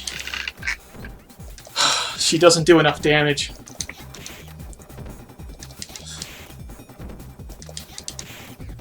So you're always fighting against the clock with her.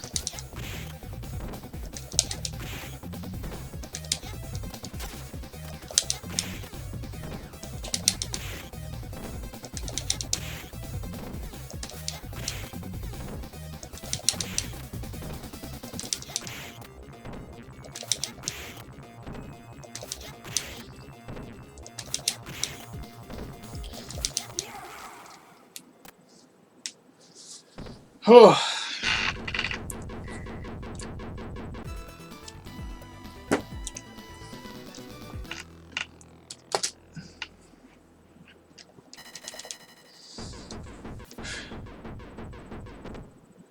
Yeah, I think Max, like, is really hard not to get hit with. And your timing needs to be the most precise if you're going to play with Max on Mania. I'd say Max on Mania is the most difficult to play with until you actually get good with him. Then he's the easiest to play with. It's one of those things. It's a double-edged sword. Axel's the easiest to play with just all around, no matter what. Yeah, Streets 3 has, like... I mean, your movement is really awesome in Streets 3. But... your... I don't know how to say it. Your real-time strategy doesn't need to be as on point in Streets 3. It's more about, like, being in the right position at the right time, doing the right thing, and then you can handle that situation. Whereas in 2, it's not really like that in 2. In 2, it's more like you got to look at what the situation is and then like make a decision on the spot how you're going to handle it. So it's 2 different play styles, 2 different games. I prefer 2, and I think 2 is a better game, but I don't really think one's like much better than the other as far as just like your ability to play, and they're just different play styles.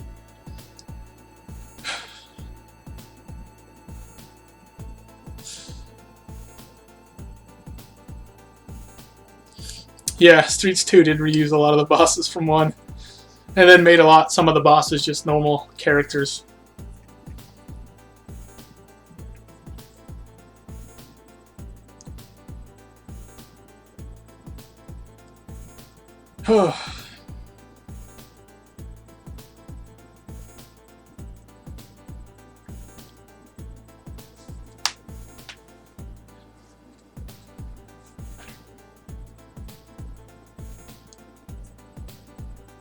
Yeah, no, Corkscrew, I think you're totally right for saying it's the best of the trilogy. Like, for me, I say 2's the best. Some people say 1 is the best. And it's like, you can't, someone like me who's played all 3, and I know you've played all 3 as well, Corkscrew, you can't actually make a valid argument for which one's better, other than it's just personal opinion.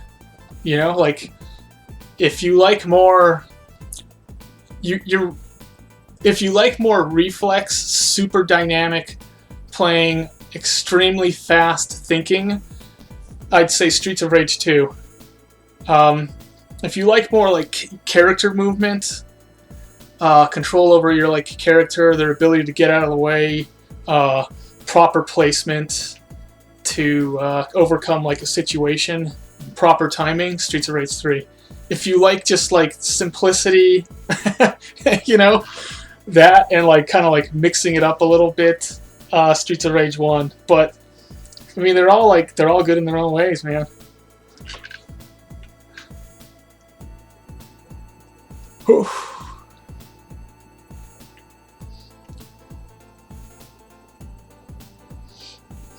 Yeah, I think like it depends on what you're looking for gameplay wise, Corkscrew. This game is definitely like your character's the fastest, and your character has the ability to move. Like, you have the movement that is needed to execute what you want to execute, and sometimes in 2 you can't do that. Like, you're too slow in 2. Like if you have your back turned to a guy, the time it takes for you to turn around, a guy can come across the screen and punch you in the back, and like there's nothing you can do about it. But in this one, like, you get your back turned, you just double tap forward and you're moving forward. So yeah, the thing is, like, yeah, I think 2 does overall have the best score. I'd say 1 has the best track in it, which is like its level 8 track. But I think 2 overall has the best score. 3, I really like the score to 3 because I've gotten used to it.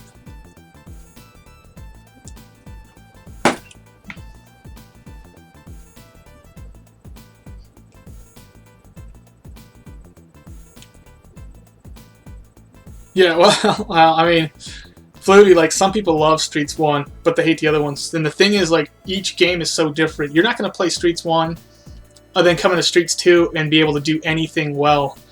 You're going to play Streets 1 and be a Streets 1 player, or you're going to play Streets 2 and be a Streets 2 player, or you're going to play Streets 3 and be a Streets 3 player. You're not... The gameplay doesn't transition over. Like, your skills do not transition over very well. So, for people that like 1, it's like because they like that style. If you like 2, you like that style.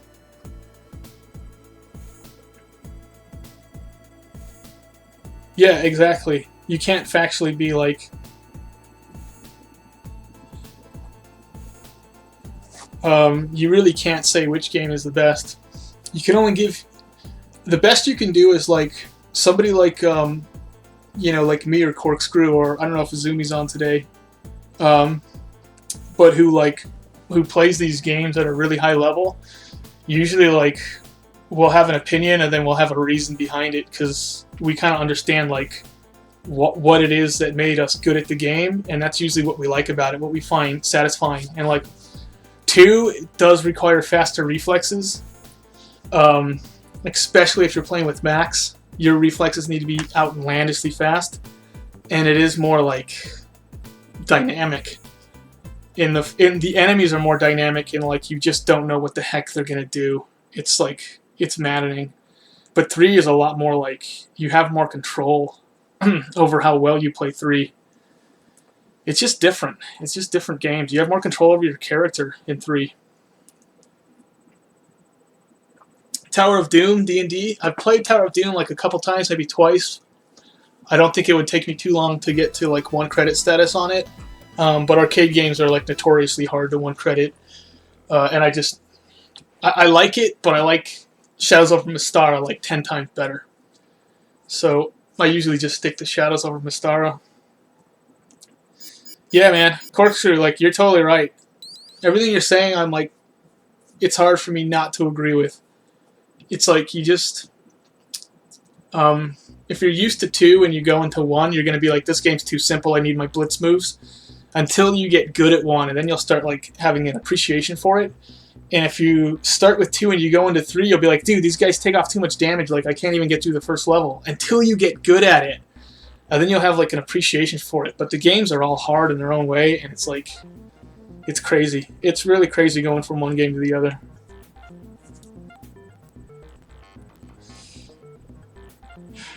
Yeah. No, me being good at like 2, because 2's like, I've been playing 2 since like it came out in 1992, literally.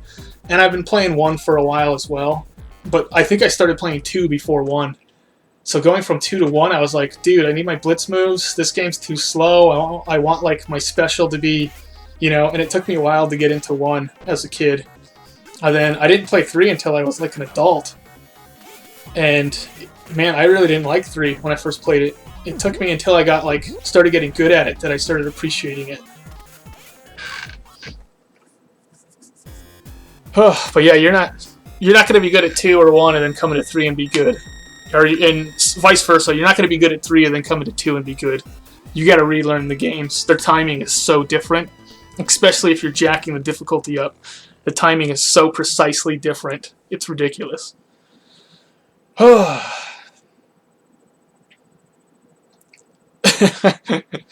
Street Race 3. I mean, I hope Street Race 3 requires you to be on point. That's the whole thing. Like, if you make a mistake, Street Race 3 is going to punish you for it. So it's like your playing has to be extremely tight for what it is.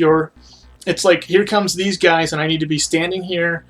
I need to do this move. It's the safest thing to do. And if you mess it up, it's on you, and you're going to get punished for it. 2's a little bit different. 2's more like, I'm going to stand here, and the guys are going to come, and like nothing works out the way I want it to. So.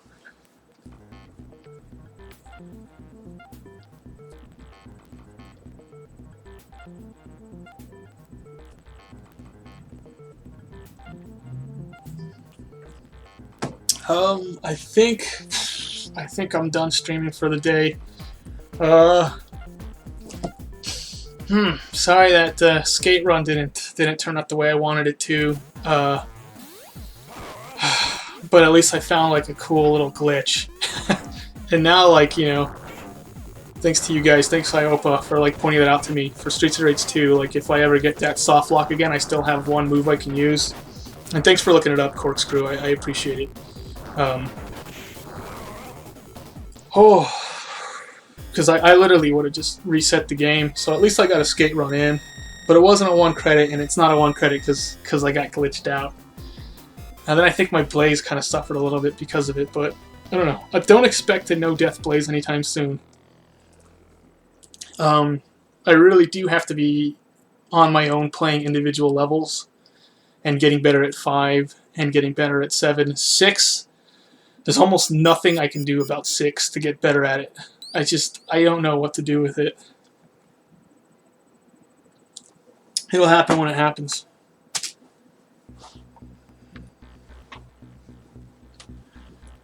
Oh.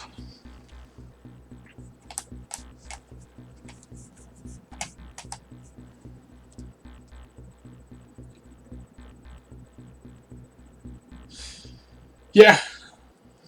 Yeah, totally, Joshua. If I keep at it, I'll get it. That's the thing. I'm good enough to do it. I should practice a little bit more. But like if I'm dying like once on 5, dying once on 6, dying once on 7, like it means I'm good enough to do it. I have done like no deaths on each of the levels, so I will pull it off. It's just a matter of me putting the work in and actually putting in the runs each time I stream. But it's going to be glorious. It's going to be amazing. Oh.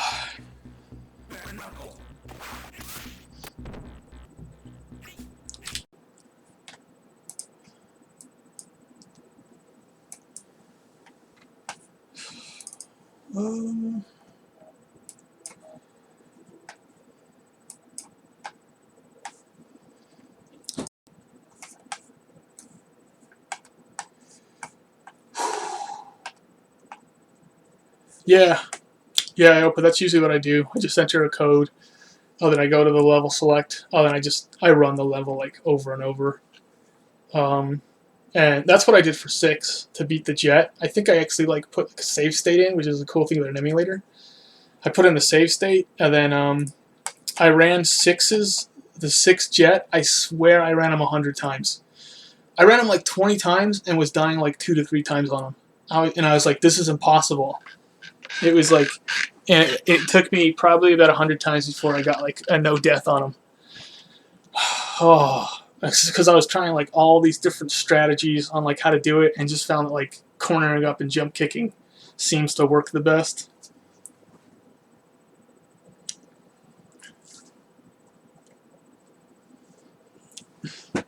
River City Ransom Underground. I don't really want to have an opinion on it because I haven't played enough of it.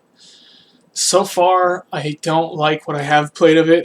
I'm kind of annoyed with it. I've got my reasons, but I usually feel that way when I'm first playing a game. I get kind of annoyed with it because usually what's fun for me more is like accomplishing something rather than like actually just playing a game and having fun. So like once I actually get to the point where I can beat it, and then I'll put in a 1 credit run for it, and then I'll probably stream it when I'm at that point.